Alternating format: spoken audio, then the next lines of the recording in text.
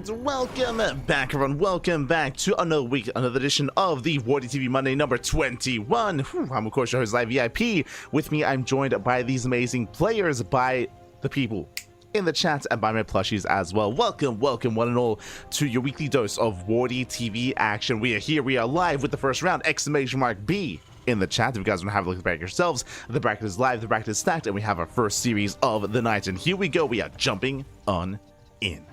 And spawning in the top left hand corner of Abyssal Reef, we have the red Terran player representing the Platinum Heroes. It is Nicaract.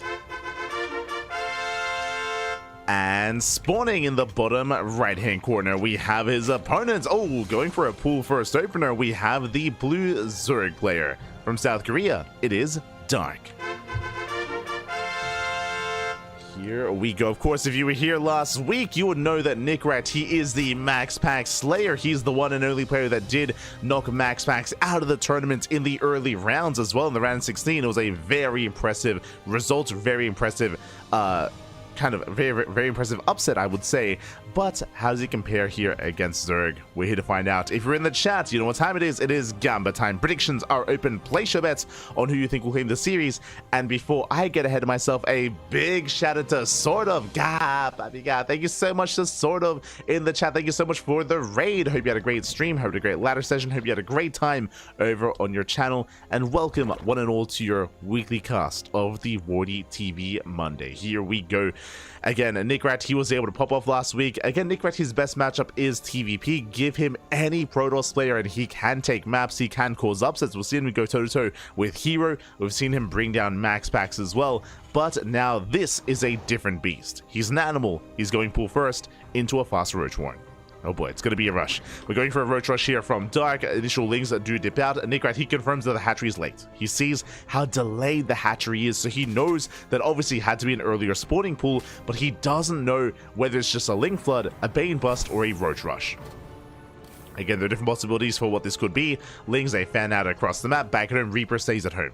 So on the one hand, because the Reaper stays at home, the CC should be safe. It should not be cancelled, should not be denied, assuming we do pull back. The downside, though, as the Reaper is forced out to defend the SCV and the expansion is delayed or is going to be denied, the downside is no scout. No scout here in the main base. Lings, they do trickle in. The CC is going to be delayed. As the SCV is going to go down, Lings, they do go up the ramp as well. The wall is not a wall. And Nicaract is in trouble. Nicaract, he is in trouble here. Boys are being pulled. Roaches, they are going to be rallying across the map as we speak. And again, this is immediately only phase one of the aggression here. Now behind this, Dark is droning. Dark is droning, but he gets 3 SCVs. He gets 3 SCV kills already. Reaper races back. And again, Nicaract, he has no idea that roaches are on the way as well. Now, not too many roaches, but roaches nonetheless. As Dark, he's getting up to, getting up to 5 SCVs. 4-6 Lings, a better trade here for Dark. Likewise, it's going to be 4 Roaches waddling up the ramp. Now, this is not an all-in, but it is designed to delay landing. Yeah, there it is. GG gets called. Dark just getting too much damage, and Dark will take a lead in the series. Whew. GG. Oh my god, a very fast game one here. Again, unfortunately, Nicaract, he was caught with his pants down. Nicaract, his SCV scout was denied. He was not able to confirm whether or not there were roaches. Likewise, Reaper wasn't able to confirm either. Because that, he was just woefully underprepared across the map. He was caught with his pants down, and Dark takes the lead. And this is the power, this is the strength of Dark here. Dark, he can play macro, he can play standard, he can get into a longer game at times, but for the most part, Dark is hyper aggressive. I should say, he does like to mix in more aggressive builds, more aggressive styles, and he can be a difficult player to read. And we saw what happens when he's able to get away with that, when he's able to get away unscouted. So again, it's all about keeping eyes on Dark with what he's up to. We're now loading into game number 2. Let's go. Also, welcome all those in the chat. Shema, papi, Shema. ¿Qué tal? ¿Cómo estás? I see Means Horns as well. Oh. Hypostamus. ¿Qué tal? ¿Qué tal? So we are settling into game number 2. And spawning in the top right-hand corner of first line, we have the red Terran player representing the Platinum Heroes down in the series, and I'm hoping we can bring it back and make a series out of this. It is Nicaract. And spawning in the top, or in the bottom left-hand corner, we have the blue Zerg player. The blue Zerg from South Korea leading the series 1-0. It is Dark. And again, I'm hoping we can get a longer series out of this, but the pressure is now on Nickrat. Now, we are loading into a large map, but I mean, so was Abyssal, right? Abyssal Reef was also a large map. Thankfully, though, this time, hatch first. Hatch first here out of Dark. There's no early pull, there's no early gas, there's no early aggression. We're calming things down and settling into a standard game state, at least this time. Let's go, at least for now. Likewise, Nickrat across the map, just getting into his own opener, ranks into expand. I'm sure Nickrat is going to be a little more adept when it comes to scouting, when it comes to figure out what exactly is going on. Remember last game, the big misstep was Nickrat. He dipped in with his SCV scout. He saw how late the hatchery was, but he did not recheck the main, or he did not check the main base at all. This time, I'm sure he will. SV is sent out. Making his way across the map.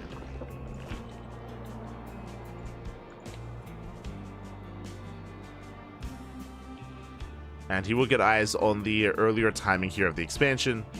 So now he knows he should be safe. Should be a lot safer here. Again, just hatch gas pool. SV does recheck though.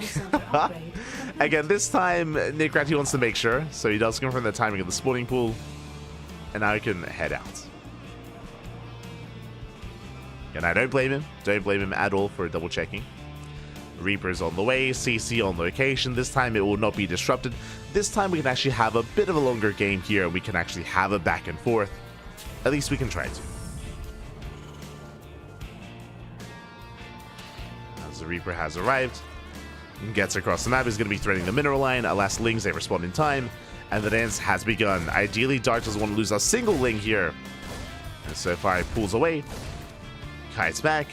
Queen has... Oh, God! Queen has arrived. One Ling goes down, so a nice little pick off here from Nickrat.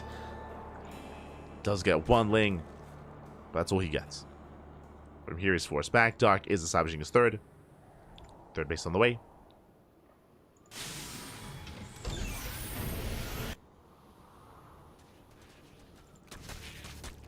And we do see Nickrat going for a very aggressive build. Oh my god, I just assumed we were going to be seeing a third CC.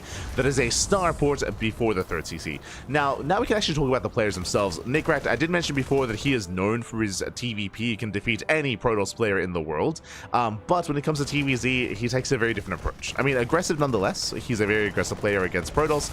Also very aggressive against Zerg. We have actually seen a lot of 2-base all-ins or even 3-base all-ins out of Nickrat in this matchup. And this is the beginning of that. It doesn't have to lead into an all-in, but for now, 1-1-1. Ooh, into a BC. That I was not expecting, but a very, very aggressive build here by Nickrat. Now, typically, the way that he approaches this BC build is, one, he will, of course, wait for the first BC, and the goal here is to break the Queens, is to break the defensive lines of Queens at the third, to bust on in. Before we get into that, the Lings, they do get across the map. They hit the mineral line. Mineral line under fire. Hellions out of position, and before we can make any BCs, the SCVs are going down.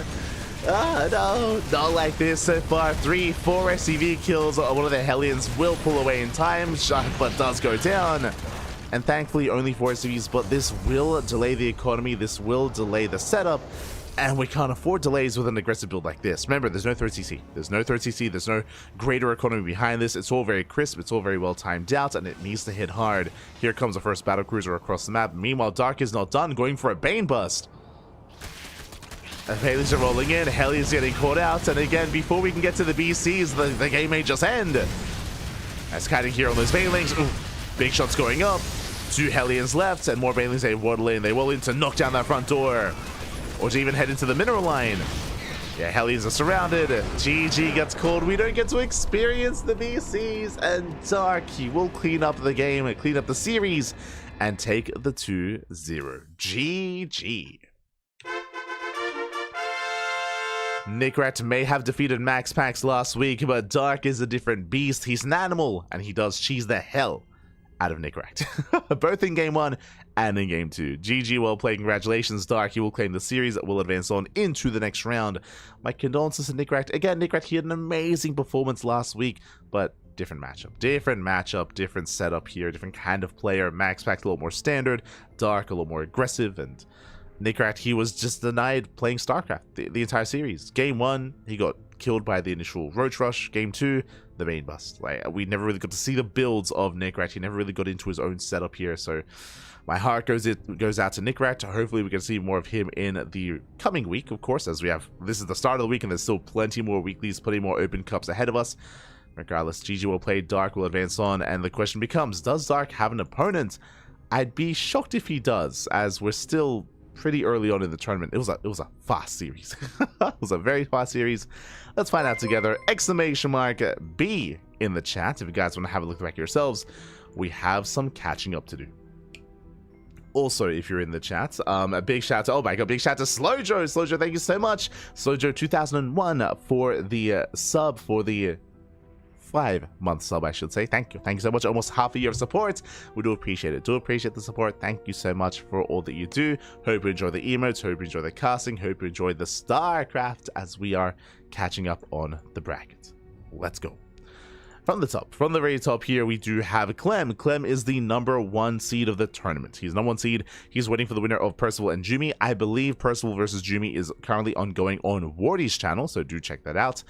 Wardy's going to be covering that series leading into Clem. Scrolling down, we have ByuN. ByuN going to be up against herO in the first series. Classic up against Orianna. Winners go up against each other. Most likely ByuN versus Classic. Best of luck to Orianna. Big fan of Orianna on the channel, so best of luck there in the first round. Scrolling down, we have Geralt. Geralt up against Zergtanis. Winner goes up against Skillus. Geralt is going to be favored there to get into the PvP. Scrolling down a little bit further, we have Ryung. Ryung up against Chovka. And we do favor Ryung there. I'm not too familiar with Chovka as a player, so the likelihood of there being a Dark versus Ryung match is quite high, and that is what we're looking at. But there's also another reason. As you can imagine, I mean, it is very well known, Zerg players are a rarity when it comes to these tournaments, and if you noticed, Dark is the only Zerg player in the upper half of the bracket. Now let's delve to the lower half to find any others. As we scroll on down here, we have MaxPax. MaxPax is the #2 seed of the tournament, so Clem and MaxPax, they are split up. They are spread out. MaxPax waiting for the winner of Milky Cow and Rex. Let's go. There's our second Zerg player in Rex, a Taiwanese Zerg up against Milky Cow. Honestly, that's going to be a close series. Like, I see Milky Cow and Rex. I was very tempted to jump on that series.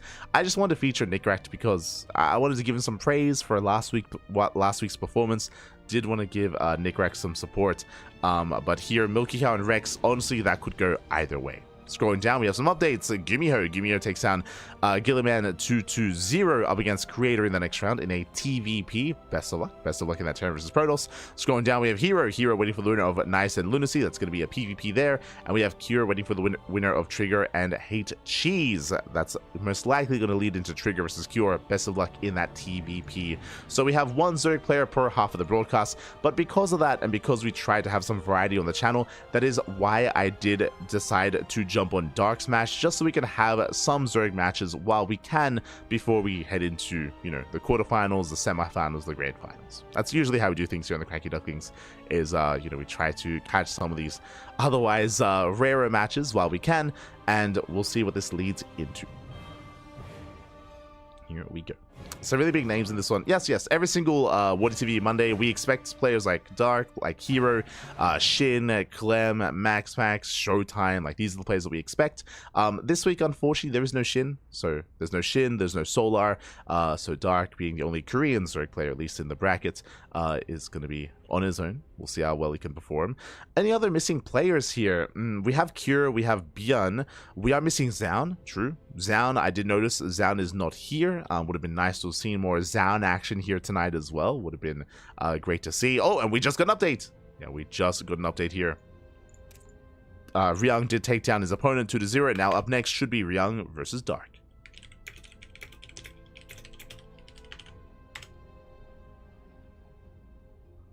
So we'll just sip in those DMs. And head on over to the Korean server. We have our next series. Let's go. But yeah, so we're missing, who are we missing here? Shin, Zaun. I don't notice any. I guess Trap has been inactive. I will say that Trap. I haven't noticed Trap in these brackets for the past couple of weeks.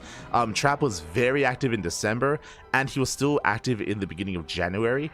But we have seen less of Trap as of late. You know, maybe just some other things happening IRL, maybe taking a bit of a break. But yeah, we haven't seen Trap in recent times. I'm sure we'll see more of him in the future, but yeah, did notice that. Likewise, another player that we've been seeing less of, if you've noticed, we have brought this up multiple times now, is Nightmare. I always appreciate whenever we get to see Nightmare, just because Nightmare nowadays is a rarity.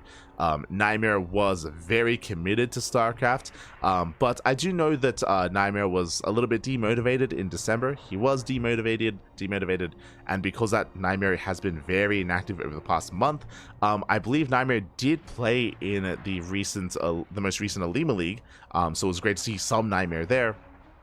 But yeah, Nightmare is another player that has been a little bit more inactive as of late. Here we go. We are getting into our next series. Outside of that, we have everyone that we expect to see,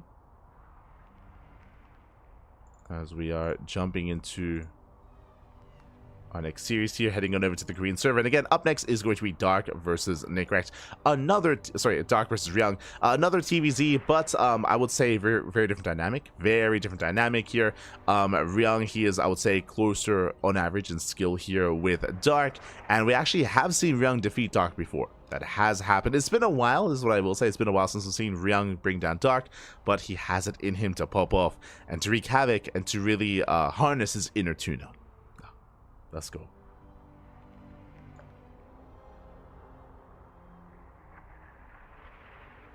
Skilless has a higher seed than Dark. Skilless has been looking really good as of late. If you've been watching recently, Skilless has been taking down players like Solar, players like Shin, even Dark as well on a more consistent. Sorry, not Dark. I think I'm thinking of Rogue. That's it, Rogue as well on a more consistent basis. Skilless has been improving a lot here over the past couple of months, specifically during the off season. So yeah, it's been really impressive to see. Skilless, he's been closing that gap. I feel like for a long time in the European region, when we think of the top Protoss players, we think MaxPax, then Showtime, then Skilless, right? Like, and it feels like there's been a very clear distinction between the three of them for quite some time. But nowadays, again, over the past 2 months, I would say that the lines are being blurred between Skilless and Showtime and like the upper echelons of Protoss. Like, Skilless has been getting some really nice results in January and December. So some really good results. He has been spiking up in skill, has been improving. And we'll see how well he can perform in this tournament as well. As I would not be surprised if Skilless does face off against the winner of this series. And we could even see Skilless go all the way to the semis. Like again, like Skilless, he's been looking scary. Has been looking very scary.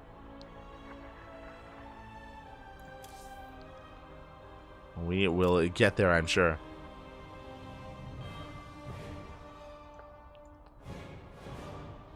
For now, though, we might just go on a short break. It looks like vetoes are underway, so it's going to take a moment for our players to prepare.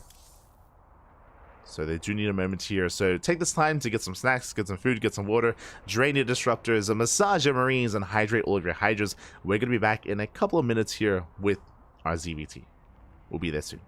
Be there soon.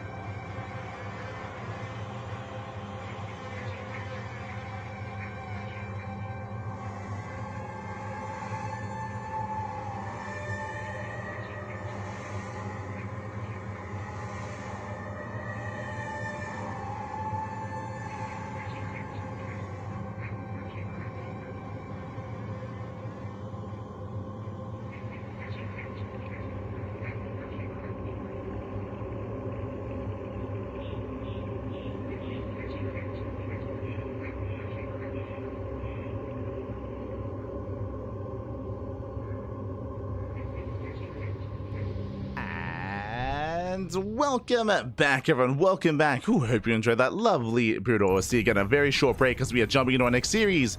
We are jumping into our fresh best of 3, and spawning in the bottom right hand corner of Abyssal Reef, we have the South Korean Terran player, the South Korean Terran, the blue Terran representing Team Vitality. It is Ryung.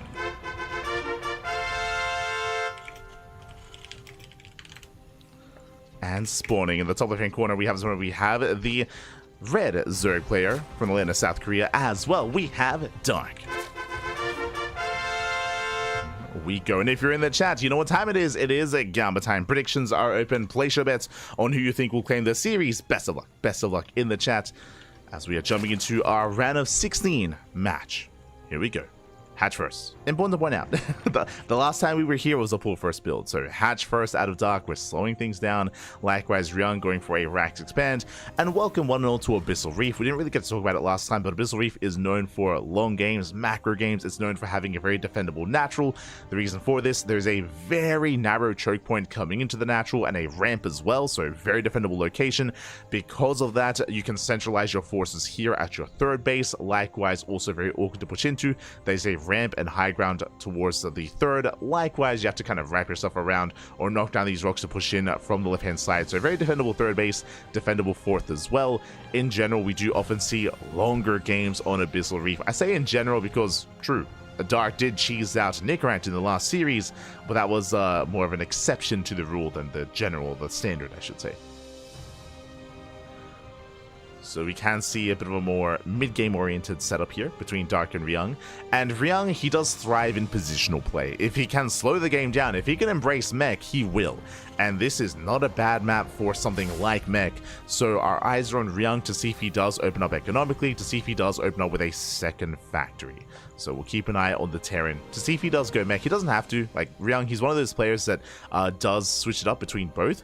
But he's one of the players that does embrace mech more often than others. Like I say, when I think of mech in Korean Terran terms, I think of Ryung and I think of GuMiho as the top two players that do embrace it when they can. But when I say that, I mean like, you know, maybe like 30 or 40% of the time. Which is still more than all the others. But now, third base is going to be delayed. Nice pickoff here by Ryung. Does get a kill, does delay the third, rotates over towards the natural. But is met by the queen, and is going to be forced back. As Dark is now retaking that third. Now reclaiming it. Lings are moving out, hunting down that SCV. Last they won't be able to. As the SCV does escape, does get away.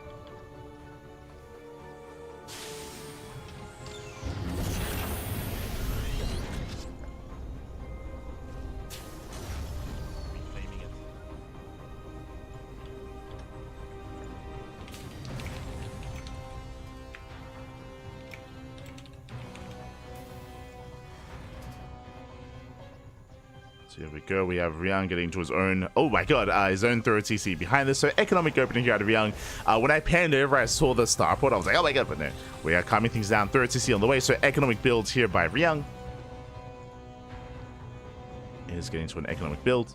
Likewise, Dark just saturating his base, is getting a third as well. He's poking in with Lings, but so far everything just looking as it should. No major forms of aggression. Ooh, as Ryung is opening up Viking first, that is an interesting choice. Okay, so the Viking opener is designed to hunt down the Overlord, is designed to deny vision of Dark, and to keep his build hidden. And typically, it is inefficient. It's inefficient to go for a Viking opener into an add-on swap into Banshee. The reason for this is because your Banshees are going to be delayed. Your Banshees and your Cloak is going to be delayed. There it is! Double armory on the way. We are making it up. Oh boy. Again, Ryung, he's one of the few that is more fond of playing mech. You know, Ryung and GuMiho being the top two. So a good thing we brought it up because it is indeed going to be mech. But what I love about this is, again, the initial opener. Lings, they do try to dip in, checking the vision here of Dark. Dark, he does not scout the build. He does not scout the add-on on the starport. So again, a Viking opener typically means maybe a Liberator-based opener instead. So there's a high chance that Dark is not ready for these Banshees. I assumed that Cloak was going to be researched, but there is no Cloak though. So Interesting setup here by Ryung. This Banshee opener is going to keep him safe against something like roaches. But we can see Dark, he's going for a Balin S instead. A second Overlord goes down. Nice pick up here by Ryung. Does catch 2 Overlords, rushing into 1-1 upgrades. Very greedy build here by Ryung. Now, this is not typically how you play mech, but this is how you can play mech on maps like Abyssal Reef and Neon Violet Square. What am I referring to? Usually, you'd be getting your 3rd base, you'd be getting a 2nd and a 3rd factory. You'd be focusing on production here before getting upgrades. This really fast double armory, double upgrades is very greedy here by Ryung. The reason why you can do this is because of the map. Remember at the start of the game, we did emphasize how defendable you are on Abyssal Reef, more so than on other maps. So on this map specifically, you can cut corners, you can be greedy, and you can go for a build like this. Again, not a standard mech opener, a more greedy mech opener out of Ryung. And he should get away with it. Likewise, the Banshee follow-up also keeps him safe in case there was roach aggression. The Banshee would completely shut that down, so Ryung is very comfortably getting and rushing into his more ideal mech army. So really nice setup here by Ryung, cutting corners and getting away with it, delaying his production until now. This entire time he's only had 1 factory. This is his army, just a handful of Hellions. And if Dark was going for roach aggression, he would have found some success, but alas, he did not. Behind this, Dark is also taking. I've been focusing a lot on what Ryung has been doing, and to be fair, like, it has been a wild build out of Ryung, but Dark, he is now getting his 4th base, now a 5th base is on the way, droning up to 74. Dark should be able to happily drone up to 80 workers. I'm a little bit concerned by his reliance on Ling Bane. Ling Bane is not the most ideal army in this position. It can support roaches quite well, but typically roaches are more ideal here, especially against a battle mech composition. We'll see what Dark goes for as he is getting into his infestation bit. From here, if he has realized it is mech, he can go into Swarm Host. So Swarm Host is going to be an option. There's that Roach Horn now on the way. From here he goes Swarm Host, or he could just go straight into the Hive. Okay, go straight for the Hive, and there it is. The Hive is on the way. With that, Dark now has access to Hive Tech, to Greater Spire, for example, to get into Brood Lords, to Spellcasters, to Vipers. So right now it's just been a game of greed. Dark droning up to 80, getting 4 bases, or getting 5 bases even. Ryung getting a 3-base setup with better upgrades into a 4th CC. Now here comes the first wave of aggression. So far heavily reliant here on Hellions. Bailey's trying to roll in, but they are going to be shut down. Nice kiting here by Ryung. Doesn't get caught out. The Queens, they do dish out a lot of damage though. And the Battle Mech army is going to be forced back. But again, Ryung, he's only here to trade. He's only here to trade, only here to pick off Lings, pick off Banelings, deny creep. Ooh, Dark setting up some mines. That Banelings are borrowed. Oh. As Ryung, he rotates. Banelings, they will distract. They head towards the mineral line. 1 Baneling does get in, but just the 1. As Hellions, they do push forward. Going to be rotating over towards the right-hand side. No major connections yet. Ideally, want these Banelings to connect with the Hellions, as Hellions are more fragile. Decent spread, though. Ryung pushing in, getting on top of the Queens. And ideally, Dark wants to try to ferry him towards those barred Banelings. It's unable to so far. That's cutting at Ryung. He pulls away. And there we go. Banelings are now set up here at the more contested area. Up. Up. So far, it does graze those Banelings. Up. Now's the time. Massive connections. That's the catch we were looking for. Nice catch here from Dark. Shuts down the Hellions, collapses here on the Cyclones, and Ryung is going to lose everything. He will lose map control. Back at him, what do we have to defend? We have 3 tanks on the way, a couple of Hellions as well. Ryung, he is in trouble. And Dark is building up, but he's not counterattacking. Dark is teching into Broodlords. Greater Spire is on the way. But Dark, he is free to tech. Ryung still pushing though. He has significantly less support. He has less army to support. He has tanks, that is true, but what is the buffer for the tanks? He's down to a handful of Hellions. Still pushing in. We'll see what Ryung can get done. Dark making 51 Lings. Touching the army. Takes down one of the tanks. Ooh, doesn't want to push into this. Doesn't want to push into the tank line. He has to back off. He has to retreat. We have 5 tanks to be made at a time. The production's insane. 5 tanks at a time. Bungle does graze the army. Another tank going to be going down. He gets one, he gets two. Ooh, bleeds out some investors. Expensive losses there for Dark. But again, he's just banking up more roaches, more lings. Remember, Dark, he's on 90 drones. He can't afford to replace this army. And Ryung isn't really gaining any ground. He's not really contesting anything. He's contesting the creep. That is all. So Dark, he's already remaxed. Ooh, catching up the Hellions. Very nice fungal. And again, I do worry here for Ryung that he's just sticking around a little bit too long. He's going to be losing 1, 2, 3, 4, 5 tank. Oh, God. Barely another tank towards the end. Not a cheap army here that Ryung is losing another tank. Again, the reinforcements have arrived. The tank line, though, is standing strong. Corruptors on the way. We've seen this before. Remember, the Greater Spire is done. Dark, he's rushing into Broodlords. What is the anti-air? There are some Cyclones, and how many Vikings are there? There's one, soon to be 3 Vikings. 3 Vikings, a handful of Cyclones, 0 Thors. Ryung, he's not really too concerned about Broodlords yet. He's not aware. But he should be. As the Corruptors, here we go. They're banking up, and we're getting ready for that morph. Oh. And there it is. 6 broods, 6 broodlords on the way. Dark, he's just been buying time. And again, because of the initial catch of the Hellion Cyclone, it did take away a lot of the momentum that Ryung had. Which is why it's been taking so long to push in. We've been here for a couple of minutes, and Ryung, he's just now pushing into the bases.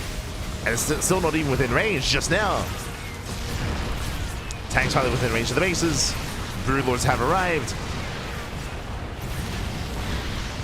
And they will shut this down. Again, where's the anti-air? The tanks have to get the hell out of here. Ryung moving in. Uh-oh. Ryung has to evacuate here with these tanks while he can. Bleeding out half his tanks. No anti-air. The Broodlords, they reign supreme. And Ryung, he does pull back home, surviving with 5 tanks. Dark is pushing, getting another tank as well. Ryung behind this, amassing Cyclones. And Cyclones, they're an okay response. As long as there's no ground support, which there is. There we go, more Ravagers on the way. Army diving in. Once again, these are going to be expensive trades here for Ryung. Yes, there are Corruptors in the air. I say that, we're down to 1 though. The Corruptor count being thinned out, still just rallying in. Oof. Piles on those Hellbats. And Ryung, he's barely holding on, he's barely forcing this army back. Still not a pretty trade here for Ryung. But he's holding. He's holding on. As more tanks are falling, the Broodlords are exposed. Broodlords are finally going to be going down. And Ryung bleeding out his reinforcements. He will lose every single Broodlord. Unfortunately, Dark, he just did not have enough Corruptors, did not have enough anti-air. The Viking reinforcements did clean up. And suddenly, Ryung, he holds onto his base. He saves the planetary. Does save the planetary. Dark overextended. He had a good fight initially, but did lose every single Broodlord. Now it's going back into Lingbane Roach Ravager. Now, how many tanks are left? Ooh, 4. This is it. 4 tanks. 4 tanks remaining. It's one of those things where Dark didn't end. He didn't kill the game. He didn't kill Ryung, but he did do a massive blow to the tank count, and now the tank count is insanely low. A lot of supply here in Vikings that won't help. Not against a ground-based army. And Dark, he's still in the driver's seat. He is still in the driver's seat. Ryung trying to stabilize. He does need more time for more tanks. Ideally some SimCity as well. Loving the Hellion run by.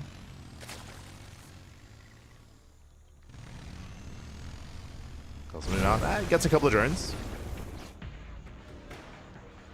Picks up a couple of workers, making his way towards the 3rd. The Lings are keeping up. going to be 5 drone kills. At the same time, a handful of SCVs went down as well. To what looks to be a bailing run by. Nidus on the way. Armies are maxing out. And who do we favor in this kind of game state? A lot of it comes down to the army composition. 7 tanks here for Ryung. Trying to push in towards that fresh mining base. Dark coming from behind, and half the tanks were on siege. Yeah, Ryung, he gets caught out. He was, oh no, the Vials! They shut down the Vikings. Vials connect, the tanks are completely shut down. There's 1 tank here remaining. And Dark is just going to keep pushing forward. He will take down the final tank. Also respect that GuMiho. That BattleMech army. Oof. Does pull away, and behind this, Swarmhost. Swarmhost are in production. I mean, Swarmhost, they have their place, especially considering that Ryung is on the back foot. Ryung, he's stuck at home, and he has lost map control, so when is the better time here for Swarmhost? To pull Ryung apart. The Nidus, of course, will help. There it is. Nidus Storm here in the center. Nidus on the way. Now, we spoke about this before. We spoke about how at the start of the game, how defendable you are on Abyssal Reef with your 5-base setup, and that's what Ryung is achieving here. Like, even though Ryung's been losing fights, it's difficult for Dark to really push into these bases. That is where Swarmhosts come into play. Swarmhosts are an answer as they're a siege unit to break these fortifications. Oh, but he's going to be wasting the first Locust Wave here on the BattleMech. You can see he's not trying to. He's moving forward. He ideally wants tanks. Yeah, but the first Locust Wave is lackluster. He trades out with Hellions, with a sensor tower. That was more ideal here for Ryung. And now Ryung can move out. Not yet, maybe waiting for the second wave. But basically, every time there's a Locust Wave, that does mean that Dark is going to be exposed. As he has so much supply pinned in the Swarm Host, he's going to have that much less when the Locust Wave is on cooldown.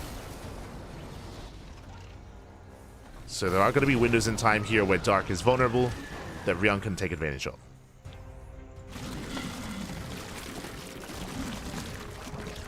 Swarmhost once again going for the Locust Wave. Making their way towards the fresh mining base. They should bring it down, as Ryung is out of position. So the base is going to fall. That's big off. At the same time, Hellback counterattack here across the map. Getting to the mineral line. Drones are going down. And Ryung can now be somewhat assertive. But he's still trying to keep up. We're just going for a run by. They make their way towards that third. Once again, Ryung out of position. But there is a tank. 2 tanks. Yeah, 2 tanks. More than enough. Nidus Storm on the way. I believe Nidus was spotted. Ryung is pushing. Now, if we don't use that Locust Wave back at him defensively, then there's going to be potential for Ryung, and he's going to knock down the base. Yeah, the base is going to fall. Kills a hatchery. At the same time, there's not much of him to defend against this Locust Wave. He's on A move, though.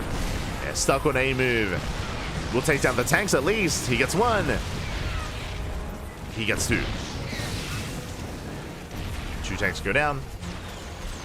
At the same time, did lose an expansion. Ryung, he's still in this. Oh, as forcing friendly fire. Cyclone's getting picked up. At least Ryung does deny an expansion, and Dark, his drone count's actually quite low. Dark has been losing drones to the harass and losing drones here to the pushes, and Dark has not been remaking. This is something that Dark is prone to. On the one hand, Dark does have a bank to work with, but it also means that he won't be sustaining that bank. Which is going to be a concern. Locust Wave once again, gets a tank. Gets 1, and Dark, he commits. It collapses on top of 2 more tanks, getting 3. And 4 tanks going down in total. 10 SCVs here to the Ling Rumbai, even more damage, even more workers. Ryung is just getting pulled apart.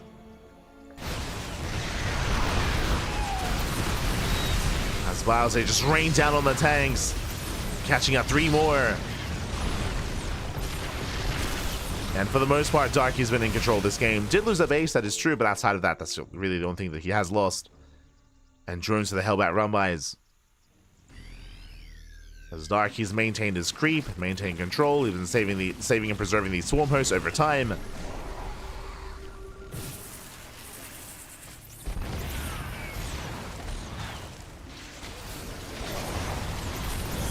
Going for another Locust Wave.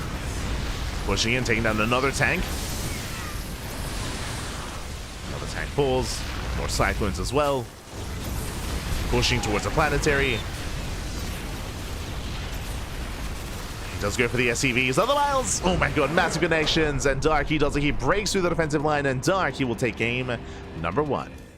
Whew, GG.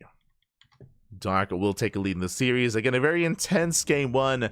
We saw a lot of greed out of Ryung. We saw a big, of course, explosive, powerful moment when Dark caught out the Hellion Cyclone in the center of the map. And as we did mention, because of that massive catch, because of those detonations, it meant that Ryung, when it came to his first tank push, had that much less to really fortify to protect those tanks and to allow him to push forward. If you remember, we were pointing out that at the time, Ryung was not gaining any ground. Because he had lost momentum, he was stuck on the edge of creep for a long time, allowing Dark to finish up his hive, to finish up the Greater Spire, and to make Broodlords.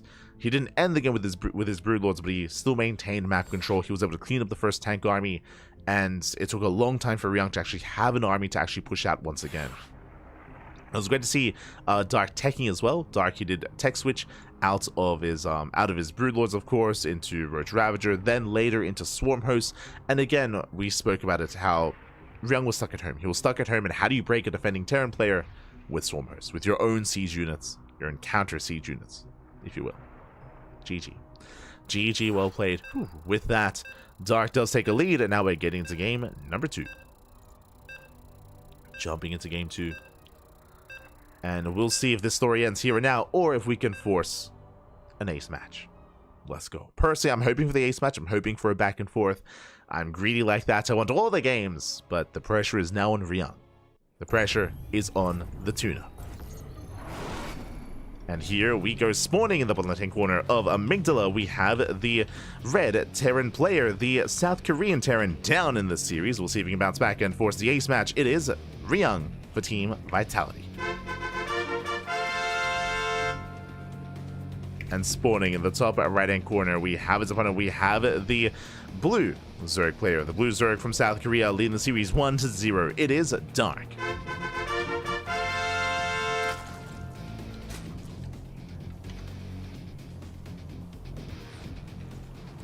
Here we go.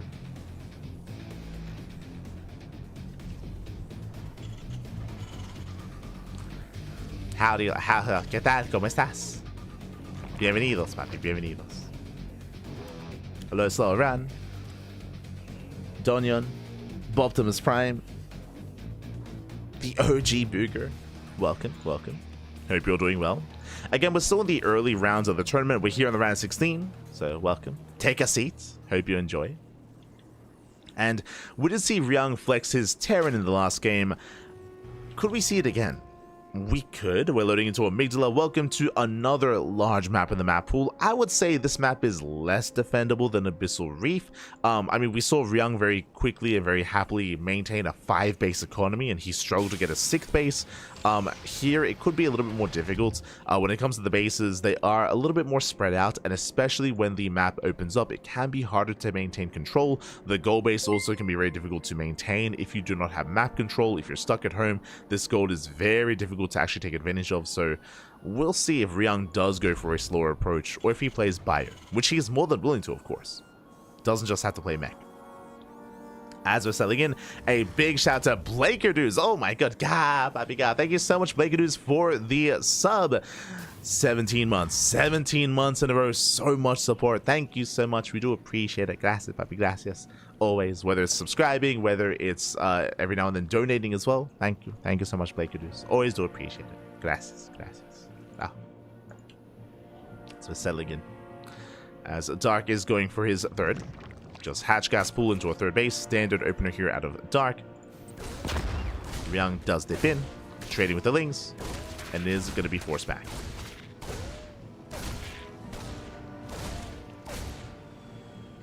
This time not getting any damage, not killing any Lings. Good control here by Dark. Forcing back the Reaper behind this 3rd CC on the way. Third CC before Banshee. Same opener as you saw last game. Same opener so far.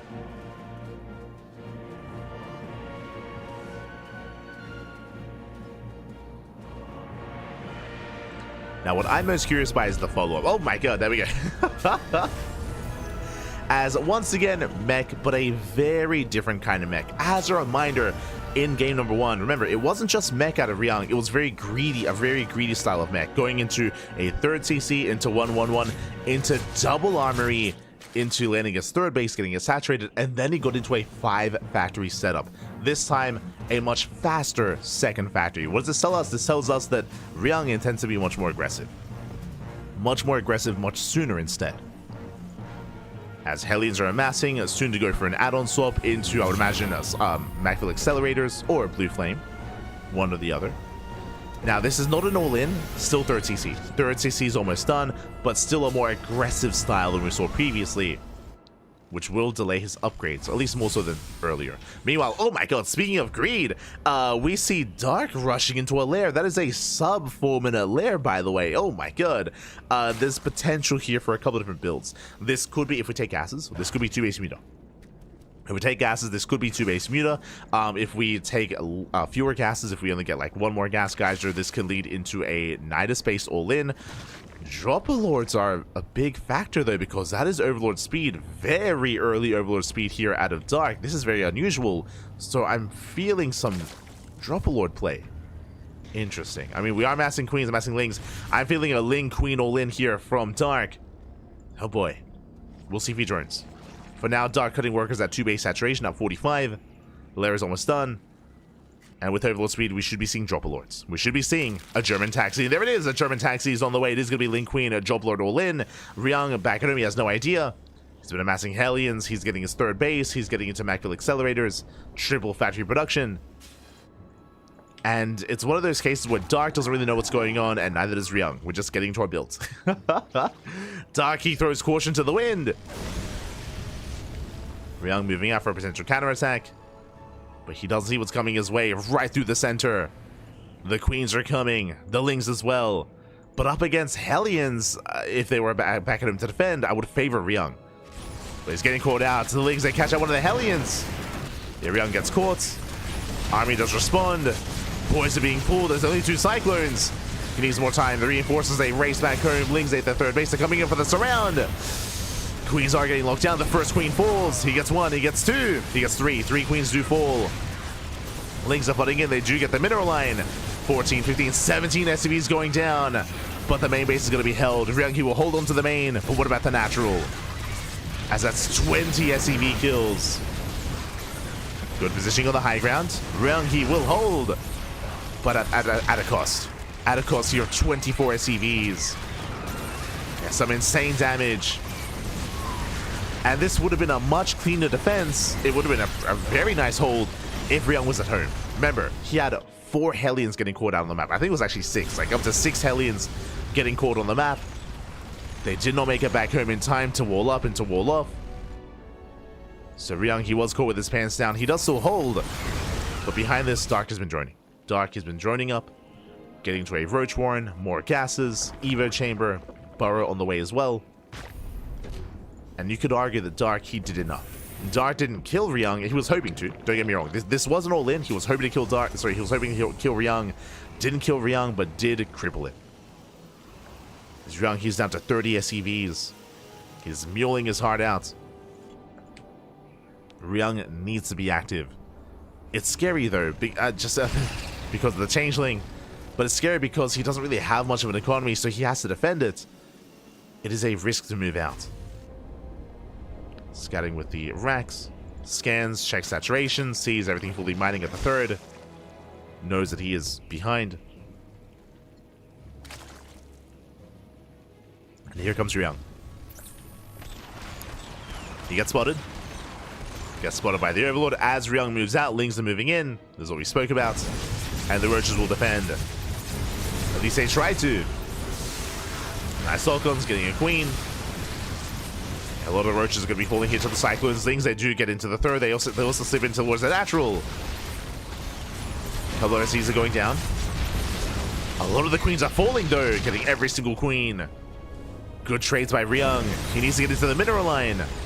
He's so close. He's so close to breaking through. Oh, the burrow micro. Oh my god. Yeah, Ryung, nice trick. Dealing some splash damage. Alas, Roach is still quite tanky. And Ryung is being forced back. The blink control, essentially. Forced to skin, a bit of a wasted skin in the end. Yeah, it does miss the Roaches. Oh my god, and he just breaks the lock on every single time he burrows. He breaks the lock on. The Cyclones, they do nothing. Like, unironically, this is actually doing really well. There's the scan. Now holding onto the scan. Alas, he gets out of range, burrows, breaks the lock on, comes in from behind. And Ryung is just being torn apart. Just a really creative way to deal with Cyclones and to break those lock-ons time and time again. GG gets called. Dark, he will shut Ryung down, and Dark will take the series 2-0, advancing on to the next round. GG. GG, well played. Dark, he will claim the series, will advance on. My condolences to Ryung. Let's go. Are these games played with the Cyclone Fix mod? It wasn't the Cyclone Fix like 2 months ago. Like, hasn't it been quite some time? But GG will play. Darky will claim the series, will advance on, and the question becomes, who is his next opponent? Let's go. Let us go. As we switch our scenes over and have a look at the bracket. Exclamation mark B in the chat to have a look at the bracket yourselves. Let's try to catch up. And do we have an opponent? We do. Oh, we have to head over. We have to head on over. Don't want to be left behind. As we did mention it, Geralt takes down Zergtanis, Skillus takes down Geralt, and we have our quarterfinals, Dark versus Skillus, coming up next. And we have been singing the praises of Skillus. Skillus has been looking like a beast as of late, taking down players like Rogue, taking down players like Solar, Shin, and even making Dark sweat at times. I do still favor Dark here, but Skillus has been getting some very good results as of late, and I do think this is going to be a close one, a close series between Skillus and Dark. This could go either way. Meanwhile, heading on over, Milky Cow took down Rex 2-0, which means Dark is the last Zerg player in the tournament. He's the final Zerg player. We are here to chronicle his story, to see his run, whether he continues or whether it ends here and now. Heading up, we do see Percival. Percival takes down Jumi 2-0. Does bring him down. And we have Percival up against Clem in a TVT. Oh, I misspoke. Most likely a TVP, as Clem does, at this point, he just avoids TVT entirely. So we should be seeing the Protoss from Clem. Likewise, ByuN is up against a Classic in another TVP. Do we have any other results coming in? Let's find out. Let us scroll down. We have MaxPax versus Milky Cow currently ongoing. A GuMiho versus Creator in another Terran versus Protoss. We have herO versus Nice in a PvP. And Trigger, he does it once again. Again, Trigger, he's been looking so good as well as of late. There's a reason why we did invite Trigger to a show match at the start of the year. As Trigger, he has been training in Korea for a long time, for many months, for half a year at this point. And Trigger takes on Cure 2-0. Big win there for Trigger. This does mean we have a Protoss confirmed for the lower semifinals. We have herO, Nice, and Trigger all facing off. Likewise, we have MaxPax, Milky Cow, GuMiho, and Creator gunning for that second semifinal spot. But again, we're focusing on the upper half of the bracket, at least for now. As a reminder, both semifinals are going to be casted, so we will be able to catch both semis regardless of how our matches play out. We will get there.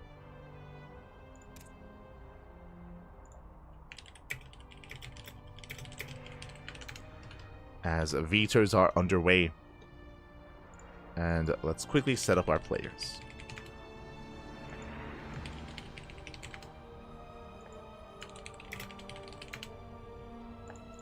Let us go.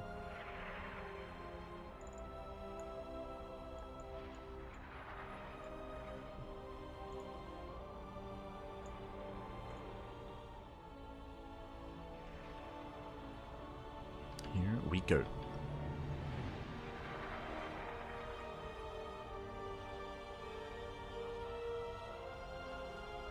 Welcome cooldown is still too short. If it is too short, I At this point, I would say it's intentionally too short, maybe not. But tournaments are not played on any kind of mod to fix anything regarding to that. They never have been, for if that is a bug. Again, I don't know if that's intentional, or maybe it was like misannounced when it comes to the bug patch, or the patch, I should say.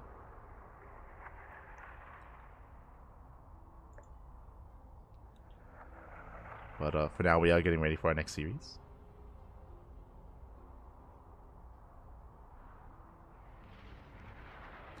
And we might go on a short break here. Might go on a short break just because we're still waiting for Dark and Skilless to set up. Or we just got an update. Sorry, we just got an update. Oh, no. It's been a long day. It's our third cast of the day. We just got an update, as I meant to say.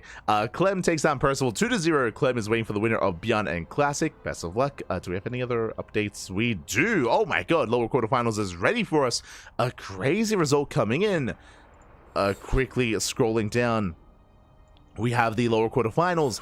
MaxPax took down Milky Cow 2-0, and herO took down Nice, but that went to the ace match. herO and Nice, they went all the way to game 3, so big shout out to Nice. Nice, he's a Taiwanese Protoss player. He can be very tricky as well. He can be very unorthodox, so big shout out to Nice. Big fan, of course, of Nice. And does fall in the end, but did force herO to the ace match, so very impressive. And herO versus Trigger is about to begin. So best of luck to herO, best of luck to Trigger. They're currently facing up. Meanwhile, you can hear the beeps. We have our lobby. Vetoes are done. Game 1 is going to be on Frostline. Let's go. Let us go.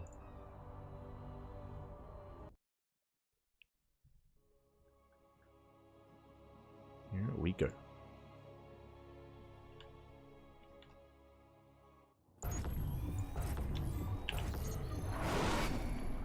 And this morning, in the bottom left-hand corner of Frostline, we have the red Protoss player. We have the red Protoss representing Team Liquid. It is Skilless. And spawning in the top right-hand corner, we have the blue Zerg player. The blue Zerg from South Korea. It is Dark. And if you're in the chat, you know what time it is. It is Gamba time predictions. Predictions are open. Place your bets on who you think will claim the series. Best of luck. Best of luck in the chat, as you have a couple of minutes to get your Gamba going while you can. Here we go.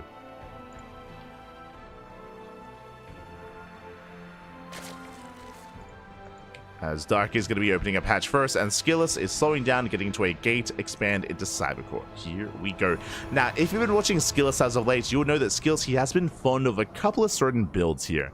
Whether it's a 3-base all-in with Blink Stalkers and Fast +1, or whether it is Archon base play. Archon drop into Storm into the mid-game has also been a style and a build that Skilless has been very fond of.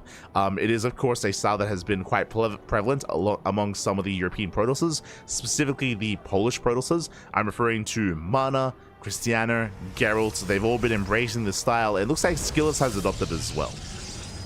He doesn't rely on it every game, but he does like to mix it in every now and then in a series. Does like to mix it in.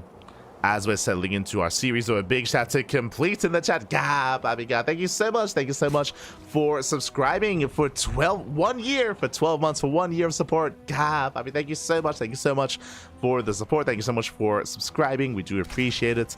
Work today, Sag. Good luck with the broadcast. Oh, thank you. Thank you. Take care at work. Hope you enjoy yourself. Hope you have a great day.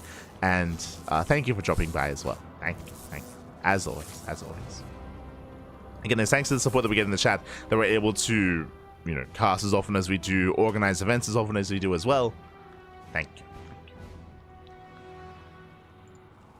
As for now, we are going to be settling in. We can see Dark pulling out of gas, does leave one, but for the most part he pulls out, and we should be soon taking the third base. So send a play out of Dark. Skill is going to be opening up Stargate. Now, our big tell here that we're looking for, this should be Stargate, Oracle into a third. I mean, could even be Void Ray into a third base. Regardless, we should be seeing a third behind this. The tech structure, though. Do we go for a Robo? Do we go for a Twilight Council? And at what time do we see this thrown down as well? That would kind of let us know, that would give us a bit of a greater idea as to where Skills will take this in the mid-game. As for now, the opener is standard. Meanwhile, Lings, they slip into the natural, and ooh, one probe goes down. Nice pickup here by Dark. A better trade. Trading out 2 Lings for a probe. Depth threading a shade into the natural.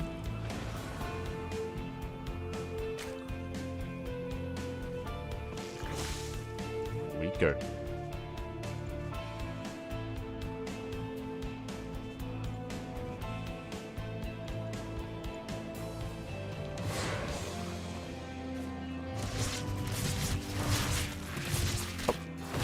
As if they do thread in the shade, gonna be forced back. Third base now on the way here for Skillus. And the question becomes, what do we throw down? What do you have for us? There's a second gateway. Overlord for Dark does dip in, trying to get a read what's going on. We can see only one Oracle. Uh-oh, which means we're preserving gas. Oh, okay. Second Oracle on the way. We're still waiting for that tech structure. And there it is, Twilight Council. So it is going to be a Twilight Council with a halfway mark on that Nexus. I do not see a Forge yet, but this does look like a Blink-based opener for the time being. I'm very tentative on that one. What's important about what we're seeing here? No Forge. Or I should say, very delayed Forge for Skillus, which means no upgrade. So regardless of tech, it is going to be quite committed here from our Protoss player. We'll see if we go into Blink or into Glaives. It does feel a little bit late for a Glaive Depth follower. So I'm leaning more towards Blink, but we'll keep an eye on Skillus as he's going for a Gateway Explosion. And show us what you got. Yep, there it is, Blink. Blink is on the way, so very aggressive build here by Skillus. Again, skipping and delaying +1 in the Forge, going for a Gateway Explosion, getting up to 6 gateways into Blink, into what looks to be a 3-base all-in. Now, Dark, he sees the Gateway Explosion, so big scout for Dark. Knows what's going on. Adepts, they do shade in towards the third. Drones are going down. Nice pickups. Getting 1, getting 2, getting to 3. I say 3, up to 5, 6 workers going down, but the Oracle is going to fall. Brutal pickup. This is going to weaken the push here from Skillus. Again, the power of a Blink-based all-in is the Oracles that support it. Like, whether it's Pulsar Beam, whether it's the Stasis Traps as well, Lings can shut down, they can shut down Stalkers. Oracles typically deny that from happening. So I'm concerned that we already lost 1 Oracle. Behind this, Banelings are massing up. No Roachhorn. No Roachhorn for Dark, just purely Ling Bane. Also no Lair, which is concerning. So it's just going to be purely Ling Bane here from Dark. Baneling bus on the way. We'll see if Skills can hold, as he's going to have plenty of Blink Stalkers. Following this up with Double Forge. Double Forge on the way. Blink about to finish. Dark is looking quite committed. Dark still making 22 Lings. Dark, he is still not fully saturated that third base. Now we see a Roach Warren, now we see a Lair, but this is a late Lair and a late Roach Warren. Dark, he has to get some value here with the Ling Bane. He's pushing. Dark is pushing. He's hoping to distract the main army to waddle into that mineral line. Checks for a 4th.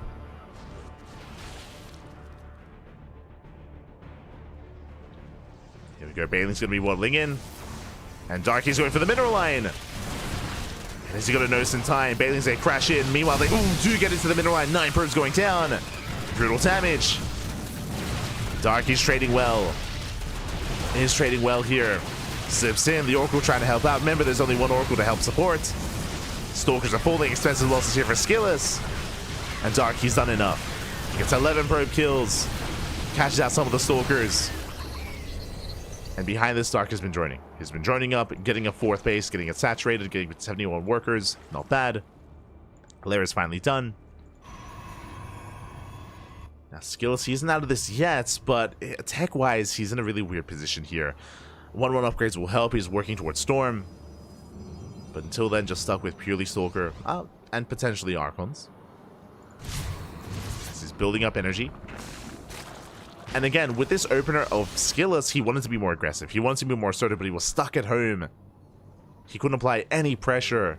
And Dark is looking quite comfortable. He's spreading creep, taking more bases, droning up, getting +2 melee. If Skillus didn't lose any workers, different story, but he did.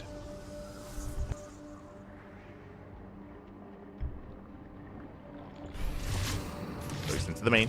Stalkers, they hit the 4th. Oh, sorry, I should say the 5th. Forcing a cancel. Dark was double expanding.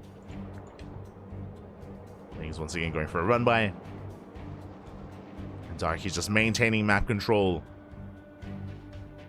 Moving out with a massive amount of lings, with roaches. Okay, the upgrades for the roaches are non-existent. But they're still there to support.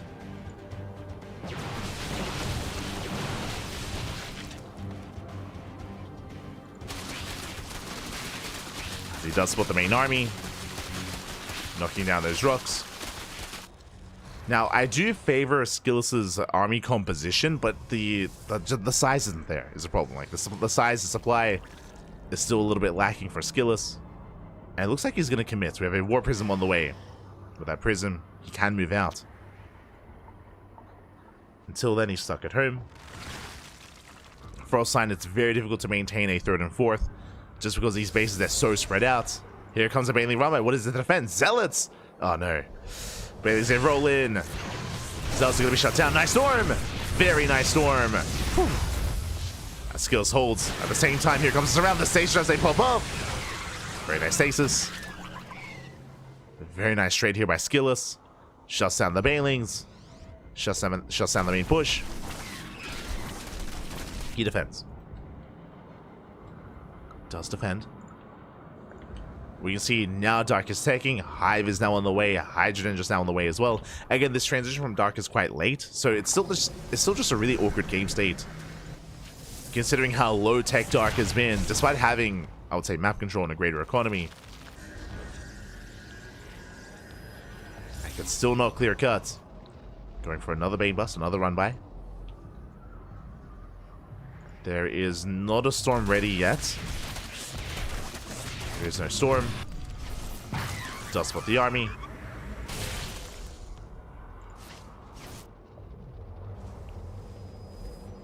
Dark coming in for a flank. Skills in position. Dark, he baits out a storm. War Prism towards the main. Dark's main army being forced back. As I mentioned, like, Dark's main army is still lacking.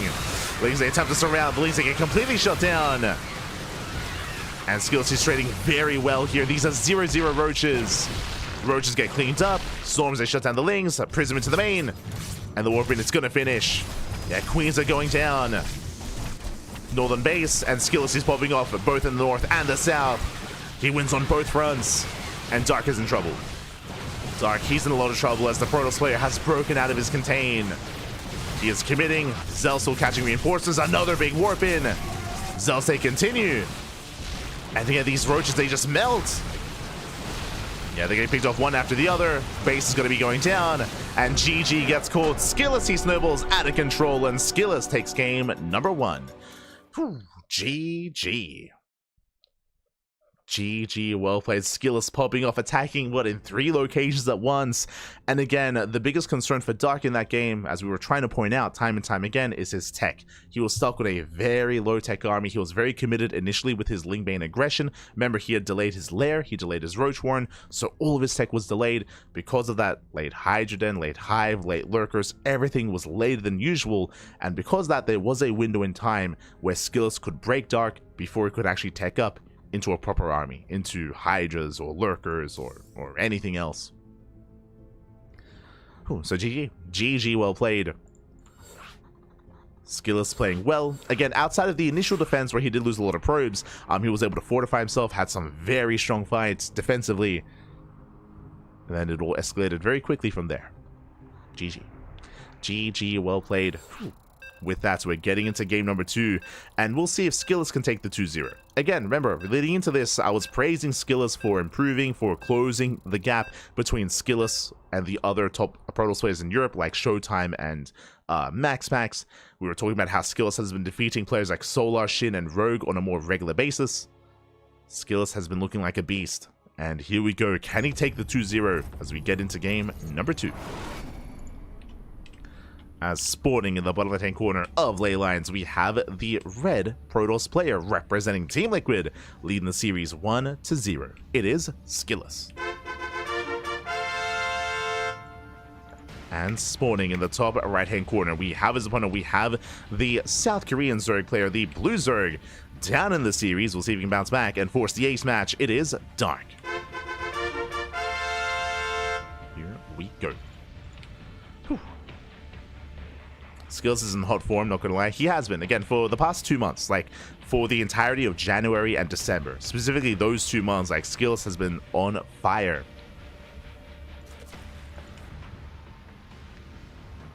Hasn't looking very in form. It's a shame that Skills, he's kind of peaking post EWC, you know, during the off season, but again, coming into 2025, Skills is very, very in form. And hello, what's going on? Dark is doing dark things. He does open up with a hatch block. The goal here is to get a hatchery at the natural location and try and make Skills as uncomfortable as possible, disrupting the build and disrupting the opener. As the hatchery has been thrown down. Now, as a reminder, this is a hatch opener. What does that mean? No gas, no pool. This is not an all-in. This is not an aggressive build. As we said, this is a build that is supposed to delay the economy of the Protoss more than anything. As you can see here, an extra probe is forced down the line to attack the hatchery. Likewise, Zelda is being chronoed as we speak to focus on the hatchery as well. This is all just delaying the build and giving Dark an edge, ideally, in Game 2. Now, Skills, he confirms that there is no spawning pool, so he knows that he's like under no threat of like a Ling Flood or like an all-in or anything like that. Skills knows he can play it safe. But again, Dark, he kind of thrives in this more chaotic game state. Where how much experience does Skills have at playing with the delayed Nexus, right? Like the reality is, these builds that these players do incorporate, they're so refined and they're so efficient as well that like it's down to like a T with what you want to do, with how you want to play and which units you warp in and your timings, and that's all thrown off by this hatchery. Hatchery even finishes. Queen is on the way, Lings as well. Now the goal of this Queen is to spread creep. If he can get a tumor here, he can delay even further, but I think the hatchery should go down before the Queen can actually pop out. So I believe we shouldn't have to worry about the tumor. Yeah, there's a cancel. 2 Lings there. He wants the probe. He wants it. Up. Oh my god. Hatchery goes down. The Queen is denied, and the Ling gets a full scout. Ling gets a full scout of the main base, gets eyes on the Stargate. And now finally, Skills can eventually expand. The creep is receding. Lings are here to delay even further with that egg. With the morphing in Cocoon. Now it's cancelled. And now Skills can finally try to expand. Back at home, Dark droning, Dark getting a third. Does have 2 Lings to poke in. He's trying to delay the counterattack. This is also the downside of this build that Dark is going for, is that because he forced out all these units, it means that now he's vulnerable to a counterattack. Back at home, Ling speed is not done. He does have 2 Queens in position, and he's forced to make more Lings. Dark would love to drone right now, but he can't. He's making Lings. He has to take this very seriously. Tordeps, they can one-shot drones. And if he cut Ling production, he could just die. 3rd Queen has arrived. Ooh, can he force a cancel? No shot. The 3rd base is getting very low. Queens are 1 Ling in. Ling's trying to amass. Speed is not done. Oh, the Oracle does engage with the Queen. Less than ideal. Taking a lot of hits. And it looks like Dark, he will hold. He will hold. He will defend. The hatchery got very low, but does survive. Does survive. Now it's on Skills to race back home. To escape. And now we can calm things down and try to establish a game. We'll get there. We'll get there.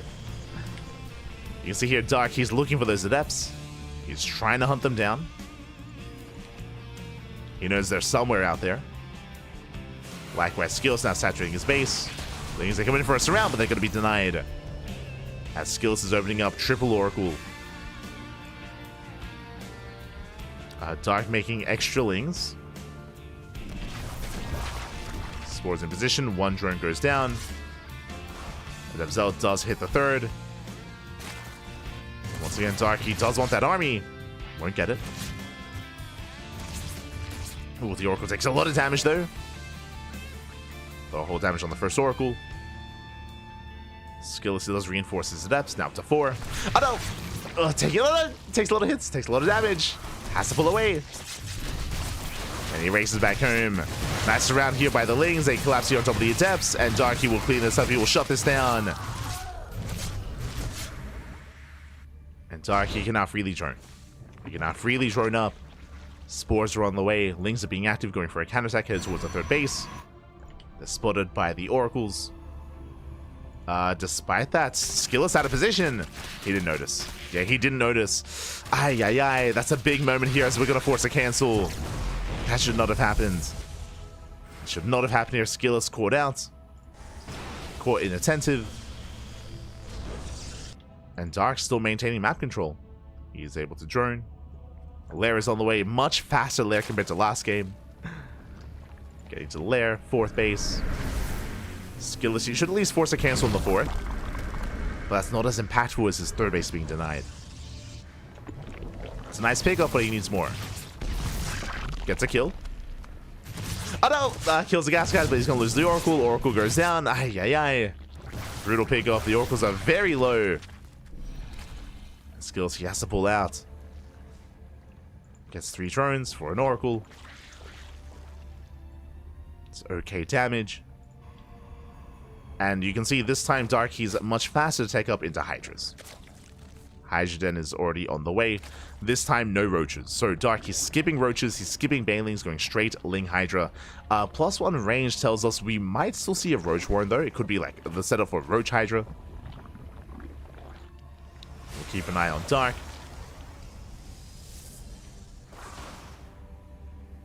Ling's still poking in. Skills is still trying to be active. Now that he's down to 3 Oracles, yeah, he doesn't have the DPS to deny the expansion. Gets Revelation. And with that Revelation, he does get eyes on the Hydra Den. Not bad. He sees the Hydra Den. He also sees the Infestation bit. This tells him that Dark is not going for an all-in. That he is free to drone, and he's working on his splash damage. Colossus. Colossus on the way. Again, we're making our way into the mid game, but I will say that Dark is in a much better position, not just because of his tech, but because of his economy. He just droned. He just droned heavily. He's up to 86 workers. He's on full 4-base saturation. He's at his ideal worker count already. And the problem is, because of the early losses from Skillet, because of the disrupted third and the lost Oracles, these mineral lines are safe. Dark, he is safe back at home on a very, very nice drone count. And now the supplies may look similar, but Dark is soon going to skyrocket ahead.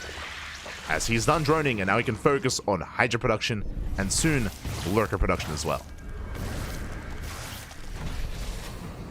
So Dark is looking very comfortable at the moment. And the problem is that Skills doesn't really have any pushing power. It's one of those things where like, oh, Dark, he's getting away with all this greed, but like, what can Skills do? And Skills, he's just stuck at home. He's stuck at home. He can be active with the Oracles, true. He can try to go for some adept movements and some adept run-bys. He's moving out with his main army, but he has to be very careful. It's a very fragile main army.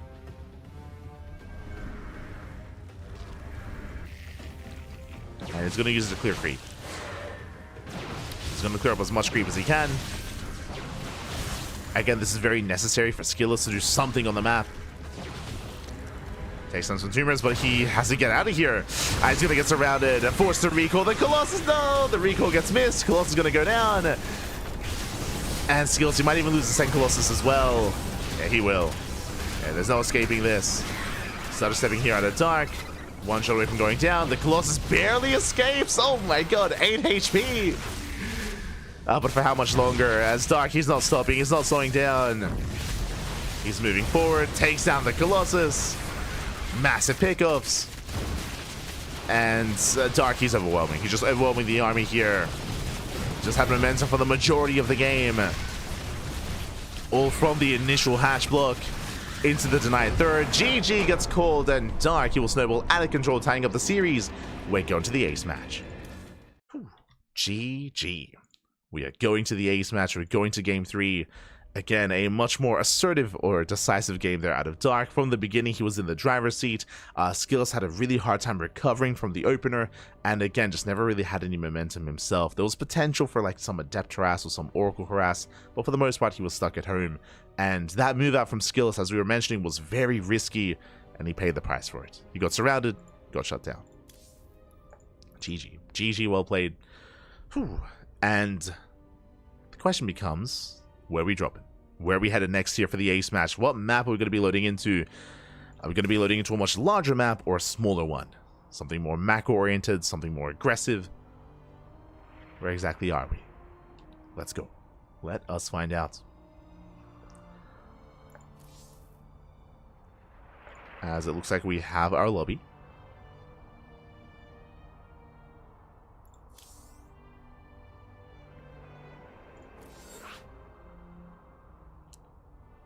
I hope I'm joining the correct...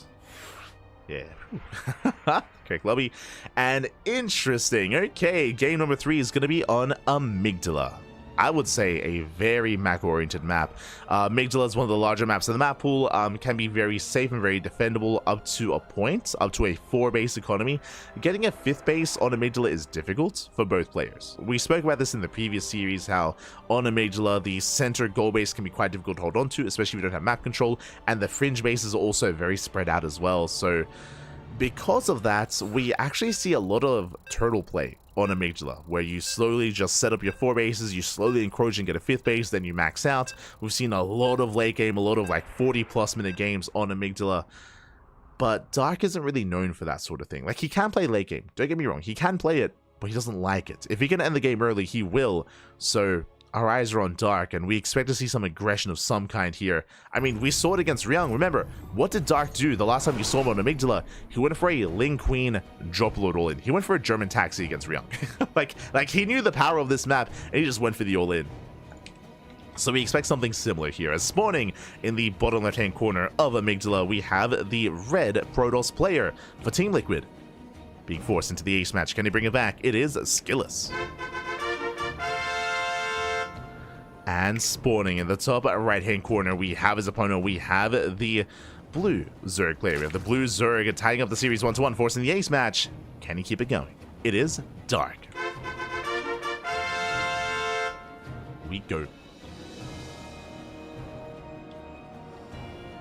And again, a big reason why this map is so defendable, one, it is a large map, true. Large map, long rush distance by ground, but also because of all these rocks, because of all the terrain here, it can be very difficult to rotate, to attack one location and then try to rotate towards the top side as well. It's just very awkward to rotate, very awkward to apply pressure in multiple places, and because of that, it is much easier to defend, to protect your 4-base setup, and eventually get a 5th base as well, and head in towards the late game.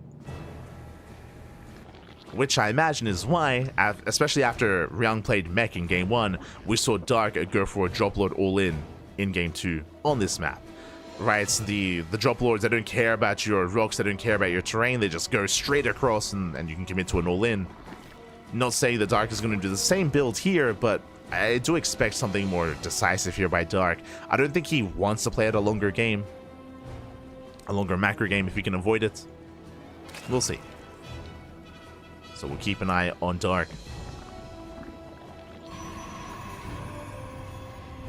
As this time, hey, we get the hatchery. This time there is no hatch block. I should have emphasized that as well. But again, because of the size of the map, the ability to go for a hatch block is much lower here. The likelihood is much lower on Amygdala, on Abyssal, on Frost, sorry, not Frostlight, on Neon Violet Square as well. So this time, Skillous can very comfortably get into his game. It almost felt like last game, Skillous, he was playing from a handicap from the beginning. Like he was just stuck in a really awkward place and he never got out of it. Here, he can settle in, he can be comfortable. Stargate's on the way. So Stargate opener out of Skillous.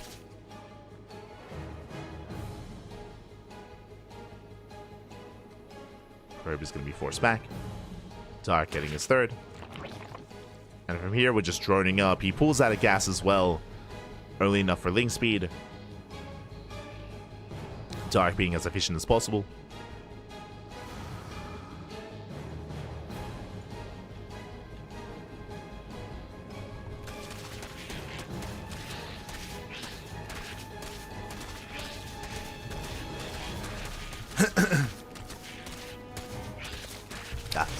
Sorry for not muting. It's been a long day. For those that are curious, this is our third broadcast of the day. This morning we were casting the OSC Season 12 Championship. Just before this event, we were casting a best of 7 show match between ByuN and Zan. We were casting the Fairy Cup show match number 12. And now we're here with the WardiTV Monday. It's been a long day. Oh my god, speaking of a long day, we have a short game ahead of us because that is a 3-minute 30 lair timing. Oh my god. Very fast lair. This could be a couple different things. This could be a Link Queen Nidus all-in. This could be a Drop Lord all-in. The sign of this being a Drop Lord all-in is going to be Overlord Speed, so we'll keep an eye on the hatcheries for Overlord Speed. If not, I'm leaning more towards Nidus play. This could also, if we take 2 extra gases, this could be something crazy like 2 base Hydra. If we take all 4 gases, this could be 2 base Muta. Regardless, crazy tech on the way here, and it's going to be on Skillers to confirm. There it is. You know what I said. Overload Speed, German Taxi, Drop Load all in out of Dark. The Oracle needs to scout, needs to confirm. The sign here for Skillus is going to be to check the main. But now it's going to be forced back. Once again, setting up extra gateways, going for the Twilight Council. This looks like Blink. Yep, there it is. Blink is on the way. Very fast Blink here by Skillus. We saw this build on Frostline, and this is really strong defensively. Why is it strong defensively? Because, one, this is earlier than a standard Blink timing, which means Blink might finish up in the middle of the all-in. And Blink may impact the game. May impact the defense, I should say.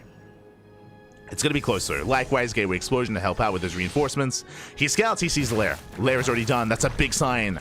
Lair is already complete, and here come the Drop Lords. Here comes the all-in. It's all or nothing for Dark. Loads up the Queens.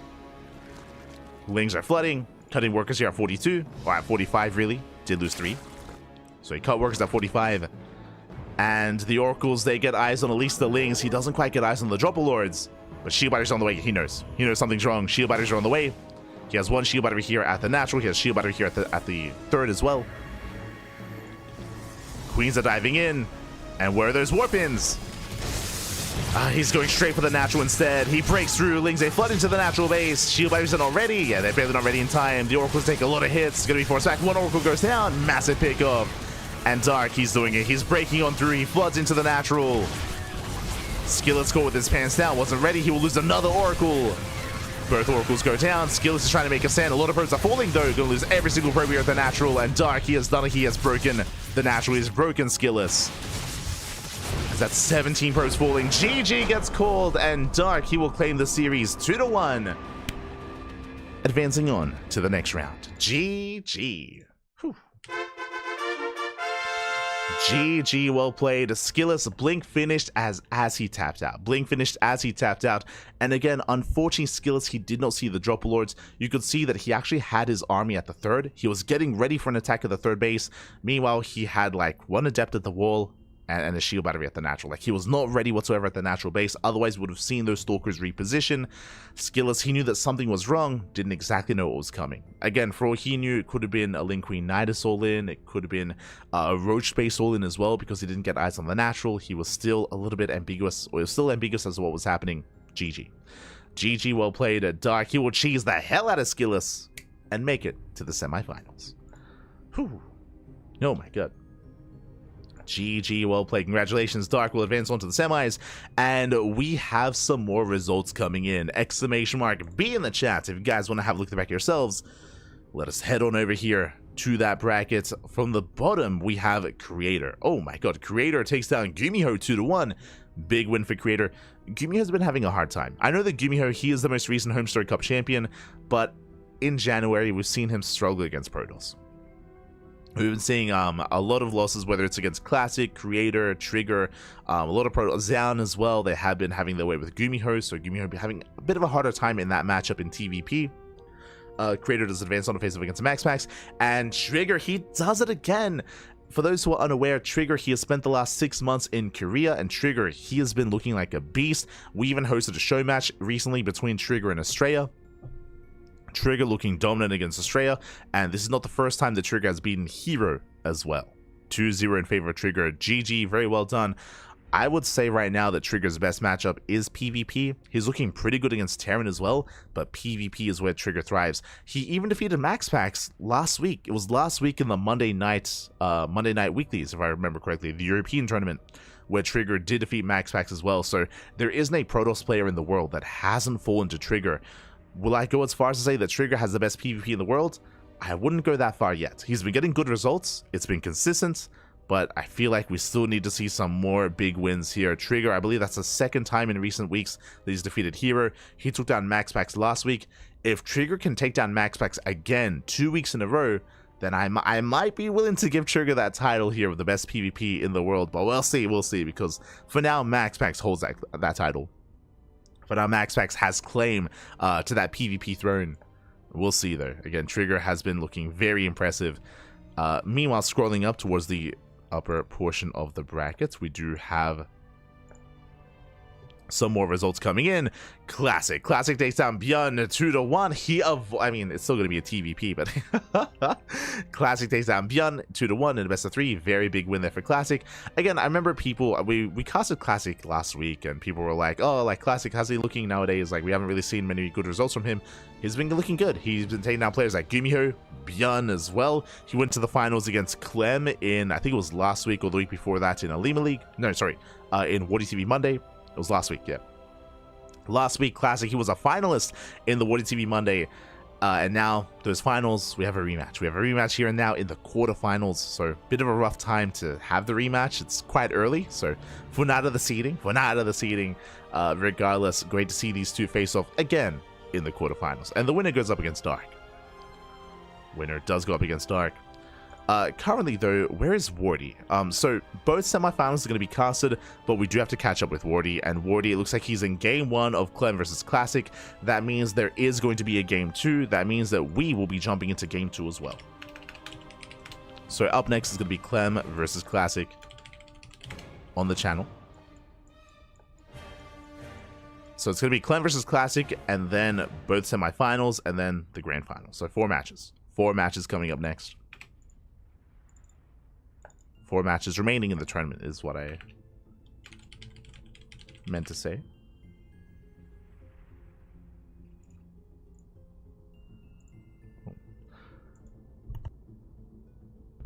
But currently, Clem and Classic, they're 6 minutes into their game, so we're going to wait for it to finish, and then we'll jump into game 2. Jump into game 2 thereafter. Just trying to make sure that we don't get left behind. All good.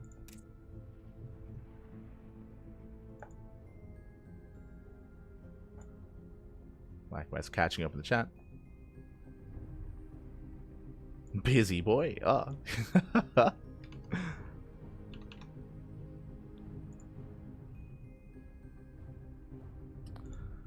So yeah, until then, we're going to be going on a break. On a break. Also, my condolences to Skills, of course. He played very well. Got cheesed the hell out of. I mean, I would say both game 2 and game 3. Like, I mean, it's Dark though. Like, what do you expect? It's Dark.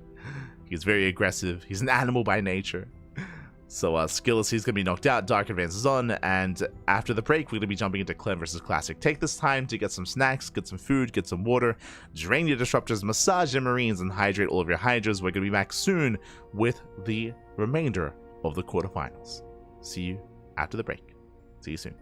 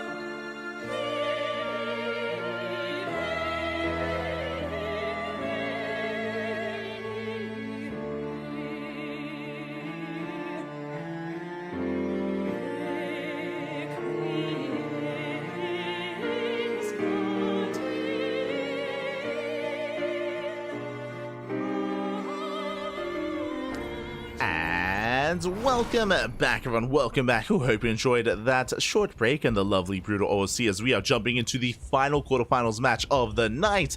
We're jumping in mid-series as spawning in the bottom left-hand corner of Amygdala, we have the French Terran player, the Red Terran, the world champion. It is Clem for Team Liquid, the current reigning world champion. And spawning in the top right hand corner, we have the South Korean Protoss player, the Blue Protoss, leading the series 1-0, one game away from knocking Clem out of the tournament and getting his revenge from last week. It is Classic. And if you're in the chat, predictions are open. Place your bets to get your gamba going. This is a prediction for the series. Now, Classic does have a lead, but I would still say Clem is the favorite player. Again, this is a rematch. Clem and Classic, they played last week in the finals of the WardiTV Monday. Clem did claim the win. Clem was looking very dominant last week, and again, we do expect Clem to make a deep run once again. But Classic, he's been popping off again in recent times. Classic took down ByuN, took down GuMiho, is taking maps off of Clem. Classic has been back on that grind, and it has been showing. And can Classic 2-0 Clem? That would be a crazy upset, and I would call it an upset here if we were to bring Clem down, especially 2-0. We'll see.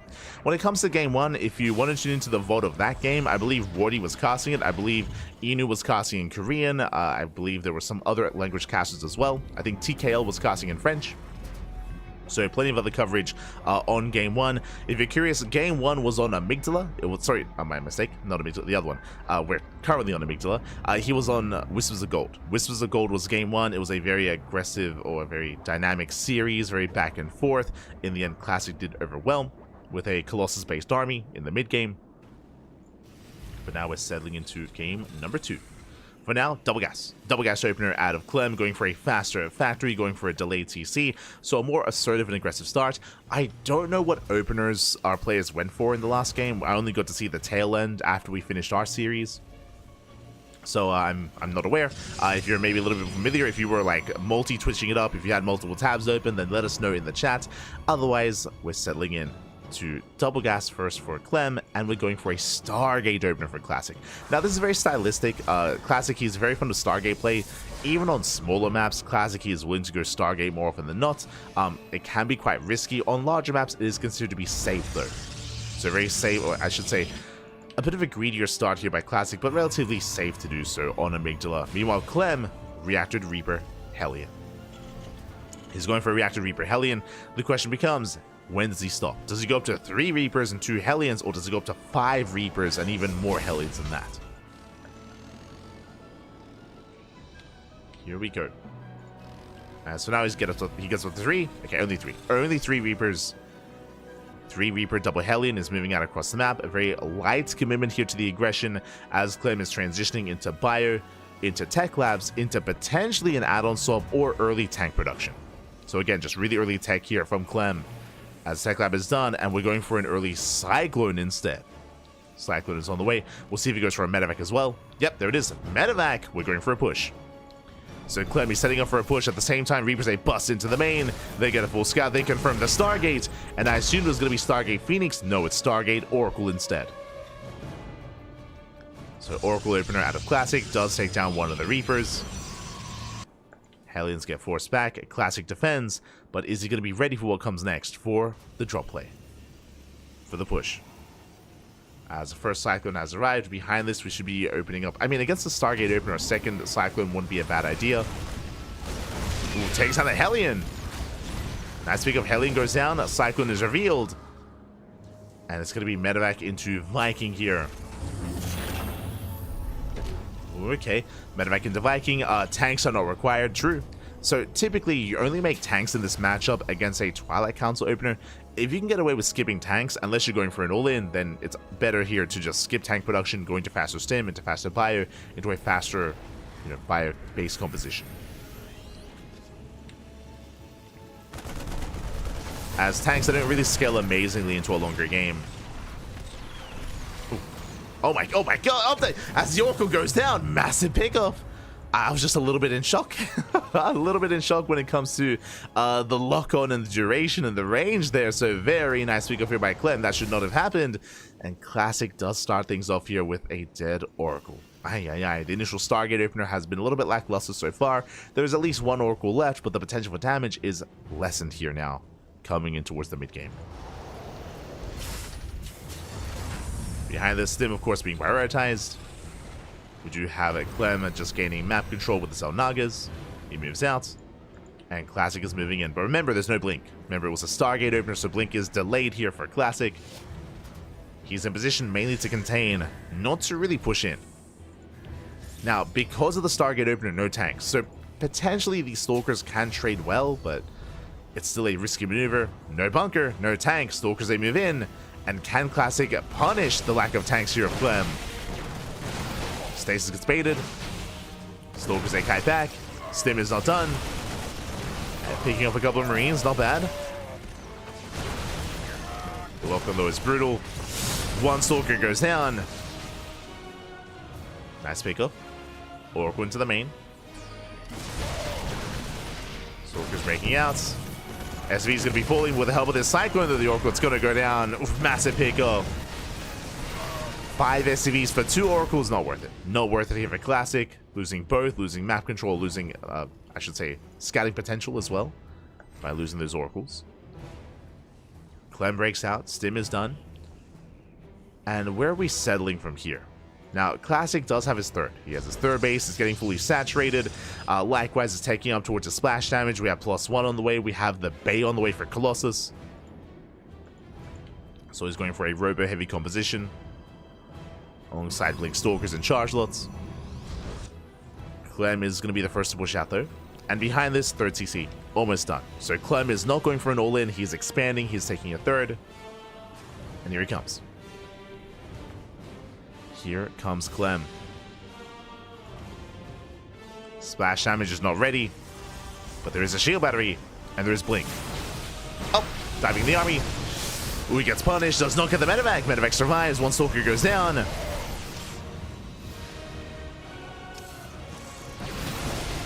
moving in. Likewise, a brutal Blink there from Classic. The mine shot, mine goes up, catches a sentry. But Clem is being forced back, leading out 2 medevacs.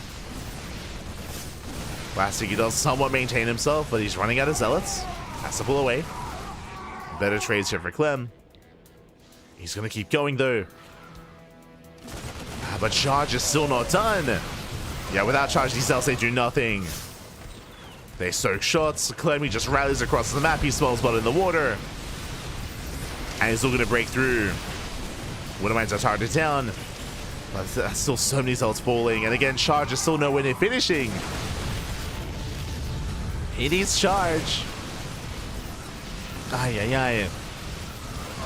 Shield battery does help. Wintermines are setting up. Clem throughout all this is getting his third up and running. Up! Mine choke gains some friendly fire. Not bad.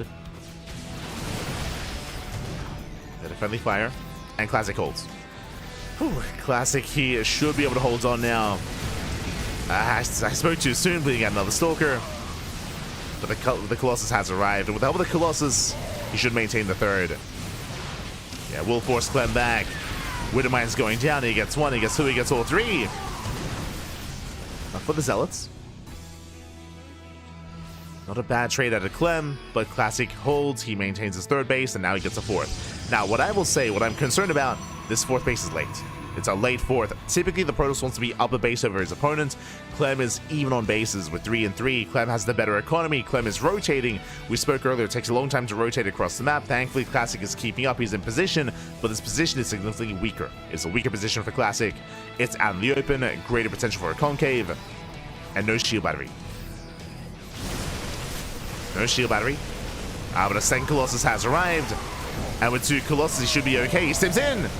Clem, he gets 1. He gets 1 Colossus. Massive pickup. And he wants the other. Won't quite get it. Classic, he's holding. He's holding on. Does punish a retreat. Gets a Marauder. Classic, he's surviving. Second Colossus on the way. Should have been the third, but again, he lost 1. And again, Classic is still barely holding on to his expansions. Clem is so close to breaking him. Vikings now hit the field. Shield batteries are on the way. He scans, he sees a Colossus. Clem rotates, and the Observer spots the rotation.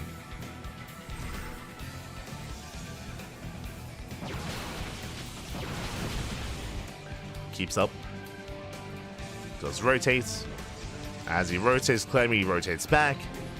So does Classic, or at least he should. Oh.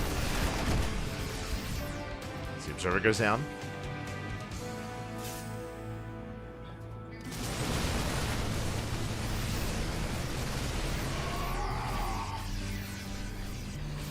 Skin up of Zealots. As Clem is just maintaining map control, what do we have behind this? 4CC. 4CC is on the way. Ghost production has begun. Getting into 2-2 upgrades. And now he has EMPs. EMP is now available. Second starport on the way. Ooh, brutal mind connection. Oh my god, mind shots going up. Force fields are trying to lock down the army. Plus taking a lot of hits. So far, good zoning here by Classic. Takes down the medevac. Protects the Colossus. We did lose the Zealots, and the Colossus, the first one, is barely going to go down. First one does fall. Zealots, they charge in. Classic once again barely holding on with those Zealots. Forces back Clem. But the supply is telling a story here. It is telling. Again, Classic is treading water. He's barely keeping his head above water. And Clem is so close to overwhelming. Meanwhile, Classic taking another expansion. The problem is just the frequency of these trades here. Is that Classic, he just cannot build up his army, he cannot retain it. It's just not happening. Nice force fields. Force fields pop off. Colossus goes down. No more splash damage, and Classic has been broken. Vikings, they land, they shut down the 4th base. Boys are being pulled to escape. They get chased down. Classic now with 2 Colossus. Making 2 more behind this. Vikings moving in, brutal EMP, and the Colossus, there's just not enough support. They're going down one after the other. Gets one, gets both. GG gets called, and Clem will tie the series 1-1. We are going to the ace match. GG. GG, well played. Clem, he does snowball out of control again. Just a really aggressive style here out of Clem. We did see early on just going for the drop play, going for the Cyclone, just rallying across the map non-stop. And even though, again, Classic was barely surviving, barely holding on, every time he was bleeding out Zealots, Stalkers, Colossus. These were just expensive trades for Classic that he could not maintain, he could not afford, and eventually he got broken. He was just whittled down over time. GG. GG, well played. Also, what I should emphasize as well, because Clem was being so aggressive and so assertive, did you see any counterattacks or any run-bys from Classic? There were none. There was one attempted Zealot run-by which got caught. Outside of that, Classic just had no freedom, no breathing room to actually get any counterattacks to force Clem back home, to buy some time, to get some kind of counter damage. He was just stuck at home perpetually and was broken. He was broken, and here we go. We're getting into game number 3. We're getting into the ace match, and spawning in the top right-hand corner of Ley Lines, we have the French Terran player. We have the Red Terran representing Team Liquid. Tying up the series 1-1. Can he claim it? Can he advance on to the semifinals? It is Clem. And spawning in the bottom left-hand corner, we have his opponents. We have the South Korean Protoss player, the Blue Protoss, being forced into a tied series. Can he bring it back? Can he bring it home? It is Classic.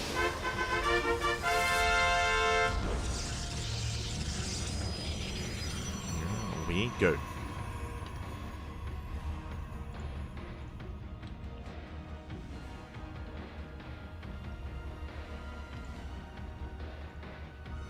Because we are going to be getting in. We see Classic scouting for proxies. I do not blame him. Checks the natural. Checks the triangular third. He's so paranoid.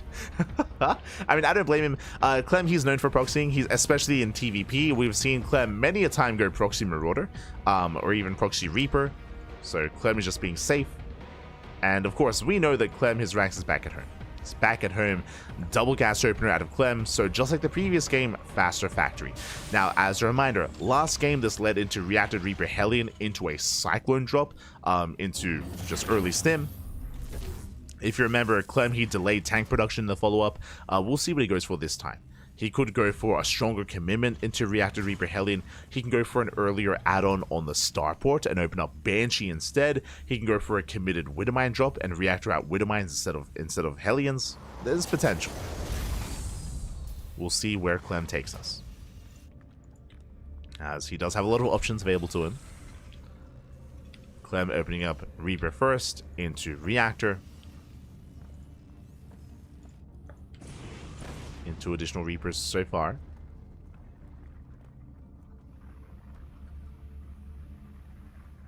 He's moving out.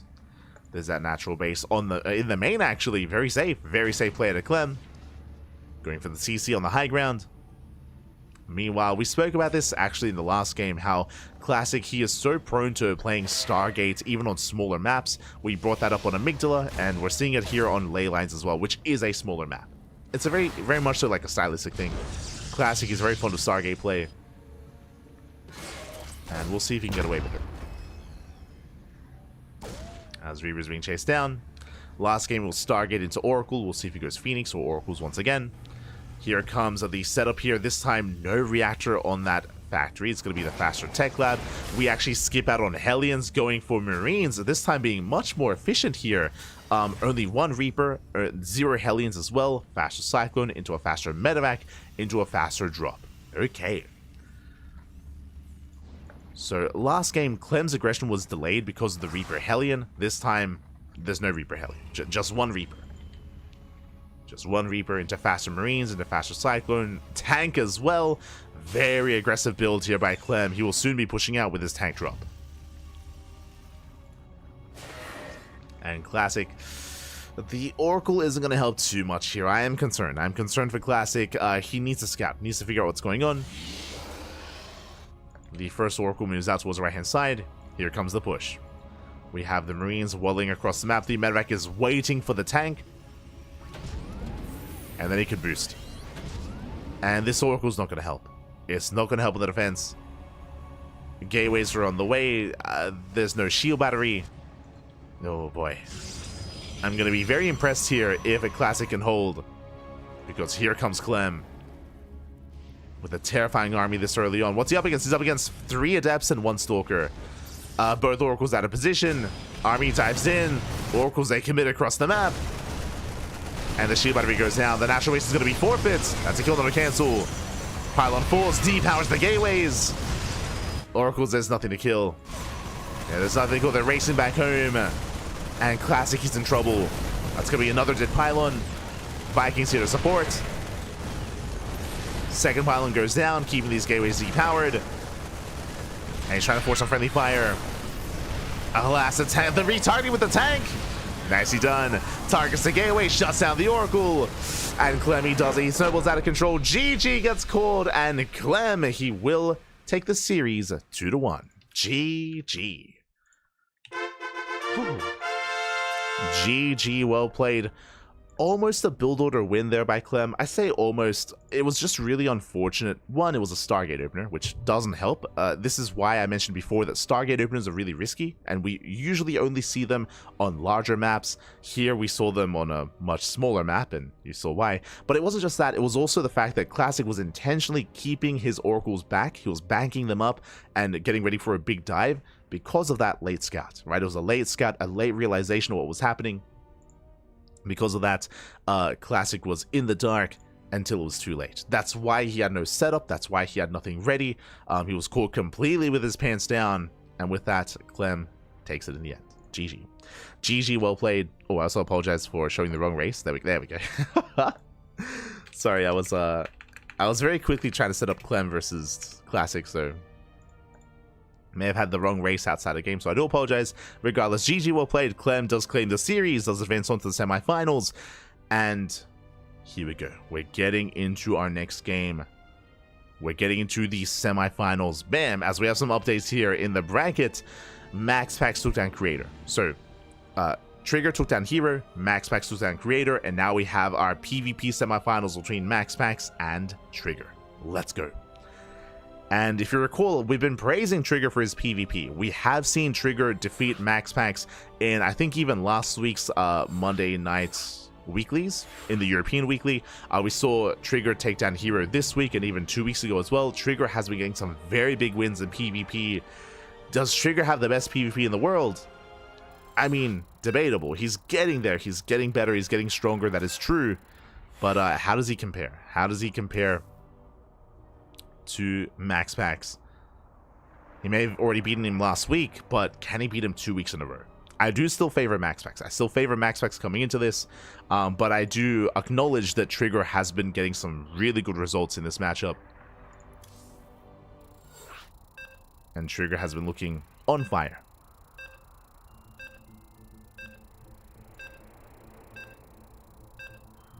Here we go. Whew.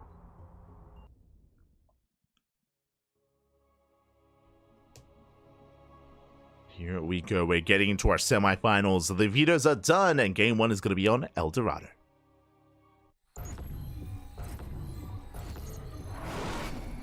And spawning in the bottom right-hand corner of El Dorado, we have the Canadian Protoss player living in the land of South Korea, representing Basilisk. Again, he's been on fire as of late, especially in this matchup. It is a Trigger. And spawning in the bottom left-hand corner for a long time, has had that throne of the best PvP in the world, representing Storm Gaming for the land of Denmark. It is MaxPax. Of course, our most recent Little League Cup champion. And if you're in the chat, you know what time it is. It is Gamba time. Predictions are open. Place your bets on who you think will claim the series. I'm hoping for an ace match. Regardless of how this goes, I'm hoping for a game 3. I'm hoping for a back and forth. Oh boy. Best of luck. Best of luck to our players here. As I mentioned before, I do lean towards MaxPax, but as I mentioned, you know, I acknowledge that Trigger has already beaten MaxPax last week and he beat herO this week. Like, hey, you don't get better than MaxPax and herO when it comes to PvP. So like Trigger, he's been a beast, he's been on fire. Can he do it again? Can he defeat MaxPax once again? We'll see. Meanwhile, MaxPax, he's back for his revenge. He is back for revenge. For now, we do have our initial openers. Welcome to El Dorado. Something that I should quickly mention, we have a gate expand setup here. There is a ramp coming into the natural, so you can do this. MaxPax going for the greediest build you can go for, and Trigger does the same. So gate expand from MaxPax, gate expand from Trigger. The reason why you can see this level of greed on El Dorado is because this is one of the few maps that has a ramp coming into the natural. El Dorado, Ultra Love is another example of that. Are just examples of bases where you can get away with more economic builds. Abyssal Reef is another, Abyssal Reef kind of. Same with Neon Violet Square, because there's multiple entry points towards the natural, so they're a little bit more unorthodox. But in general, if there's a ramp coming into natural, you can be greedy. You can be greedy, you can cut corners. And usually this leads into Phoenix Wars, but based on the faster Nexus, we could take up in a different direction. We don't need Stargates. I expect a Stargate at a MaxPax, but Trigger could deviate. So we'll keep an eye on our players. There we go. Stargate for MaxPax. Again, this is expected. It is MaxPax's go-to. Trigger, though, going for a gateway. Okay, so Stargate at a MaxPax. A ground toss here out of Trigger. Going for the gateway. I would imagine into either a Robo or a Twilight Council into Blink.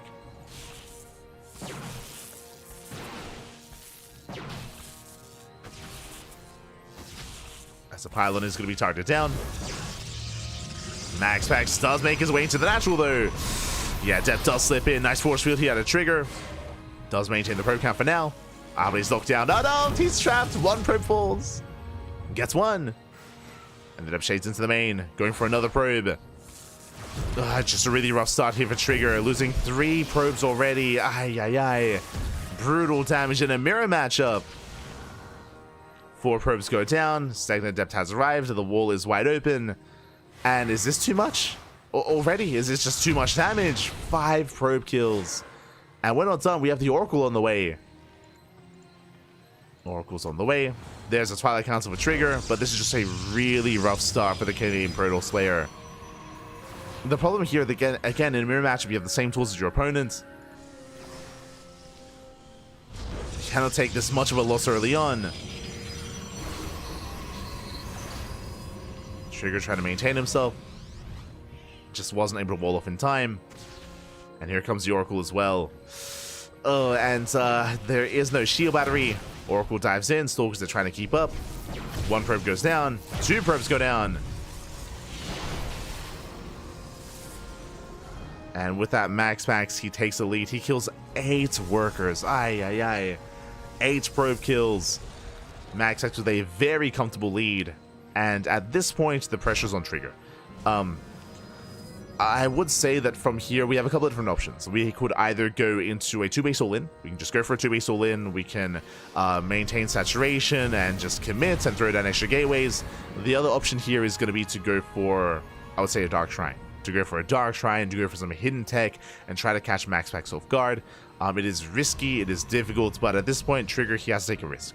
He needs to take a risk. The other option would be Hybrid Greed, but MaxPax already has a third. He already has a third base. He already is beating him in the greed. Trigger throws down. He's still just working his upgrades. There we go. Gateway explosion. Getting up to 4 gates. And I would not be surprised if Trigger throws down a hidden 5th and 6th gateway and goes into a 2-base 6-gate all-in. That's what I'm leaning towards here for Trigger. But we'll see. Oh. Based on this rally, I say 2 gateways hidden in the main. We could just proxy the gateways. We could just proxy the gateways to commit to the all-in as well. True. My eyes are on this probe. But I do think that the all-in is one of the only options. So MaxPax is moving out. Trigger, yep, setting up the pylon.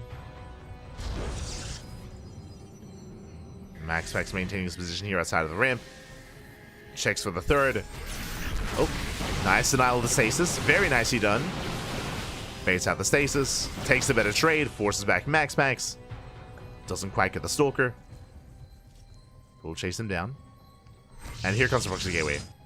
Proxy Gateways are on the way. I believe that's going to be a 5-gate setup. Yeah, 5 gateways. So for now, 2-base, 5-gate all-in. He's only on 3 gases.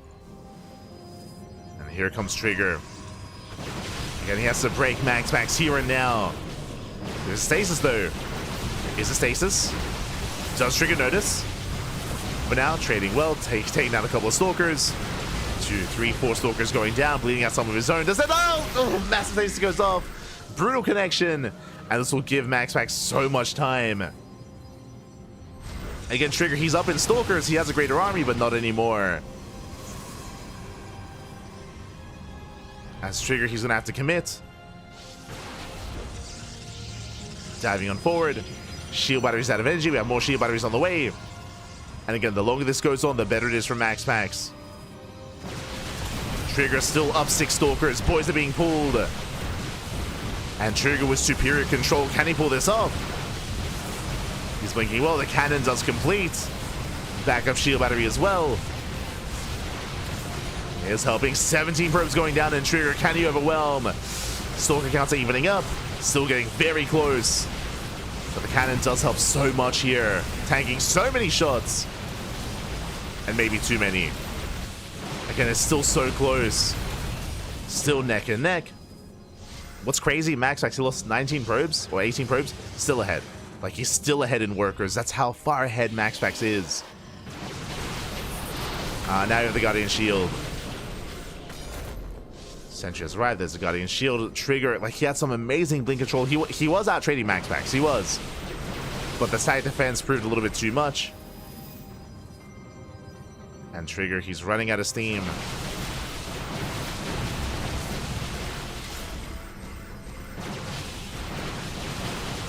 And with that, he's barely maintaining this army. MaxPax, he's health. At this point, he has health. He has shut this down. Remember, there is no third. There's no expansion. There's no economy. It's all or nothing. GG gets called, and MaxPax, he will hold. He will survive. He will take game number 1. GG. MaxPax will take a lead. Again, just a really rough start for Trigger. Trigger, he lost how many? 8. He lost 8 probes at the start of the game. That is brutal. That is borderline game-ending damage. I'll be honest, if it wasn't for the stasis, if it wasn't for that stasis trap, potentially Trigger, he was up, I want to say, like 6 stalkers. He was up a good amount of stalkers in that push in the initial wave. If the stasis hadn't connected, then maybe Trigger breaks MaxPax then and there. That was maybe the best opportunity for Trigger. Alas, in the end though, he was overwhelmed. Where he did run out of steam. The stasis bought a lot of time for MaxPax. Remember, that stasis bought enough time for the cannon to finish and for 2 shield batteries to finish as well. For 2 shield batteries and of course war pins and reinforcements. Like, it just did so much there for MaxPax. Potentially won him the game.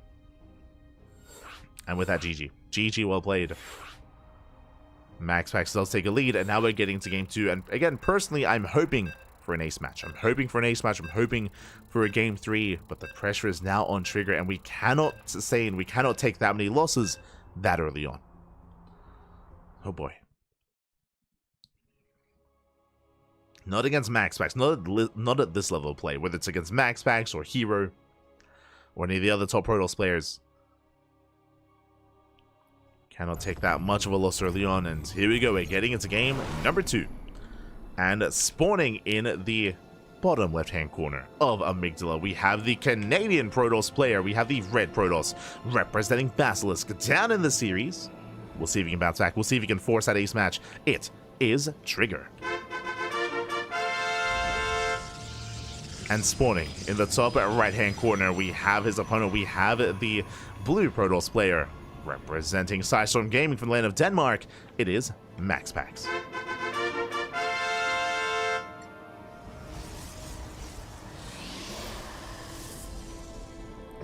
Go. Early game mixed with Trigger. Well, honestly, it came down to the wall. Winding it back, I didn't really put too much emphasis on it at the time. But if you remember, when it came to the openers, when it came to the wall that Trigger was trying to construct, MaxPax, he threw down 2 pylons. He threw down 2 pylons in the wall of Trigger, which did make sure that Trigger could not wall off, and it made sure that the adepts shaded in. And that's how MaxPax got into the natural, it's how he got into the main, and it's how he killed 8 probes with that adept harass. And typically that wouldn't happen, but like, because of those pylons, like, Trigger just could not wall off, could not maintain himself. Just a really rough start for Trigger. And it did force the all-in the end. But here we go. We are going to be settling into game number 2. And we see MaxPax going for a gate into Cybercore, into expansion. Oh, sorry, into expansion. Or into Stargate, then expansion. Trigger, it looks like he's hiding his pylon, but I believe this is going to be a fake proxy pylon. Pylon is placed. 2 gate open out of Trigger. MaxPax, he counts the pylons. MaxPax, he knows that the pylon is missing, and it's up to MaxPax to determine, is it a real proxy, is it a real all-in, or is it fake? We know it's fake, but MaxPax doesn't. So it's on MaxPax to kind of gamble a little bit and to try to get a better read on what's going on. But now there's that Stargate before Nexus. First Zealot has arrived. So this, I mean, this is already a nice win for Trigger because he forces out the Zealot. Usually you skip the Zealot, but because of the hidden pylon, MaxPax has to scout. So he makes Zealot, he's scouting, he's looking for the proxy. Checking towards the top side. And his probe is out looking as well, as he is scouring the map. Behind this, MaxPax expands, and Trigger should as well. And Nexus on the way. MaxPax still searching for that proxy, but for the most part, I mean, he's safe back at home, he's settling in. Again, he was just forced to make that Zealot. From here, we can get into our game. Now MaxPax knows it was fake. Now he sees the expansion. Shades in. Oh no! That does shade into main this time. Phew, there's an army waiting. And this time, Trigger, he handles the adept. Does clean it up. Twilight Council follow-up out of Trigger. And now we can finally, here in Game 2, get into a more standard back and forth. I mean, again, by now, here in Game 1, Trigger had lost 8 probes. Not this time. Oracle moves out. Trigger does get eyes on the Oracle. He's aware. He's in position. Will intercept. And will zone away. Will attempt to. Does zone away the Oracle. Likewise, Trigger going for his own Adept Harass, shading in towards that natural. And Tordaf saying, will one-shot probes. He commits. Does commit in. He gets 1. He gets 2. He gets 3. Not bad. 3 probes going down for 2 Adepts. But now there are 2 Oracles. So it was good damage, but can Trigger maintain his economy? So far he is. He's keeping up. Ooh, and this I was not expecting. I mean, MaxPax, he is known for Dark Templar in this matchup, and there it is. Dark Shrine is on the way. Now, this is why I worry for Trigger. He has had a lot of hallucinations, but right now the hallucinations are focusing on scouting and keeping eyes on the Oracles. They're not scouting across the map. So Trigger, he actually hasn't even seen the main. He's doing a great job defending, but he's in the dark. And the biggest concern here is that Trigger might be tempted to skip his robo, because there is 0 detection. There's a forge and we oh, never mind. There's a forge. We have a cannon on the way in the main. Very safe play here at a Trigger. There is some form of detection. Do we get a cannon at the natural? I'm afraid that we won't. And there is still no detection. Yeah, 3rd base on the way. So Trigger, he's going for the 3rd Nexus before the robo. But thankfully he's playing it safe. Now, I do believe this is specific for MaxPax. The reason why MaxPax, he's known for DTs. If you watch MaxPax in PvP, like, he's always going for Dark Templar, especially in the mid game. And this does make up for the lack of robo. So Trigger is going to be okay. At least in the main and at the natural. Likewise, he does find the proxy. Knocks down the pylon. Cannon on the way at the 3rd as well. Let's go. Trigger just playing this out so safe. Let's go. Shuts down the Oracle. There's 1 Oracle left.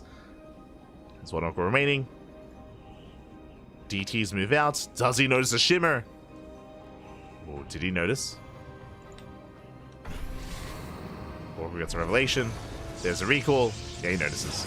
Yeah, the whole position micro. I don't think he needs to though, but there we go. Takes out 1 Dark Templar.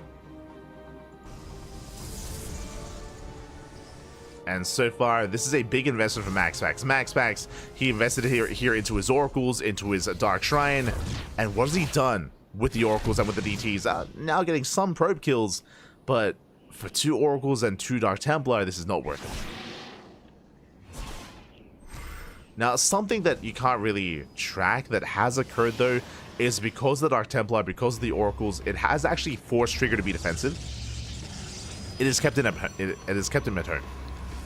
For the most part, he's been stuck at home, so MaxPax, he is free. Ooh, getting a sentry. Moving out. But MaxPax has been free to just probe, to be, again, unharassed.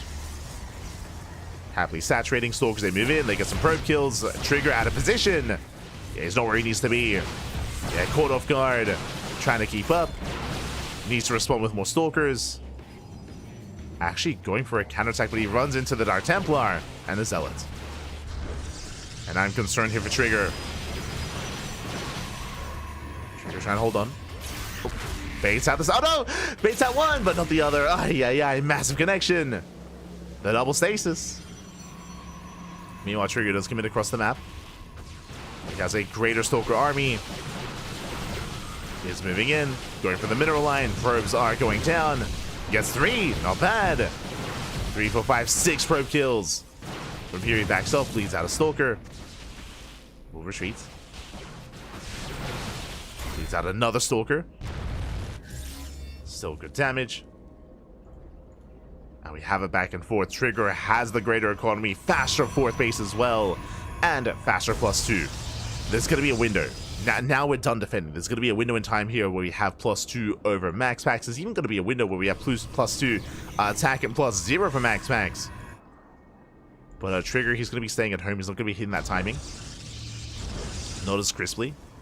But the upgrades are solid. Charge now on the way. Dark Shrine as well. Trigger building up towards the mid game. He does have the greater army, but for now is still in between his bases. I would love to see him move out to make use of those upgrades, but now he has eyes on the main army. Does spot MaxPax. Trigger, he responds. Does respond. Better trades. Oh. Baits out the stasis. Did lose the observer. As he's moving out, we have a Stalker counterattack on the right-hand side. MaxPax forced back home. +3 is on the way. MaxPax, he has not begun +2. So even though Trigger, he's not really flexing his +2 timing too hard, he's at least working on +3, and he will have that timing available as well. Okay, pushing out. Catching out a couple of Stalkers. Picking up the stasis traps, making his way into the mineral line. MaxPax out of position. Okay, he's out of position here. Main armies are about to clash. Force to recall. Probes are going down. Nice stasis. Oh my god. The stasis traps. And again, this shows the strength of these like Stargate openers as well. Even though MaxPax didn't deal any economic damage, look at how many stasis traps there are. A big reason for this, the new NG overcharge. Like, oracles are now so much of a... they're so much more valuable in PvP. I mean, in every matchup, really, because of this. The non-stop stasis traps. And that's all just off of one oracle, by the way. Just one. It's not like he like reinvested into more oracles. No, no, no, no. This is one of the starting oracles. There's another NG overcharge. More stasis traps. Here comes an Arc Templar, but there's a cannon in position. A Trigger being forced back. Cannon does defend. More cannons on the way. Still very tense between the two players. +3 is almost done. So once again, he will have a big upgrade window here. Upgrade timing. Where he will have the greater army. But what about those stasis traps? That's that's my concern.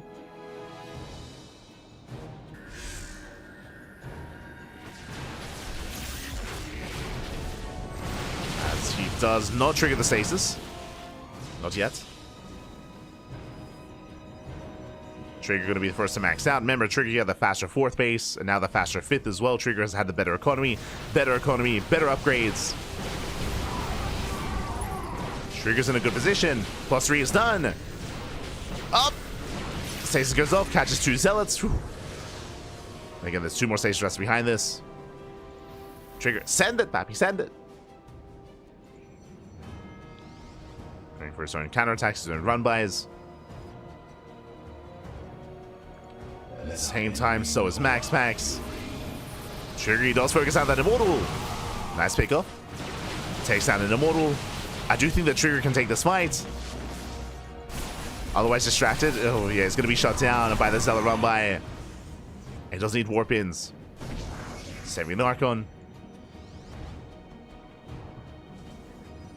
Yeah, Trigger just very tentative when it comes to pushing in. Even though he's up in upgrades and he has the Immortal as well. But he's taking it very slow. Warping him back at him to defend. Wanting to be secure, and he backs off. He does back off.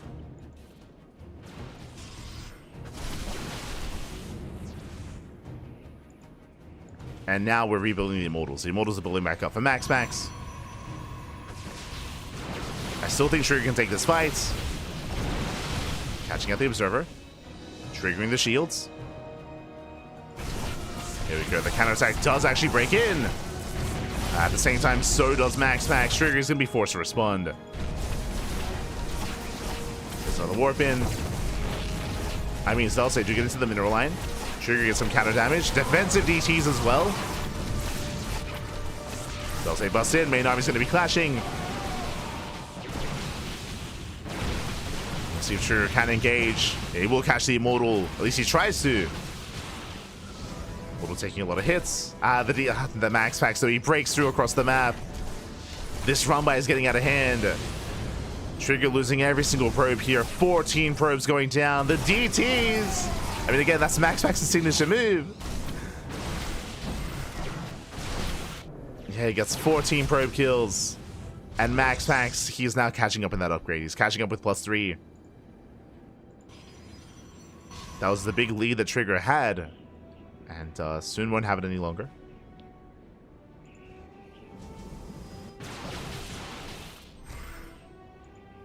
Likewise, DT run-by as they continue. They knock down the cannon. Like, DTs are so frustrating to deal with here in the mid-game. As probes are going down, eviscerating the economy, and Trigger is being forced all in. It's too late at this point. He's being forced all in. All the probes are falling. The economy just in shambles.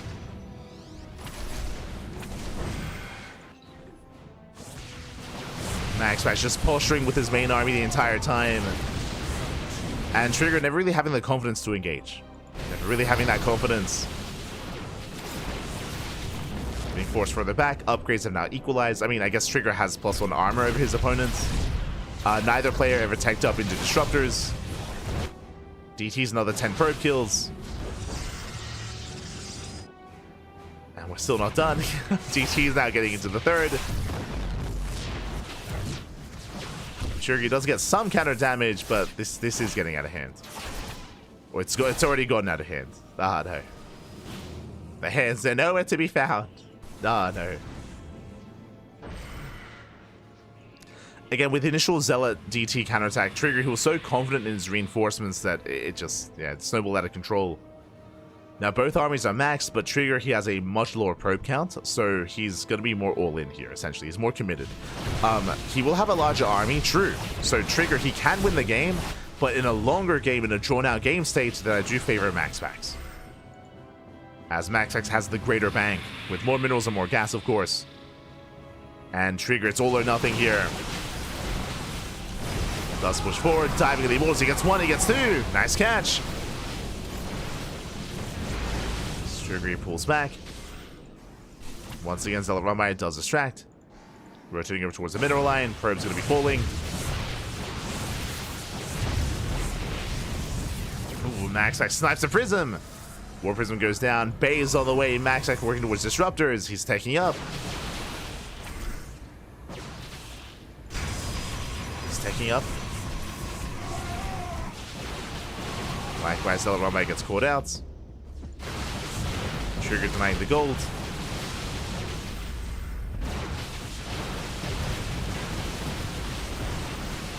And now he's forced to fight. And again, he can try to chase us down. Picking off Stalkers. Trigger, he has MaxPax on the run. He falls back to the shield batteries. Trigger, he doesn't commit. Once again, he doesn't engage here into the base. Oh, bleeding out Archons. Yeah, extensive losses there for Trigger. Bleeding out Archons. Rotating once again, distracted by the Zealot DT counterattack. Oh. Does turn the tables on the main army. Once again, catching up on Stalkers. Like, these engagements in general have been better for Trigger. Like, he's been out trading MaxPax. He has been out trading, but MaxPax, he has a bank. He can afford it. MaxPax, he can afford worse fights.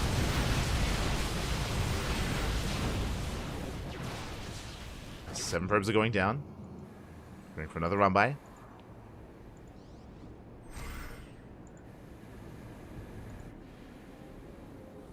Back at home, we have a wall of cannons and shield batteries. I'm hoping that's going to be enough. Trigger moving in, but now the disruptors have arrived. First never goes up. Ooh, doesn't quite connect. Good dodge. And Trigger, there's not much more pressure on him. We have a massive connection on the Zealots. Zealot's going to be going down. Trigger, can he break through though? It's getting to the mineral line. Probes are going down. The base should fall. Trigger, he finally breaks the expansion. He finally pushes. Takes on the base. Miss rally. War Prism goes down. No more reinforcements, at least not on the front lines. And MaxPax actually just commits to a counterattack. Breaks into the natural. Zealots are wreaking havoc. As he does force a recall. Does force a recall to defend. MaxPax still has a massive bank. Supplies are close though. Now in a head-on fight, I do favor MaxPax because of the disruptors. Quickly checking, he's got four disruptors here for MaxPax. So there's a lot more potential here for the blue Protoss. Worker counts are close, they're neck and neck. Goal base is giving MaxPax a boosted economy, and MaxPax had a larger bank coming into this.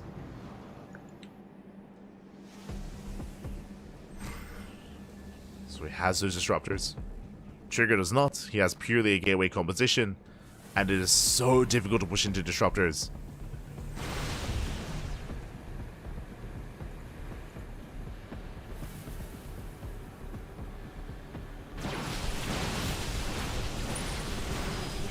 So far, nice concave.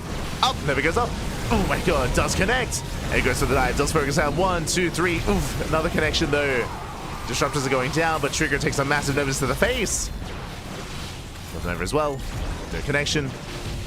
Trigger maintaining himself. That was an okay fight for Trigger. Yeah, that was okay. He got how many? He caught 3 disruptors. But there's still 4 left. Oh god.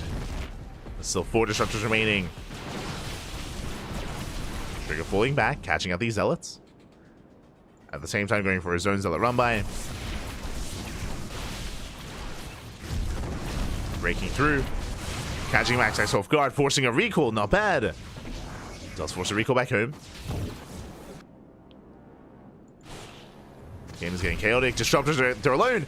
Oh no, they're exposed. They have no miss rally. He gets 1. Oof. Nice splits towards the end. He gets 1, he gets 2, he gets almost all 4. He will get every single disruptor. And MaxPax with a miss rally. He abandoned his balls. Oh my god. And Trigger, he's back in this. Supply is still in favor of MaxPax, of course, but Trigger, he has reset the disruptor count.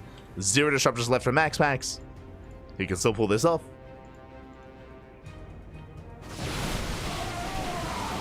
He can still pull this off here. But MaxPax has a larger army and a head-on fight. Not like this. Zelza coming in from behind. Trigger getting called out. He needs support. He needs reinforcements. He has 1k in the back where the warpins. There we go. Massive warpin of DTs. Interesting. He could morph in Archons. His goal could be to snipe the Observer. Both players have 1 Observer each. DT's in the mix. He's going to be forced back. Oh, can he dive in? Up, he can. Takes out, he gets 1. He gets 2, he gets both Observers. But there's no more DTs. There's no more DTs. It was a risky maneuver there by Trigger, but it looks like MaxPax, he's done it. He catches out the main army. Trigger, who was trying to snipe the Observer so DTs could wreak havoc, but it was too late. He lost every Dark Templar. And MaxPax, he now maintains control of his side. He's got the goal base up and running. He has an economy. Maintain most of his stalkers. And he's got triple the army supply. And again, a lot of this game, it did feel like Trigger was just really... I think it's just a confidence issue. I think like Trigger, for so long there, he was up in upgrades, up in army. Like he could have taken some greater fights. But he was so tentative about pushing in, to this base specifically.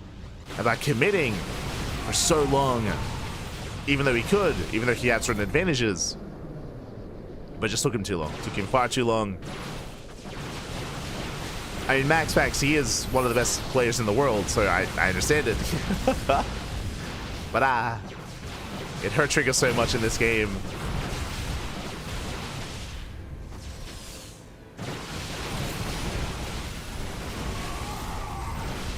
And with that, the Immortal goes down. MaxPax, he has just an overwhelming army. Locks down the Stalkers. And GG gets called. MaxPax, he will claim the series 2-0, advancing on to the grand finals. GG.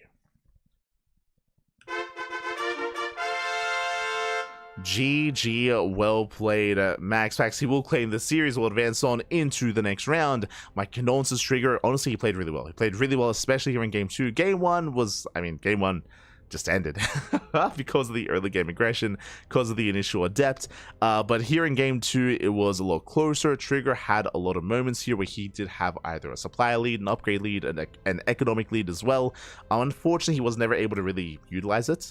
We saw that Trigger, he never attacked the main base. He never attacked the northern base of MaxPax. Even if he did have momentum, he would always back off and retreat, and he didn't see what we saw, of course. He didn't know that he had kind of moments where he could kind of leverage that and could commit and could actually push into the bases. And with that, GG. GG, well played in the end. MaxPax does claim the series, and now we are getting into our next semifinals. We're getting into our TVZ. Let's go. Let us go.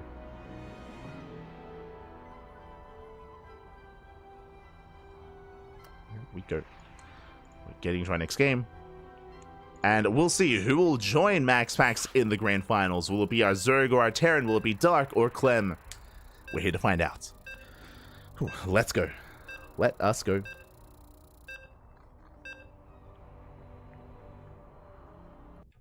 Just catching up with the chat. Finally did take down the... Yeah, he finally... He eventually pushed, but I mean, again, that was 5 minutes after the fact. Ay. They're great castings. Oh, thank you, Jay. Thank you. Do appreciate it. And here we go. We're getting into our next game. And spawning in the bottom left-hand corner of Amygdala, we have the French Terran player. We have the red Terran representing Team Liquid. It is Clem. And spawning in the top right-hand corner, we have the South Korean Zerg player, the blue Zerg. The last remaining Zerg player in the tournament. It is Dark. The one and only. Let's go. I mean, so is Clem, to be fair. We have a Protoss in the finals. Will it be a Terran or Zerg to join him? We're here to find out. If you're in the chat, you know what time it is. It is Gamma time. Predictions are open. Place your bets on who you think will claim the series. Best of luck. And as we get into this, a big shout to late Chrononaut. God, thank you so much for resubscribing for 5 months, almost half a year of support. Thank you. Thank you so much for your support. Thank you so much for the subscription. We do appreciate the support here on the CranKy Ducklings. Thank you. Thank you so much. As we are getting into our second semis, our second last series of the night. And again, best of luck with those predictions. Coming into this, we have to favor Clem, of course. Clem, he's the reigning world champion. He's the best player in the world. We'll see if Dark can catch him off guard. We have seen Dark bring it to Clem in the past, usually with some shenanigans, with some all-ins, with some roach-based play as well. We'll see. We shall see. Just catching up.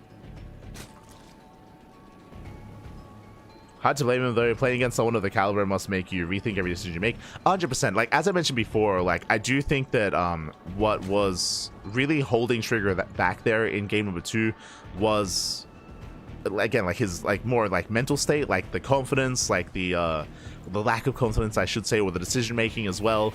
And again, it's understandable when you're up against MaxPax, as I was trying to emphasize. Like, he, unlike us, like, he doesn't know like how good of a position he was in. He was unaware of that. And was just really tentative there.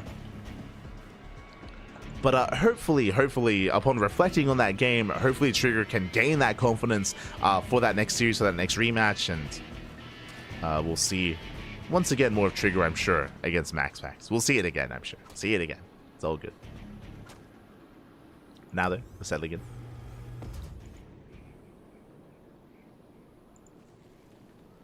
From here, hatch gas pool, standard opener out of Dark. Bearing in mind not going gasless will delay the third base. Nicely done here by Clem. Delays the third, delays the expansion. And Clem is going to be opening up third TC before Starport. Economic build out of our Terran player.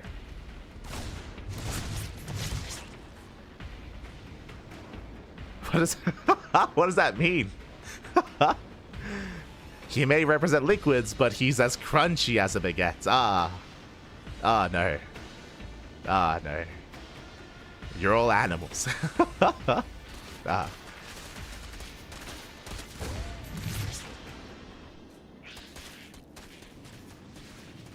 Try to use it when it makes us lose. We'll learn something and probably learn we were ahead. Yeah, for sure. I'm sure Trigger will reflect. And again, it's still one of those things where Trigger, he's still relatively, like, I say relatively new. I mean, he's been competing for a couple of years at this point, but he has been spiking up a lot here in his play. I think he even said in his series against herO, this was a couple of weeks ago when he was streaming. He was streaming his run in the WardiTV, I think it was like the Christmas Invitational or the Christmas Cup.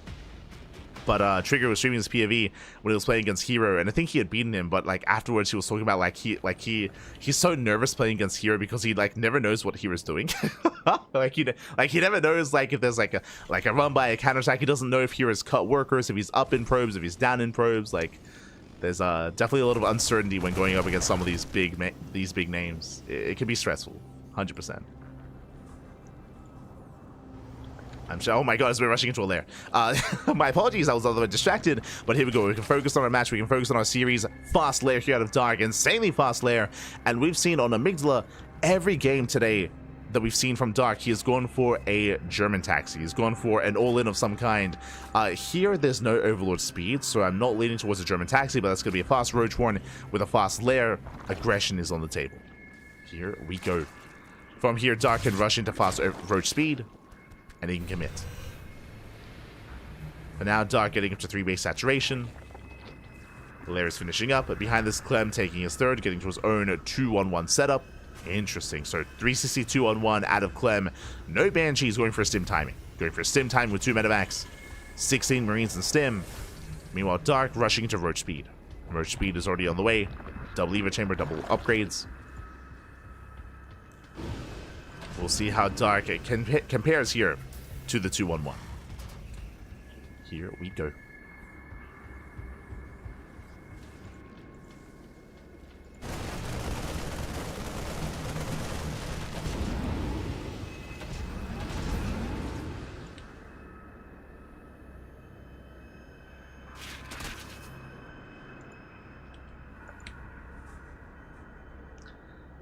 Here we go. Clem, he does move out. Likewise, the 4th base is exposed. We'll see if Dark can respond in time. As Clem is going to be stimming in. Yeah, he does stim, going for the expansion. And can he force a cancel? He will. Yeah, massive pick-off. Big denial on the 4th. Dark stuck on 3 bases. Dark, he will be able to trade with these roaches, but oh my god, we just target them down. 2 roaches falling, dropping into the main. Queens are in position, and Dark, he will defend. Oh no! Does abandon one of those Marines, but Dark, he holds. Now from here, what I'm concerned by, Dark is getting a very late 4th base, but Dark is cutting workers at 65. That is 3 base saturation. 3 base saturation. We have 6 Overlords on the way as Dark is supply blocked, but it looks like Dark is setting up for a 1-1 timing for a big 3 base Roach all-in, as that is 10 Overlords! 10 Overlords on the way! Oh my god! It has to be the all-in. He wants to make sure he does not get supply blocked again, as he's making nothing but roaches. Dark is going to be committing. Clem likewise moving out. Oh, and I'm a little bit concerned for Clem, as I don't think he should be active like this. I mean, he will deny the 4th again. We'll force another cancel. But Dark, he's going to be committing. So far trading with the roaches. A lot of roaches are falling. Forced to pick up. Thankfully, the tank did race back home, but here the defensive position here is non-existent. There's no bunkers, there's no Sim City. Dark, he's all in. He's rallying everything across the map. Miles, they didn't quite connect. But again, the tanks, he has to fall back. Clem, he has to retreat. He may lose the 3rd. Dark diving on the tanks. First tank goes down. There's 2 tanks behind this. Clem barely holding on here. Another tank has arrived. Oh! Miles, they zone away. They zone away the Marines. Contamination on the factory. Let's go. The contamination. Despite that, the Ravagers are not ready yet. And Clem being so assertive. Stims in. Takes down the Roaches. Takes down the Ravagers. Very nice pickups. Before the Ravagers are ready. Dark, he's still in. He still is not droned. He's still making nothing but Roaches. And remember, no 2-2. No further upgrades here. It's all or nothing for Dark. One way or another, the game is about to end. Takes down 1, takes down 2 tanks. 1 tank left. No shot in Dark. Has he done it? The boys are being pulled. Every tank goes down, but the surround comes in. The boys, they arrest. They arrest the Roach Ravager. They shut them down. And with that, Clem holds. Clem, he holds. Cleans up every single Ravager. He still maintains a tank, getting his expansion, getting a 4th base, and Dark is in trouble. He's being outscaled. Again, he was completely all in. And the boys, when we needed them most, they pulled it off. And Dark is just running out of roaches here. He's just trickling out his army. Does get on top of the tank, but GG gets called. Clem, he will overwhelm, and Clem takes game number 1. Whew, GG. Clem, he will take a lead in the series. Again, Dark and Amygdala equals all in, like almost every time. Almost every time. This time it wasn't quite the all-in that we've seen in the past with drop lords with a German taxi, but again, an all-in nonetheless. As a reminder, Dark, his 4th base was only for Larva, which is also why it was actually pretty important that Clem was able to deny it twice. He cancelled the 4th base twice, and it's not like Dark was going to saturate the 4th, not at all, but Larva does help in that kind of situation. You know, you have limited queens, you have limited injects, the extra base does assist when it comes to the all-in, and it was denied twice. So with that, Dark, he was slowed down. Likewise, Clem was being so proactive with his army. Time and time again, he would actually fight even out of range of his tanks to focus on roaches and to focus on ravagers as well. Just a really aggressive, really, again, proactive style there from Clem. Was able to shut Dark down before he could really get underway. And now we're getting into game number 2. Let's go. Getting into game 2. And Dark, he's up against the wall. We'll see if Clem can get the 2-0. I'm hoping for an ace match. I'm hoping for a game 3, and I'm excited because our next game is going to be on El Dorado. And Dark, he's got some spicy builds on El Dorado. Let's go. Just catching up in the chat.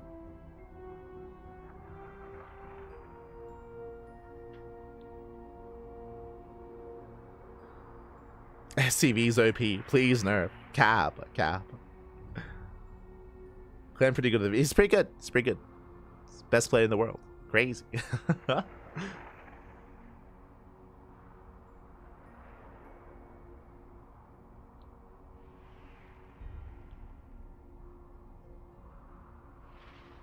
we go.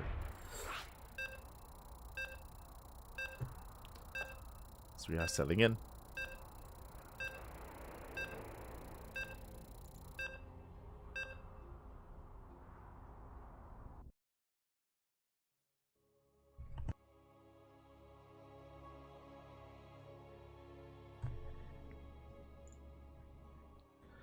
Here we go, we're getting into game 2. I'm hoping for a back and forth, I'm hoping for an ace match, but the pressure is on.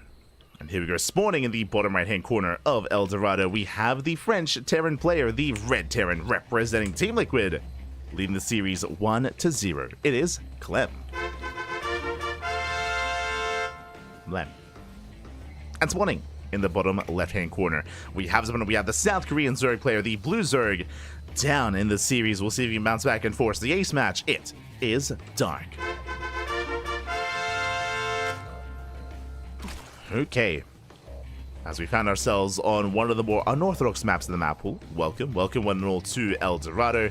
And here on El Dorado, we actually have seen Dark be very fond of swarm host play. I mean, before I get ahead of myself, there's a lot coming into this. We, of course, have the gold bases. We have one gold on either side and another gold base in the center of the map as well. So a lot of gold bases. You can expand towards your opponent as well to reduce the rush distance by ground. So you can be more aggressive, more assertive. That is possible. Otherwise, we can expand away from each other as well. Ooh, before we get into the mid game though, 2-Rax Reaper. 2-Rax Reaper out of Clem. Very aggressive start here from our French Terran. And with this, the goal here is to delay and to contain the Zerg on 2 bases. Let's go. It's been a while. Like, 2-Rax Reaper was very meta for a long time. For like almost a full year of play back in 2023 coming into 2024. This was the meta. ByuN did shape it. Eventually, we, kind of phased out of 2-Rax Reaper. But it's great to see it every now and then. Every now and then. There was a time when we saw it every single game. And the Reapers are on the way. Now again, the goal here is to contain, is to trade with Lings, is to potentially get some drone kills, but more importantly, deny the third. Deny the third base time and time and time again. We'll see if Clem can pull this off. Behind this, you expand. Like, this is not an all-in. I should emphasize that as well. It's not an all-in. It is a macro opener out of Clem. Overlord will confirm as he dips in and gets eyes on the setup. Drone is going to be hidden. Dark, he does hide the worker. Dancing with the Reaper. Sapphire losing 1 Ling. Oh, he loses 2 Lings going to be going down. Not bad. 3 even. Oh my god, 3 Lings going to be falling. The Queen has arrived. Extra Reapers do make it though, and Clem, he's looking for the third base. He won't find it, but the drone will be kept hidden.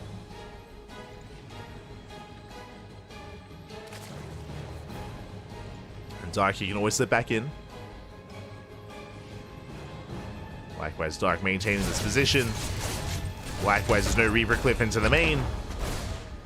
At least not from outside of the natural.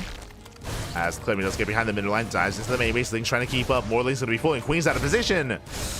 And doesn't get any workers. Yeah, drones are going down. He gets one, he gets two. Two drone kills already. Slips away. Oh my god, we'll lose finally one Reaper. But he gets 3 drones. Very nice damage here by Clem.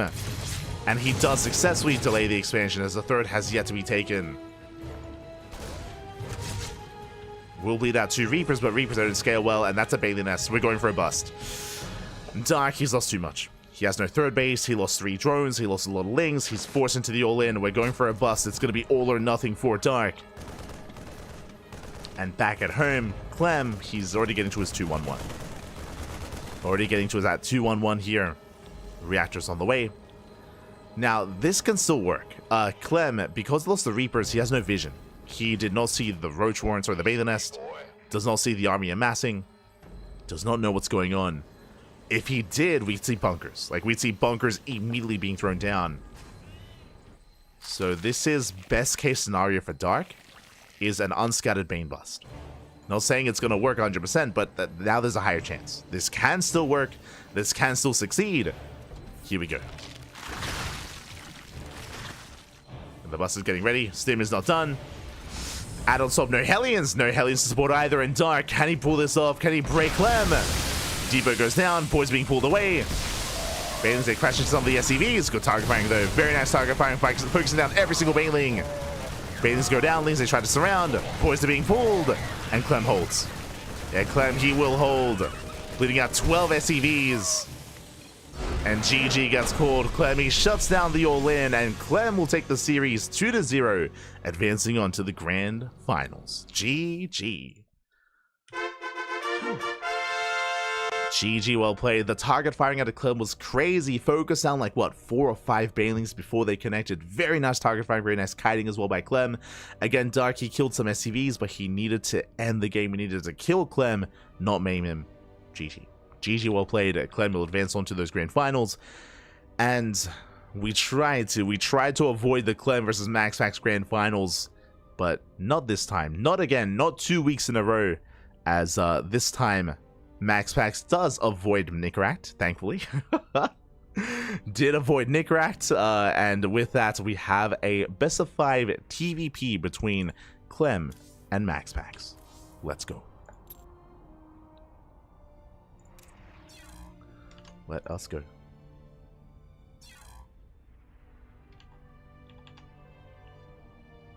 So we're getting into that final match.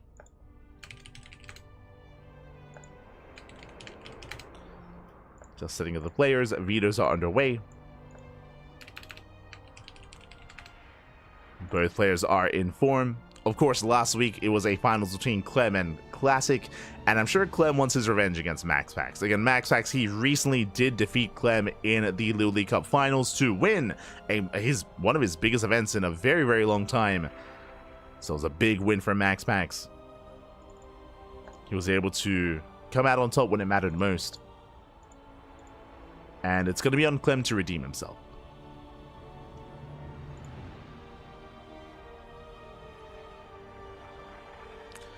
Those weekly low-key bringing world champions week after week after week. Yeah. I mean, again, like every weekly, right? Whether it's this weekly, whether it's the Monday night weeklies, Pegasaur Mondays as well. Bringing together the best. The best. Bye.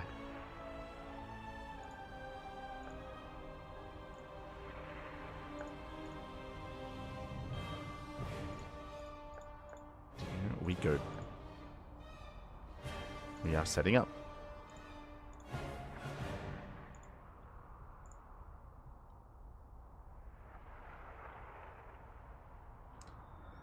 And we might just go on a short break here. It looks like our players, they need some time here to actually get their vetoes underway, which is understandable.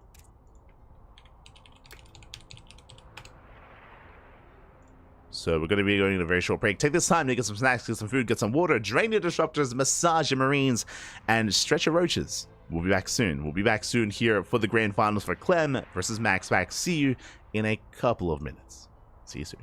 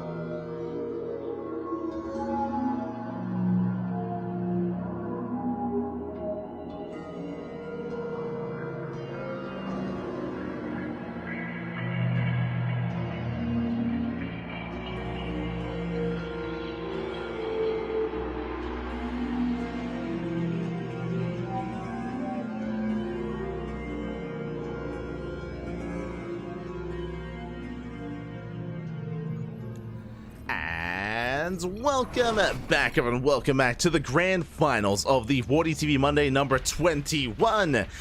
Your weekly dose of StarCraft here in the EBT off season, and we have our top two. We have some of the best players in the world ready for you. We have spawning in the bottom left-hand corner of Leylines, the Danish Protoss player, the red Protoss representing Sidestorm Gaming. It is MaxPax. And spawning in the top right-hand corner, we have his opponents. We have the French Terran player, the blue Terran representing Team Liquid, the current reigning world champion. It is Clem. And if you're in the chat, you know what time it is. It's Gamba time. Predictions are open. Place your bets on who you think will be our champion here, who you think will take the series and reign supreme at the end of the WardiTV Monday. Best of luck. Best of luck in the chat. This could go either way. I do favor Clem coming into this, as always, but MaxPax from time to time has shown that he can take it here to Clem. First things first, though, SCV does skirt around the edge of the map. The SCV does avoid the main scouting path, and we're going for an eBay block at the natural. Let's go. So Clem going to be disrupting the start here of MaxPax with that eBay. We'll see how much progression does, or how much progression we get on the eBay, and how long we delay the expansion. So a nice start for Clem. MaxPax now checks. Plenty of progression here on said eBay, and MaxPax is going to be forced to expand elsewhere. Forced into the unnatural natural. We can see Clem trying to chase this probe. Does attempt to, and he will force the center expansion. Ooh, okay. Does force a very exposed base, as we have seen time and time again. It's an interesting one. First things first, it's further out in the open. It is abusable from the low ground as well with the cliff face. There is a ramp at least that you can defend, but there's multiple attack paths from the top side, from the left, from the right. Very difficult to maintain. We'll see how Clem does approach this. We'll see how he does abuse this location. As so far, the eBay block has been successful. Reaper's moving out. Behind this, getting to his own rack straight, getting into his own factory into CC. Here we go. Reaper dips in. Twilight Council on the way. It's going to be a blink-based opener. I mean, hey, MaxPax, he has some of the best blink play in StarCraft. As the probe does go down. Nice pickup. Clem gets one worker. Pulls away.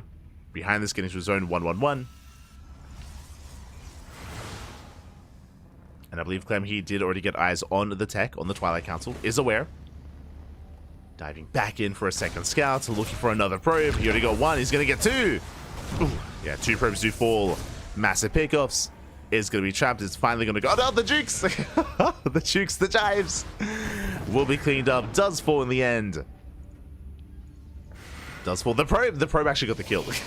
This one worker, he got the kill. Let's go. And how many gates? We have 2 gateways in the main. 2 gates so far. We should be seeing at least a third, potentially a 4th gateway as well. Shield battery is done at the mineral line, and behind this Clem, where we drop in, we're going for a Widowmine drop. Not just Widowmine, Marine as well. Okay. Now the goal here, typically, if we're committing with the Marines and the Widowmines, is that the Widowmines, they zone away the gateway army, and the Marines, they're the ones that deal economic damage. As CC is being taken, and it looks like, okay, it's only going to be the mine drop. The Marines, they're left at home to defend. Marines, they will deflect. Stalker in position will actually get a lot of damage done on the medevac already. Oh my god. Very nice defense so far by MaxPax, being so, taking initiative, being really proactive. Shuts down the medevac, taking a lot of hits, and the Widowmine drop is denied completely. Is going to be cornered here in the left-hand side of the map. Tank production has begun. Up! Oh, one more shot and it goes down. Massive pickoff. 2 Widowmines and a medevac and 0 damage. Ay, ay, ay. MaxPax all over this. Clem in a rough position. Is pinned back at home, getting to his own bunker. And as a result, MaxPax, he's getting away with this build. He's getting away with this opener, with this natural. So far, he's fine. Trading with the Marines. Gets 1, gets 2. Will bleed out in the depth. Oh my god, but the bunker's not done. The bunker's not ready. And these Stalkers are just reigning supreme here over the army. Tank moves down to low ground.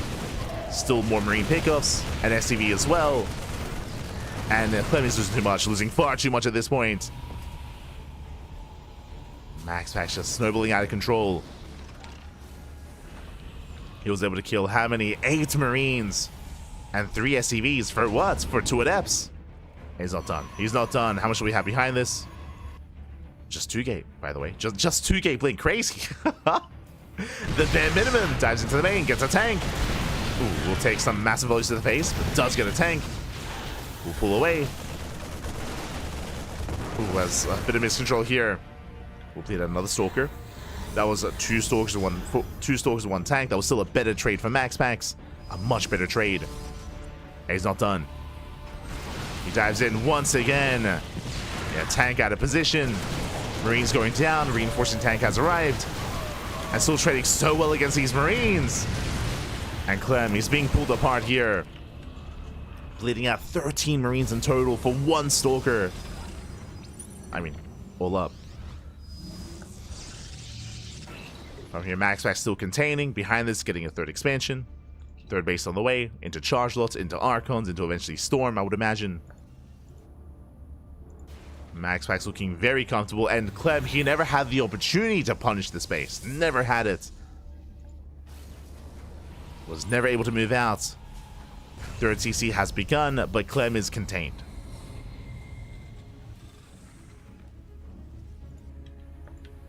Is contained.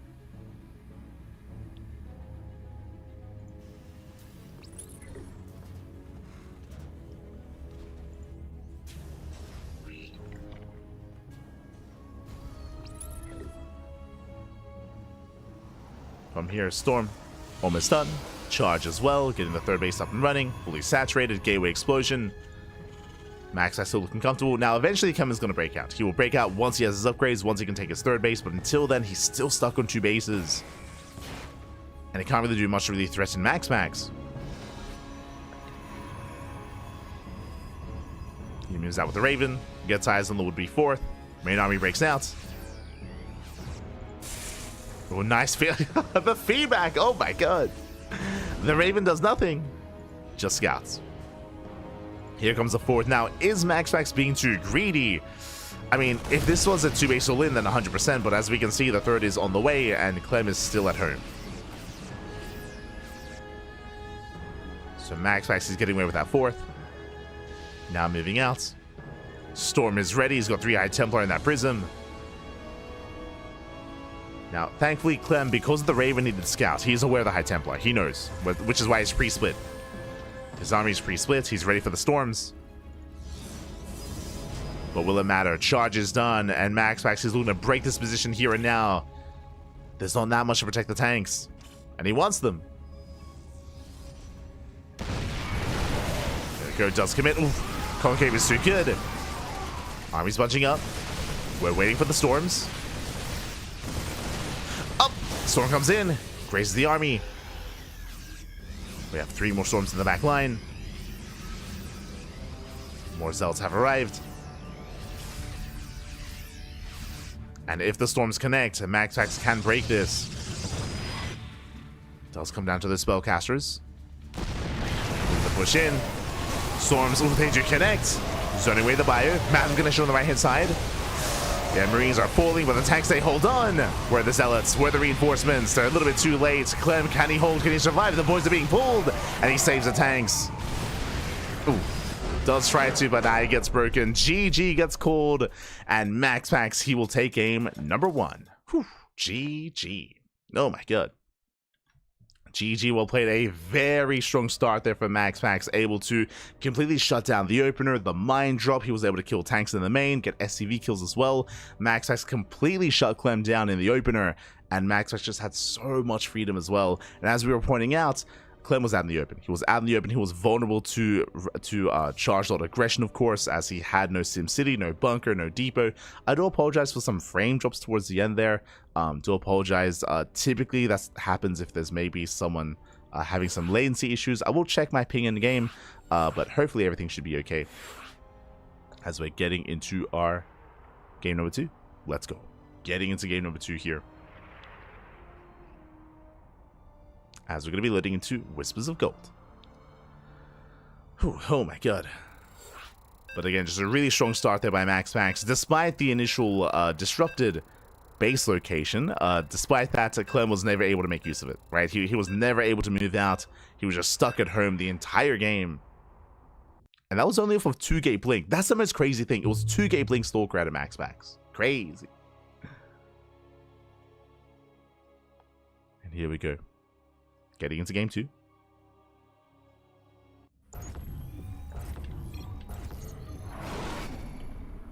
And spawning in the bottom right-hand corner of Wizards of Gold, we have the French Terran player, the Blue Terran, representing Team Liquid down in the series. We'll see if he can bounce back. We'll see if he can make a series out of this. It is Clem.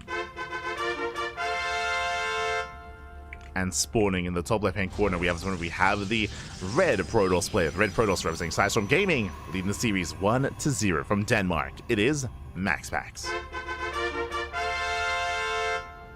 Let's go. As Clem once again rocking up with the initial SCV. And getting ready for, I would imagine, another eBay. No, Mike. Going for the proxy in the natural. Bold move here, Clem. Bold move. Now, there is enough room, of course, here to actually have this go unscouted.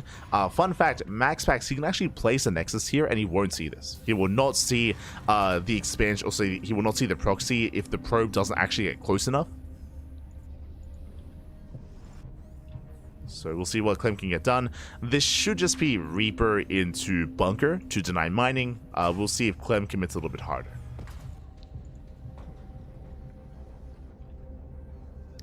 Storm OP. I mean, it wasn't really Storms that won MaxPax that game. It was the lead up to that moment, right? Like, if MaxPax wanted to, he could have had like Colossus instead and still had a similar outcome, if not the same outcome.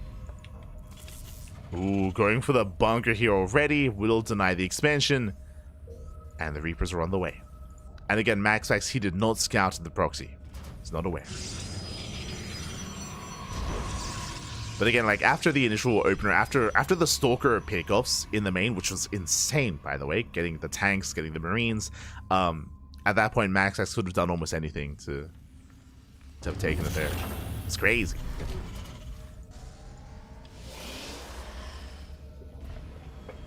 There we go. Reaper dives into the main. Dancing with the army. Very fast Reaper will get one probe already. One probe goes down. And he has that bunker to fall back to. Getting a second probe as well. Stalker has arrived. Behind this, it is going to be a factory follow-up. Delayed CC out of Clem. And so far, he will foresee unnatural natural once again. Now, there is a difference coming into Whispers of Gold, is the rush distance. The rush distance on this map is much shorter. So Clem, if he wants to try to break this position and go for a 2-base all-in, it is an option. It is a viable option here for Clem. More so than on ley lines. As Clem is still just being so annoying. Behind this, committing to Hellions. Hellions are on the way. Clem being much more aggressive this time. And we'll see what he can get done. Twilight Council follow-up here. Out of MaxPax. Going for the Twilight Council.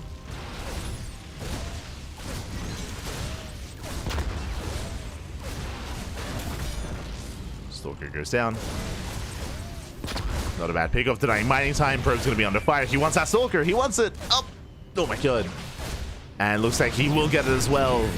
Another Stalker falls, can fall back here to the bunker. The bunker is still up and running. Ay. Yeah, and MaxPax just getting torn apart. No major damage, but over time, 5 probe kills, 2 Stalkers, 6 probes even. Still maintaining this position. Hellions rallying across. Behind this, going for a second and a third Rex, getting to a 2-1-1 setup. Sorry, 3-1-1 setup even. As he's floating back home. Now, based on the production here, it looks like Clem is not going for a 2-base all-in. These are delayed Raxes. Delayed Raxes, but he is still being aggressive. Instead of going for like a stim timing or anything like that, he's going for Cloak Banshee. So Cloak Banshee follow-up.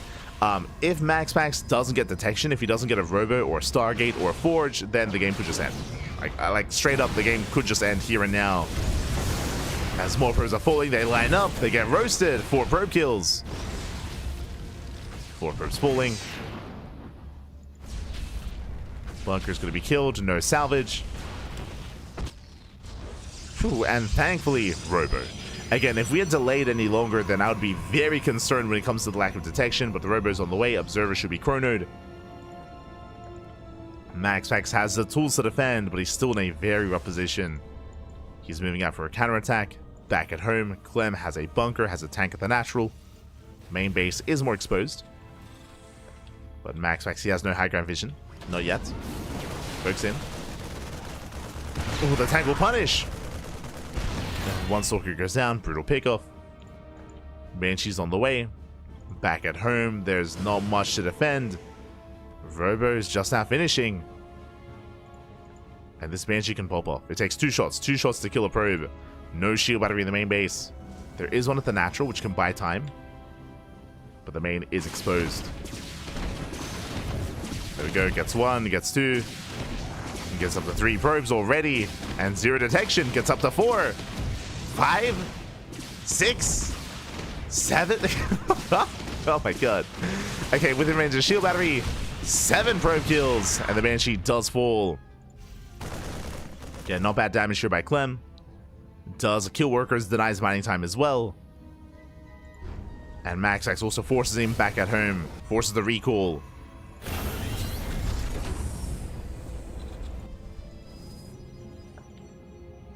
And a much more assertive start this time for Clem in game 2. Is keeping MaxPax pinned. As there's now a second Banshee. Ooh. Taking a lot of hits though. MaxPax coming in with the intercept. He's going for the chase. Oh, can he get him? Up! Up!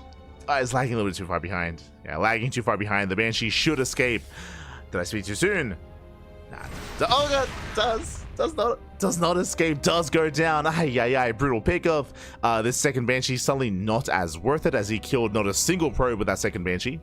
So much better catch here from MaxPax. Clem back at home is getting a 3rd CC. Building up his upgrades. But now the momentum has swung from one player to the other. Now suddenly, Clem is contained. Now suddenly, MaxPax has gained map control, and MaxPax can attempt to recover. Now bearing in mind that MaxPax, he lost a lot of workers in lead up. 17 probes. 17 probes have gone down this game. MaxPax is behind. MaxPax needs to recover. Clem is ahead. There's a reason why we have this supply disparity here between the two players, as MaxPax has been forced to remake so many probes. Is going for a gateway explosion, is going straight into charge, into a warpism as well. This is very committed here by MaxPax. Basically, no gases. No gases at the natural, no gases at the 3rd base, only 2 gases in the main. Mass charge lot. Now, specifically, this style that MaxPax is going for is ideal if Clem takes a 3rd. What I mean by that, if Clem exposes himself out here and establishes a 3rd base, he's going to be vulnerable.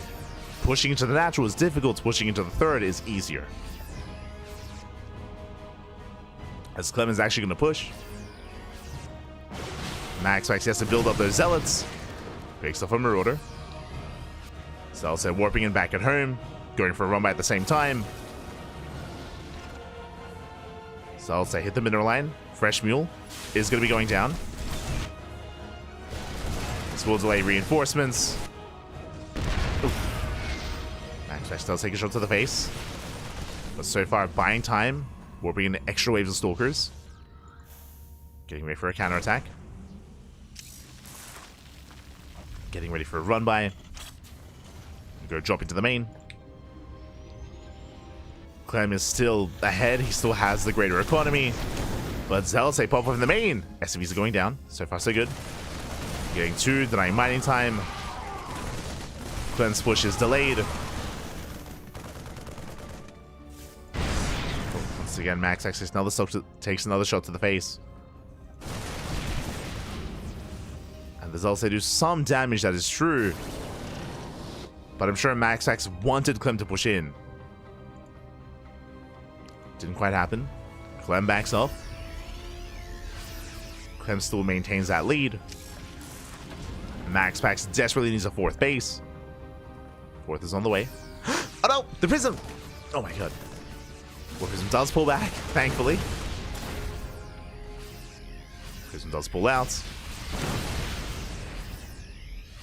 As Clem rotates towards the fourth base, at the same time, Zell run back here towards the natural. And does notice. Bunker's ready. Yeah, poison being pulled. Bunker is going to survive. And Clemmy dives in. He's got 3 tanks behind this and a massive amount of fire. The fourth base is going to be denied. And Clem cannot maintain this. Fourth is going to fall. MaxPax is going to maintain this. MaxPax is stuck on 3 bases. Cannot expand.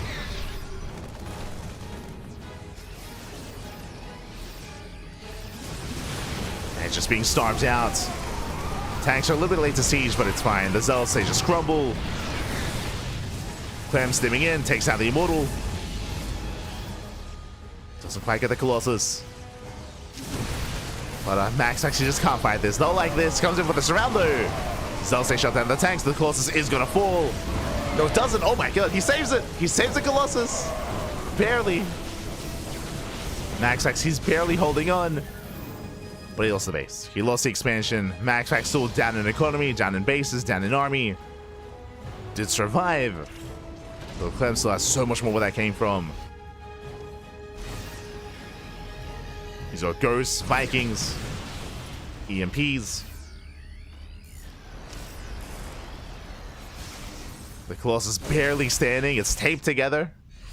Second Colossus has arrived.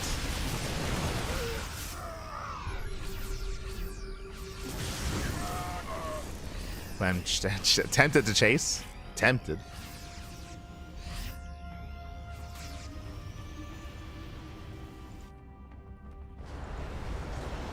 Does rotate. Now what MaxPax is hoping for, because of this observer, he's waiting for the move out, and he's hoping for a counterattack, whether it's with Zealots, Stalkers, some kind of harassing damage to buy time, get some damage done, but also to keep Clem busy back at home. To allow MaxPax to build up a greater army, to build up his Colossus, Disruptors. Third Colossus on the way, nice force field.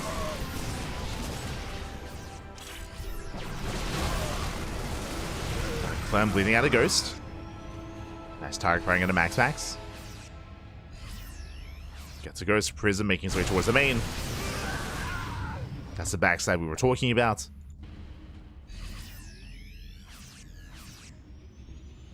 Clem rotates over towards the third. Going for the Robo. The Colossus is so close to going down. Yeah, one more volley. Nice swipes. Swipes on the ByuN. Shield Body putting a lot of work. Zealots coming from behind. Oh, but the mine shots are brutal. Yeah, Zealots are being cleaned up. Colossus going down to the Vikings as well. No more splash damage. And these are enough of a gateway army. Still one Colossus left. Once again being targeted down. Oh my god, does barely fall. And Max actually just cannot sustain this. Cannot sustain these losses. Clem still maintaining his army, just rattling across the map. And the Colossus count down to 0. Down to 0 at this point. No splash damage. No AoE. Minimize a burrow. Nice splits out of MaxPax towards the end. Avoids as much damage as possible. MaxPax even double expanding. But Clem, he just stim in. He just stim and win at this point. No Zealots, no Chargers, no buffer. The Robo's going to go down, which means the final Colossus does swap out. It's not long for this world. Does Kai well though. That's well, still falls. MaxPax fighting his heart out. Brutal EMP connects. Oh, the winner bites. And GG gets called. There's nothing left. Clem, he will tie the series 1-1. We're going to game 3. Whew. GG. Clem does tie things up again. A very strong start for Clem. This time going for the proxy, going into Hellion Harass, Reaper Harass as well. Remember, after the early game, he had killed 17 probes. 17 workers went down. And from there, Clem was ahead. He was ahead in workers, ahead in upgrades, ahead in economy, I should say, had the larger army. We saw some good moments for MaxPax, but it was not enough. It was not enough to recover. He was still just perpetually behind after that start. GG. GG, well played. Clem, he maintains his lead, maintains his momentum, and now we're making our way into game number 3. Let's go. Getting into game 3 here.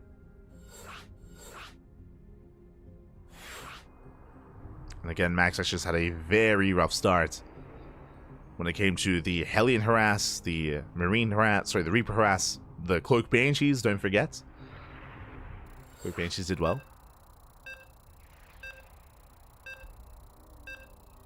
And now Game 3 is going to be on King's Cove, one of the larger maps in the map pool, and the first time we're casting this map today.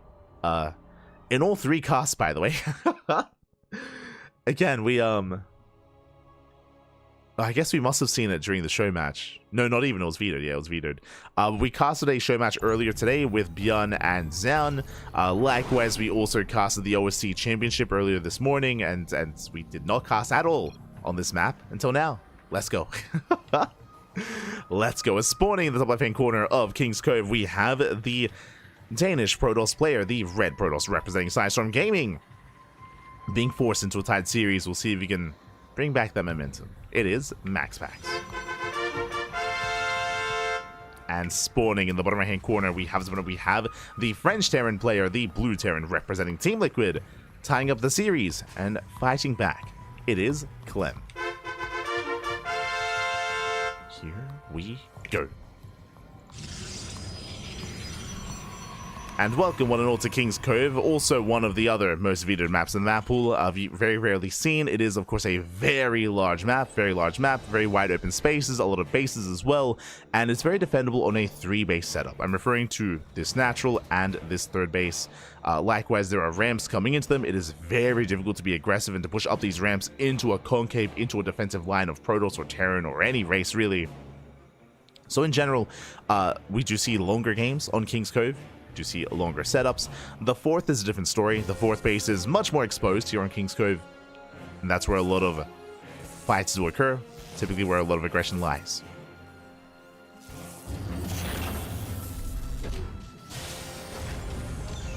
So we'll see what direction our players take this in. For the first time in a long time, Rax into expand. Economic build here by Clem. Single gas opener. Show us the CC. The probe is being as annoying as possible. Will delay by like a second or half a second. Again, just being as annoying as possible. CC is now on the way for Clem. Now we can settle in. And again, an economic start makes sense. King's Cove, it isn't just how defendable the 3-base setup is, but also the long rush distance. A very long rush distance by ground. It's a very large map. It takes a long time to move from one end to the other. We can see Clem playing it safe. He checks the linear 4th base, goes up towards the center as well. He's looking for proxies, making sure there is no proxy, there is no gateway, making sure there are no shenanigans. So Clem playing very safe, checking the top side as well. And MaxPax is moving out. And once again, Twilight Council opener, which is what we expect. We expect Twilight Council play. We do mention how Stargate play is a lot more viable on these larger maps like King's Cove and Neon Violet Square and Abyssal Reef. Despite that, MaxPax, he has expressed his disdain of Stargate play in PvT just because it is risky. And he'd prefer not to take that risk. He likes his Blink Stalkers, Pappy. He likes them.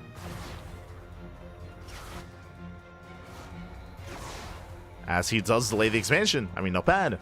CC is delayed. Second Adept has arrived. Big delay here on the base. And Clem is contained to 1 base. So 1 base economy. Reaper dips in, is deflected. Blink is on the way. Marine Hellion does move down to low ground. And Clem, he will take down 1 Adept. And he'll force the other to shade.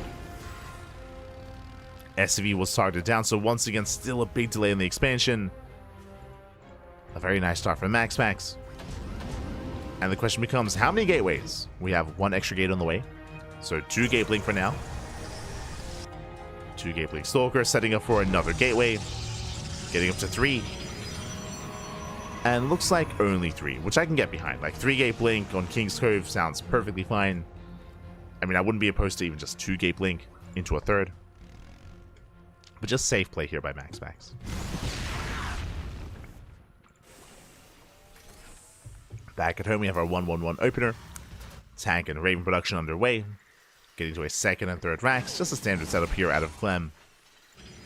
He can scout and harass with the Raven, but outside of that, he should just be chilling back at home. just building up towards the mid game. And I do appreciate it. I mean, so far in this series, it's been very aggressive. We've been seeing just so much aggression in both in Game 1 and in Game 2. And to be honest, a lot of these games have been determined by the early game aggression as well, by the leads that either MaxPax or Clem have been getting. But now coming into Game 3, we can just calm things down, get into the mid game, and have a back and forth. With no clear player in the lead. MaxPax is getting his third. Raven moves out to scout. MaxPax is going to be skipping some warp-ins here to go for a much faster Bay and a Forge. So Bay and a Forge are on the way.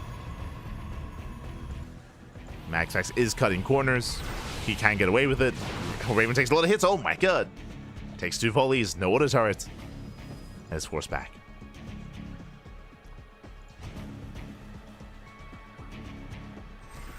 A nice defense so far here by MaxPax. He's chasing down that Raven. Alas, will escape. Will make it back home.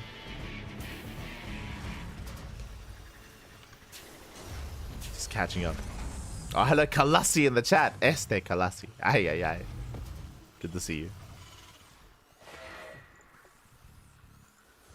Yes, I saw Jay talking earlier about our C Duckling Open. True, true. We do host diamond events on a monthly basis. We weren't able to host one in January just because we were so busy with Masters Coliseum and Little League Cup, but it should be coming back in February. It is coming back. We'll get there again. Always a lot of fun.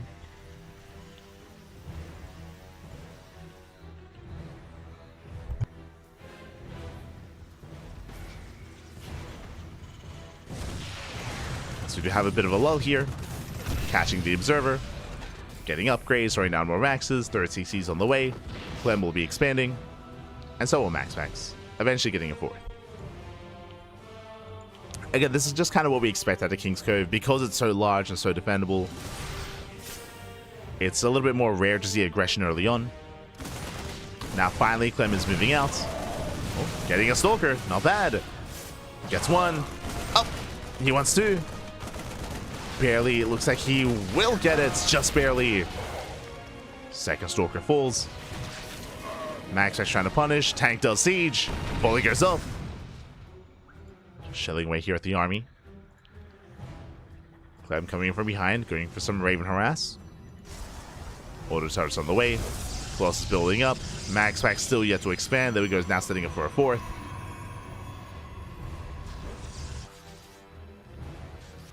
MaxPax just being as annoying as possible. Gets an SCV. Gets 2. Oh, just 1. 1 SCV goes down. Probes, they come back 1 second too soon, and we get 3 probe kills. Nothing major. Just some pickoffs here and there. A couple of workers falling.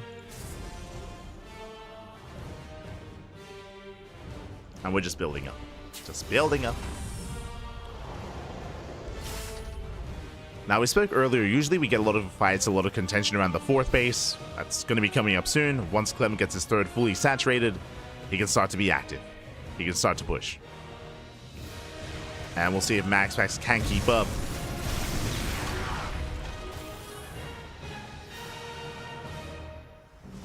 As he's going for 3 Colossus. Interesting. Not going for a second Robo. He's going for the Temple Archives instead. That's going to be for Storm. So Storm is on the horizon. MaxPax moving out. Oh, will be punished though. Losing 2 Stalkers. Yeah, late reaction. Late reaction from MaxPax, taking a lot of hits. Will reinforce. Prism has arrived. Meanwhile, Clemmy has the high ground. Oh my god, getting free shots off once again. Just a very nice positional play here from Clem. Getting shot after shot. MaxPax trying to set up a run by. Clem pulls back home.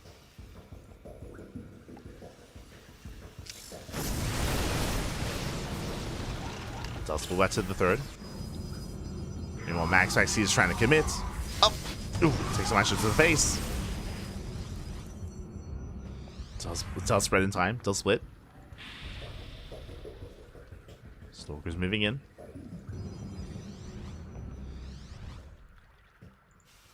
Because the main armies are still quite comparable to each other. I think I might favor MaxPax out in the open, though. If he tried to push off this ramp, I would favor Clem, but Clem is trying to expand. And MaxPax is getting ready to deny the 4th base. Here comes a massive concave. 3 Colossus. Charge lots. He's going in. He's going to commit. And can Clem hold on? Force the kite back. Mine shots going up. Some of the mines are denied. So far, he's holding onto the ramp. 4th base, force to lift. Vikings, they probably they shut down one of the Colossus. Colossus goes down. And no major losses from Clem. He's denied the expansion, but he's holding. So far, he's holding on. He rotates. Heals up that depot.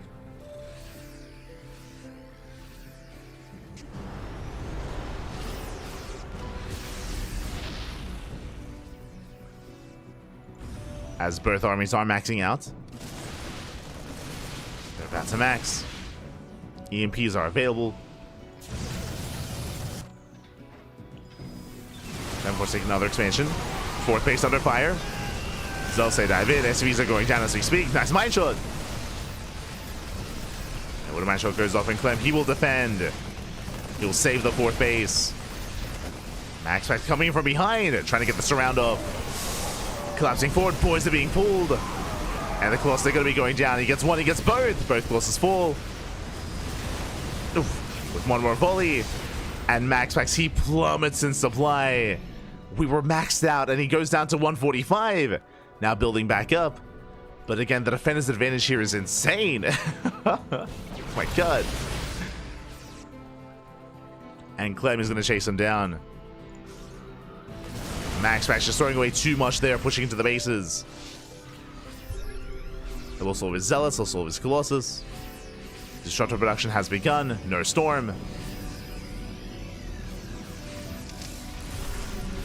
Clem looking to push in.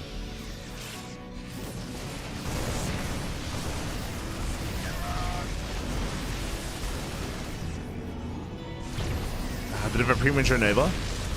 Really only zones away. And we commit. EMPs on the Archons. Colossus does fall.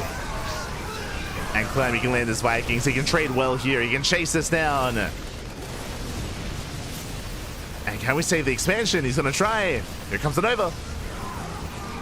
In case Nova goes off, takes out just one Marine. Just one Marine goes down. Clem, he is done. He's broken the base. Breaks through the mineral line. Gets a missile in the main army. Zelsay get dusted. And Clem, he's just going to stim and win. He takes down the Robo, takes down the expansion. Zelsay have to engage. But it's just a rough trade here. Nice pickup. Nova takes down one of the Widow Mines. MaxPax taking another 4th base. But he's still in danger. He's still under threat. Massive mine shots. Oh my god. They just all connect. He just keeps going. Oh, the splits are too good. There's one more Nova left. What a mess. The Nova doesn't connect either. Ah, no. And Clem is almost maxed. He's almost maxed out at this point. Goes for another stim. Mine shots on the disruptors. Pushing into the main army, getting an Archon. He gets one. He gets two. Takes down both Archons. There is a Nova available. There is a Nova. Gets a Marauder. Takes down one Marauder, but from here, Clem can just keep on pushing. GG gets called as MaxPax is broken, and Clem will take a 2-1 lead in the series. GG. Clem will take a lead. Again, things were pretty passive between the players, which is what we expect on King's Cove. It was very passive. Both players, they maxed out, and we saw MaxPax was the first to push. MaxPax initially had a really good fight at the center 4th base, and then Clem backed off. He backed off, he lifted the CC, he did rotate towards the south side instead, and we saw that MaxPax attempted to surround, but really he exposed himself. The Vikings, they collapsed on those Colossus real fast and real quick, and the 3 Colossus, they went down in an instant against those Vikings, and the rest of the army just couldn't really hold its own. With that MaxPax, he lost, what was it, like 55 supply? Like 55 supply in one fight. It was crazy. Went down to 145, and with that, Clem just snowballed from there. He just chased him down, chased down whatever was straggling left, and was able to just counterattack immediately and never allowed MaxPax to recover. Just one big fight did decide that. From then on, it was just MaxPax struggling to like keep his head above water. Could not maintain himself. GG. GG, well played. Whew, oh my god.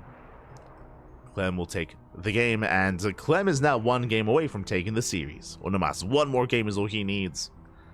Again, MaxPax just overextending, pushing towards that southern base to expose his army.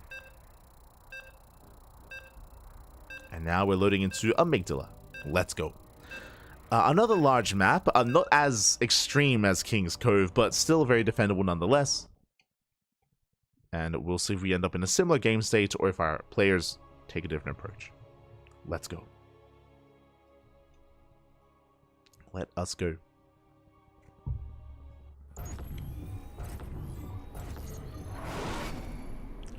And spawning in the top right-hand corner of Amygdala, we have the Danish Protoss player. We have Danish Protoss representing Psystorm Gaming down in the series. We'll see if we can bounce back and force the ace match. The pressure is on. It is MaxPax.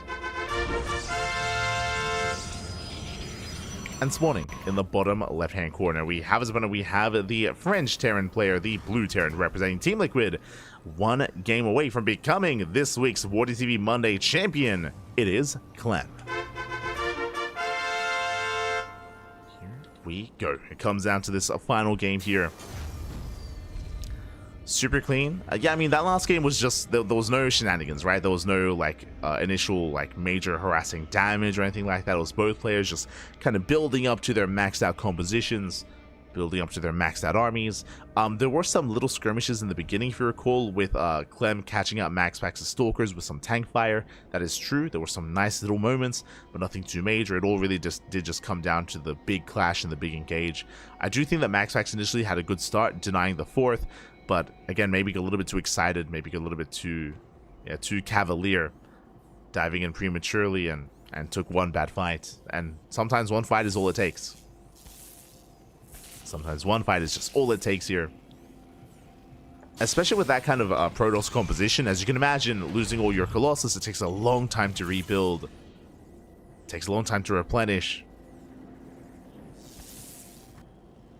But now we're settling in. Double gas. Ooh, double gas opener out of Clem into a faster factory. Delayed CC. Meanwhile, MaxPax going for a standard opener. And I feel like we expect Blink. We expect a Twilight Council. I would not be opposed to Stargate play here on Amygdala, but MaxPax, he likes his Blink Stalkers. He likes them. But for good reason. It's pretty good.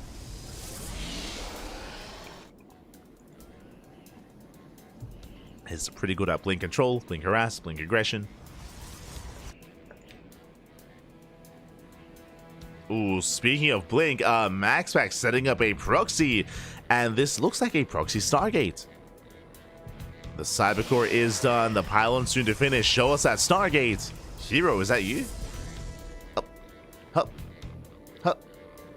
And there it is. Oh no, my apologies, a gateway instead. Okay, going for a proxy gateway, not a Stargate. With this, he can harass across the map. This is not too committed. This is not an all-in. I should emphasize this. This is not an all-in, but this is a way to reinforce and to commit and to try to get some damage done early on. We'll see what he can get done. CC on the high ground, very safe location. Reactor Reaper Hellion here out of Clem. Building up more Reapers, more Hellions. And I believe we're getting up to 3 gates. Yeah, 3 gate setup. Reaper did scout. No, sorry, did not scout the tech. Clem was denied. Adept takes out another Reaper. Oh my god. Massive pickoffs.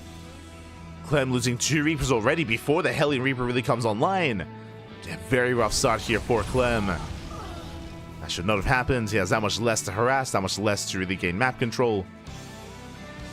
Is moving out, but MaxPax, he can actually afford to warp in across the map, and there it is. 3 Stalkers. Warping in 3 Stalkers at a time. Twilight Council now on the way. delayed Twilight Council because of the gateways. Clem, he needs to scout this. Does get behind the mineral line. Stalkers have arrived, and Clem is exposed. Yeah, back at him losing Marines. Marines are going down left and right. There's no setup here at all. There's no setup. Hellions get shut down. Add-ons under fire. Cyclone's on the way. And can Clem hold? Can he hold on? Nice lock on. Almost gets a Stalker. Dropping back in. Stalker does fall, but reinforcements have arrived. And MaxPax, he might just snowball out of control here and now. Oh, the Hellions, they made it? Somehow. Trading with the Marines, going for the Cyclone. Hot pickup does save the Cyclone. But the 4 Stalkers, they maintain themselves, and we have more reinforcements on the way. MaxPax, he just commits. He just keeps going. He's not stopping. He can't stop. He won't stop, Pappy. He won't stop. Oh! Takes down the Cyclone. The tank is exposed. Tank goes down as well. And that might just be too much. I mean, the Stalkers are still very low, though. Down to 2 Stalkers. But there's nothing else. There's 1 Marine. There's 1 Marine remaining. Barely an army. Reinforcements on the way. It's still such a close fight. But Max actually has the economy. He's fully saturated on 2 bases. Blink is on the way. MaxPax looks like he may have just done it. Trying to force his way into the main. Again, these are only vanilla Marines. There's only so much they can do. The tank has arrived. The tank will hold. He holds onto the main. But honestly, from here, Max actually can just back off. He can just back off and retreat and get a 3rd. Doesn't have to commit. Clem, he's trying to save that natural, though. He's trying to save it, taking a lot of damage. Tank is... Oh, no! It's unsieged! Massive pickup. Tank goes down. And Clem, he's struggling. He's struggling here. Down to 2 Marines, down to 1. Oof. Barely anything left. And MaxPax, he wants to break this. Yeah, he dives in. GG gets called, and we are going to the ace match. MaxPax does have the series 2-2. We're going all the way to game 5. Let's go. Whew. GG, well played. Again, Clem, to lose the initial 2 Reapers that early on. What's important about what happened as well is that Clem, he didn't just lose his Reapers. If you remember, he did not scout the main. He did not scout the fact that there was no Twilight Council. That would have been the tell. Remember, it was a very late, very delayed Twilight Council for MaxPax, which is how he was able to afford so many Stalkers. But Clem, he did not get behind the mineral line. He did not confirm that there was nothing there. He just assumed there was a Twilight Council, which means he was caught off guard back at home. He was not ready. 0 bunkers, 0 bunkers, 0 setup. Clem was overwhelmed, and MaxPax does tie things up. And really, this is what we wanted here. We're going all the way to the ace match, to the final game. Let's go.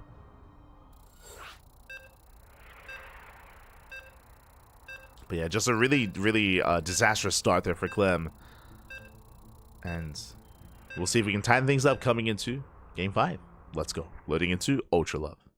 As we get into this, a big shout out to, oh my, is that really cute? Is that really Kozan? Shout out to really Kozan in the chat. Baby God, thank you so much for subscribing for 6 months. Thank you so much. Thank you so much. Hope you had a great time, and thank you so much for joining us earlier as well the other day, yesterday even, for Sparkling Tunica. Thank you, Kozan. Thank you. Did appreciate it. I'm forever blowing. I'm forever blowing bubbles. Pretty bubbles in the air. Ah, that's a deep cut. Ah, no. Ah, no. I got you. But here we go. We're getting to the ace match, and spawning in the top right-hand corner of Ultra Love, we have the Danish Protoss player, the Red Protoss, representing Sidestorm Gaming, tying up the series. Can he go all the way? It is MaxPax. And spawning in the bottom left-hand corner, we have the French Terran player, the Blue Terran, representing Team Liquid, being forced into Game 5. Can he bring it back? It is Clem. Oh, okay. Sorry. I thought you were alluding to the meme where you were sinking into the ocean and you're like, oh, you're blowing bubbles, gasping for air. You're I thought you were talking about the meme, Pappy. Oh my god. So good, so good. Here we go. Here we go. It's a great meme, by the way. I love it. It perfectly encapsulates that moment.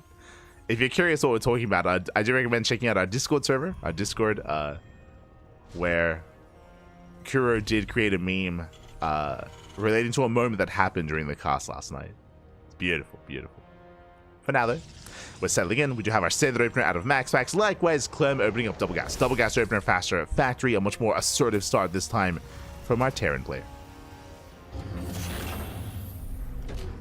That would have been good. It's fine, it's fine.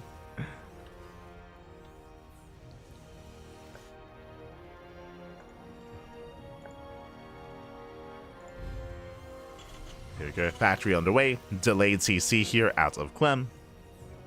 We're still working towards it. This time there is no pylon, there is no proxy out of MaxPax. We're slowing things down.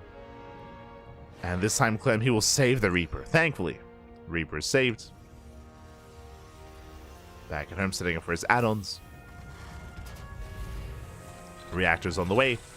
And MaxPax does once again open up Twilight Council. I say once again, last game, of course, he went for a delayed Twilight Council. This time, standard timing here into Blink. Into his Stalkers. So a much more standard setup out of MaxPax. And welcome one and all to Ultra Love. One of the smaller maps of the map pool is a smaller map, but very defendable base locations here. Defendable third base, defendable fourth base. You can knock down this tower, you can just fully wall off.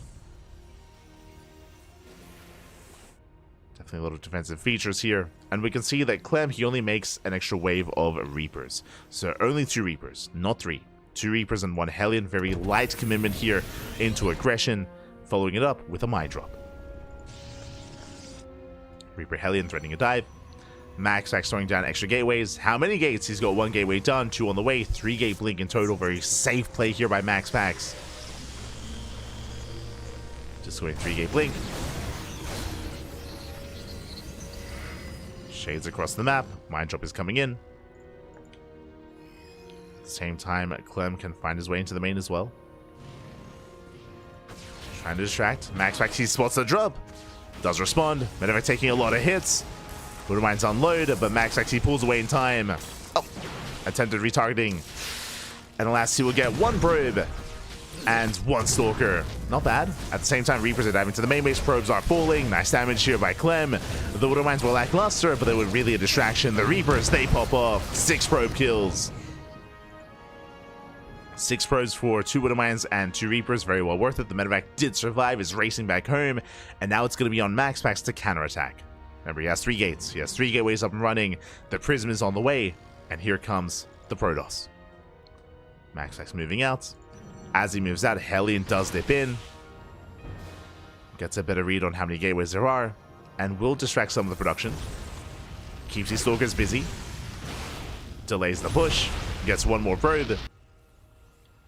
And back at home, what do we have to defend? We have a bunker. Bunker is ready. We have a 2nd bunker on the way. Boys being pulled to repair.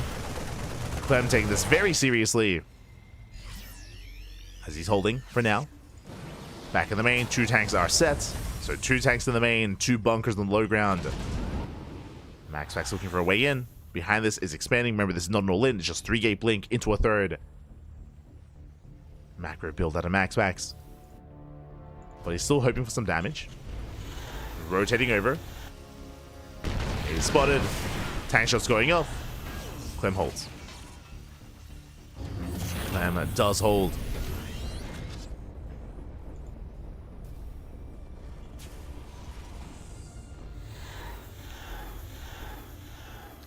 You see MaxPax Trojan was the natural. Tank is going to be repositioning, and there's still 2 bunkers ready as well. Clem looking very secure. But MaxPax instead headed for the main. He has options. Still 2 tanks. Does dive in, going for the Raven. Shot goes off, Raven survives, going for the add-on instead, and Stim is going to be denied. One more volley. Up, up. Oh my god. Barely doesn't go down. He goes to the mule. He saves Stim. No shot. Barely saves Stim in the end. Clem holds. He holds as a rough trade here for MaxPax, splitting out 3 Stalkers for what? For a handful of Marines. 3 Stalkers for 3 Marines. Clem holds. And that was not worth it for MaxPax. At least he's containing his opponents, but Clem, he will soon move out. Once he gets his upgrades, of course. Stim, combat shields, 3rd CC, all on the way. Clem will eventually push. Until then, MaxPax is taking up. You have the Bay on the way for Colossus, Gateway Explosion, Charge +1, standard follow-up here out of MaxPax. Going into a heavy charge lot and Colossus composition. He's working on it.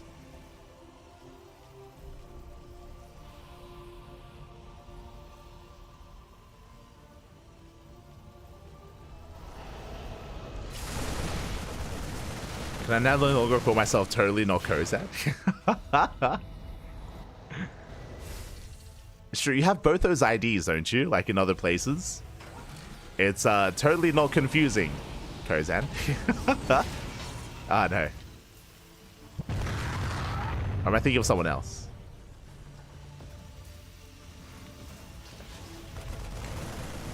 Oh. Let's see, we go. So he's moving out. He does move out, getting his 3rd base. Stim is now done. MaxPax getting ready for a run-by. He's ready here for that Zealot counterattack at the 3rd. The Zealot, he does show his hand. Does show his hand ahead of time. Clem getting in position. At the same time, MaxPax ready to dive into the natural. Setting up a multi-prone aggression. Taking up a Marauder. He gets 1. I'm a multi-skin. Oh, okay. Hi. So he goes, they do charge into the mineral line, forcing friendly fire. Getting 1 SCV so far. At the same time, auto shots across the map, distracting MaxPax. Clem, he's holding. MaxPax bleeding out 5 probes. As we go for another auto turret. MaxPax turning around. Consolidating his army. Clem gaining map control. And again, this aggression from MaxPax just wasn't too successful. Didn't get what he wanted. The Prism is still online. Still has potential. True. It's still out there. We'll see how hard MaxPax does commit. Until then, Clem calming things down. Checking, scouting the right-hand side. He will find the Prism, and the Prism is going to fall. Massive pickoff. And with that, no more counterattacks, no more aggression. Clem, he can push. This will also delay Colossus or Disruptors. 2nd Robo's on the way. And Disruptor production has begun. He's on 2 Colossus. So 2 Colossus and now Disruptors. Still very tense. We're waiting for that move out from Clem. MaxPax still being active. Still moving out. Hoping to catch in and kind of move out, delay the push, force a siege. Whatever he can to buy time. Oh no! Ugh, we'll bleed out a Stalker. Ay. Does face check with the Stalkers. We'll lose 1. He's got 1 Disruptor so far. He's got a 3rd Robo on the way. Let's go! Getting up to triple Robo production. He's building up. Both armies are maxed. And we're waiting for that push. Looking at the compositions, we have a handful of Ghosts, a decent chunk of Vikings. Waiting for extra Ghosts. MaxPax moving in. Tanks late to siege. Uh-oh. Doesn't quite commit. Doesn't move in.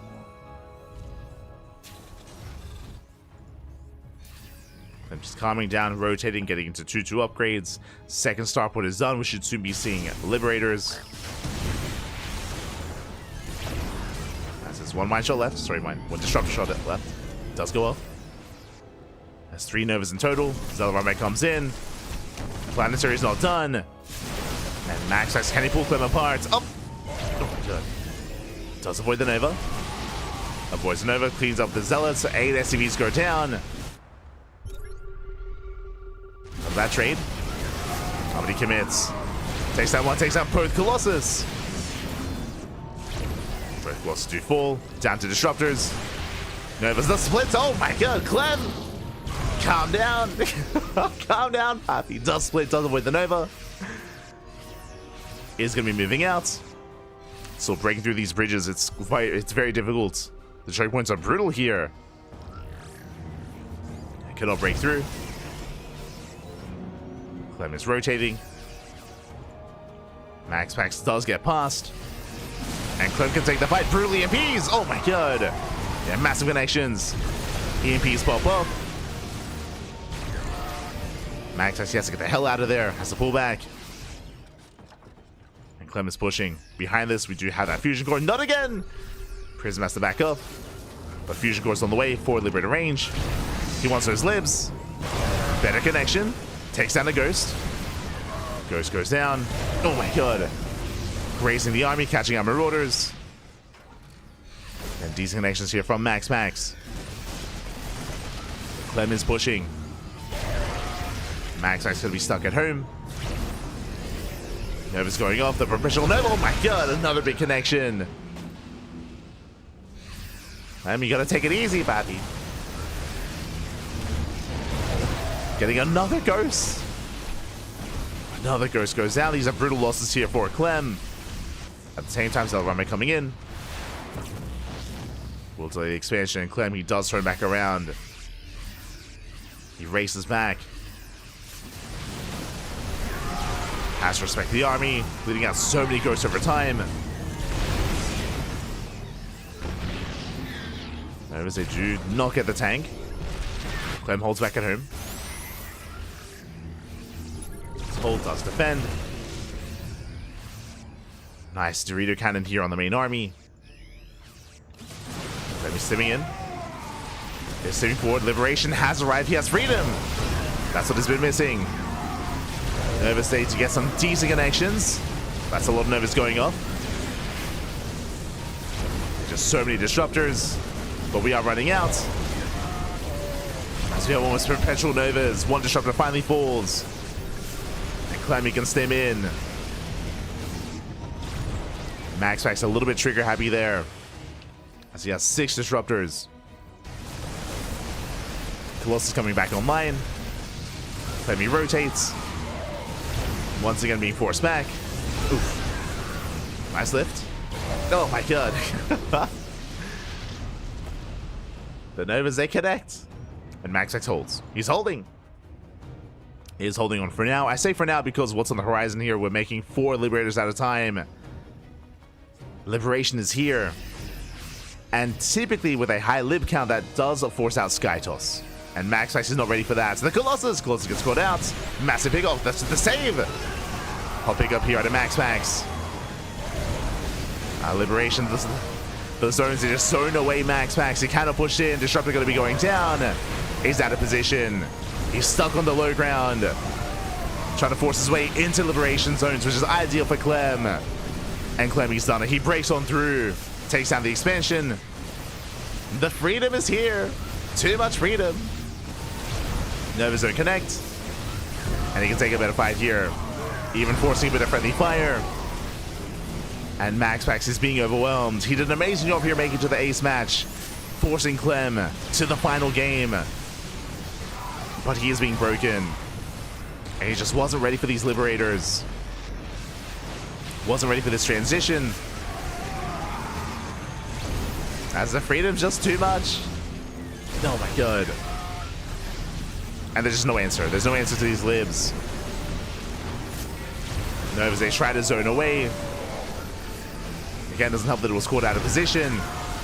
And GG gets called. Clem, he overwhelms, and Clem, he will take the series 3-2, becoming this week's WardiTV Monday 21 champion. GG.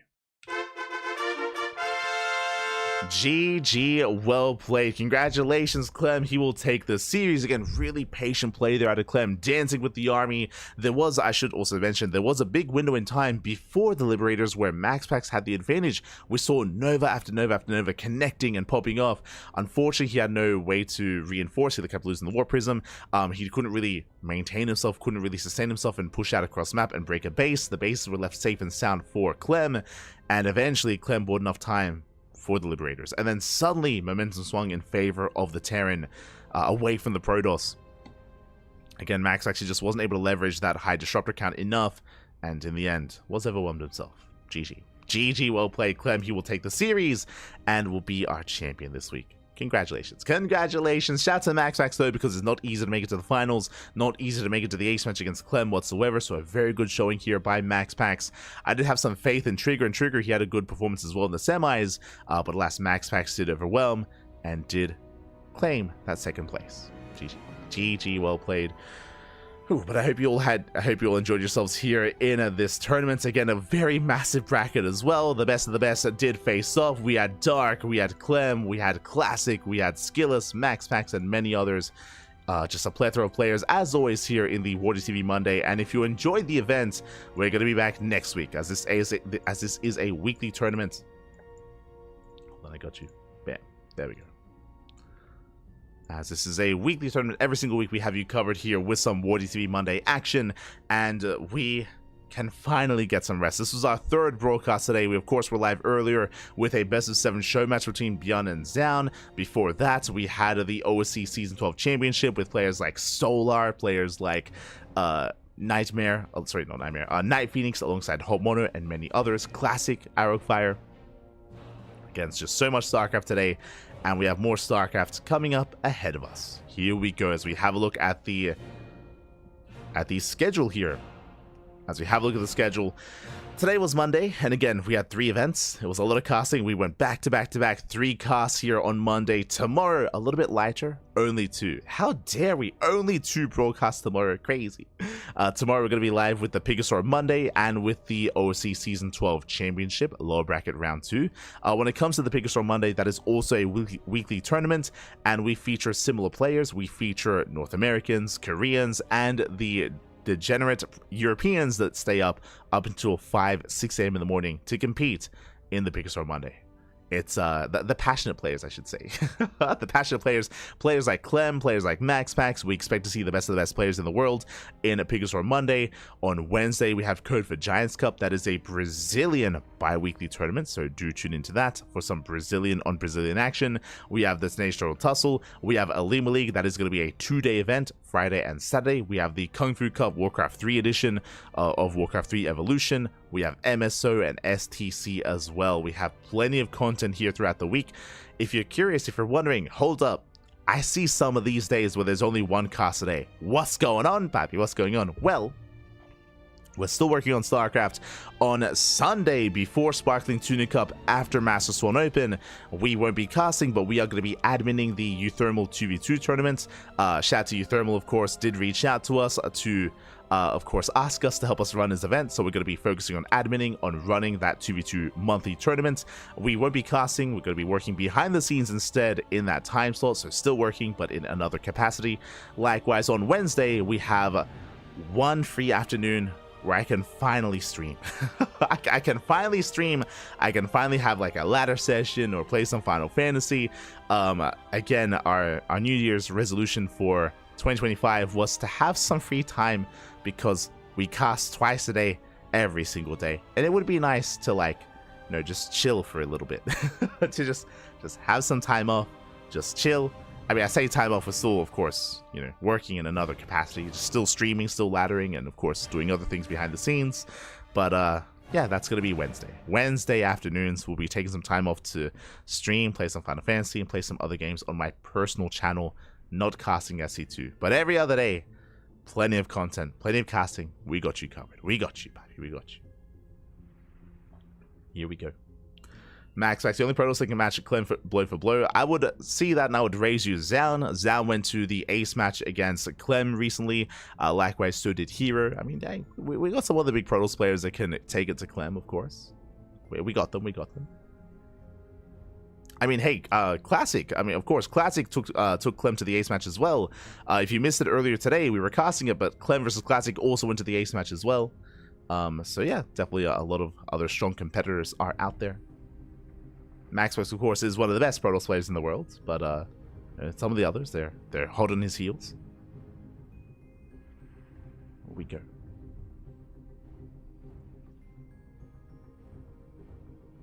Here we go.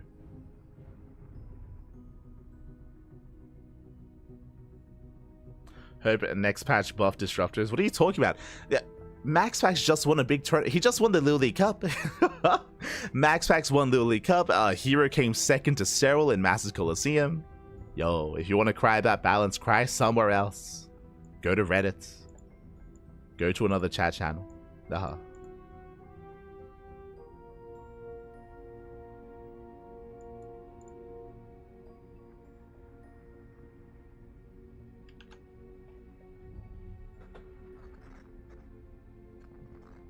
hero's inconsistent. I don't think I agree with that. I think a lot of people say that just because of hero's playstyle, but hero is consistently outperforming every other Protoss player in offline events, right? It's one of those things where he's a very aggressive, very chaotic player, but yeah, he's very consistently just performing well in these tournaments.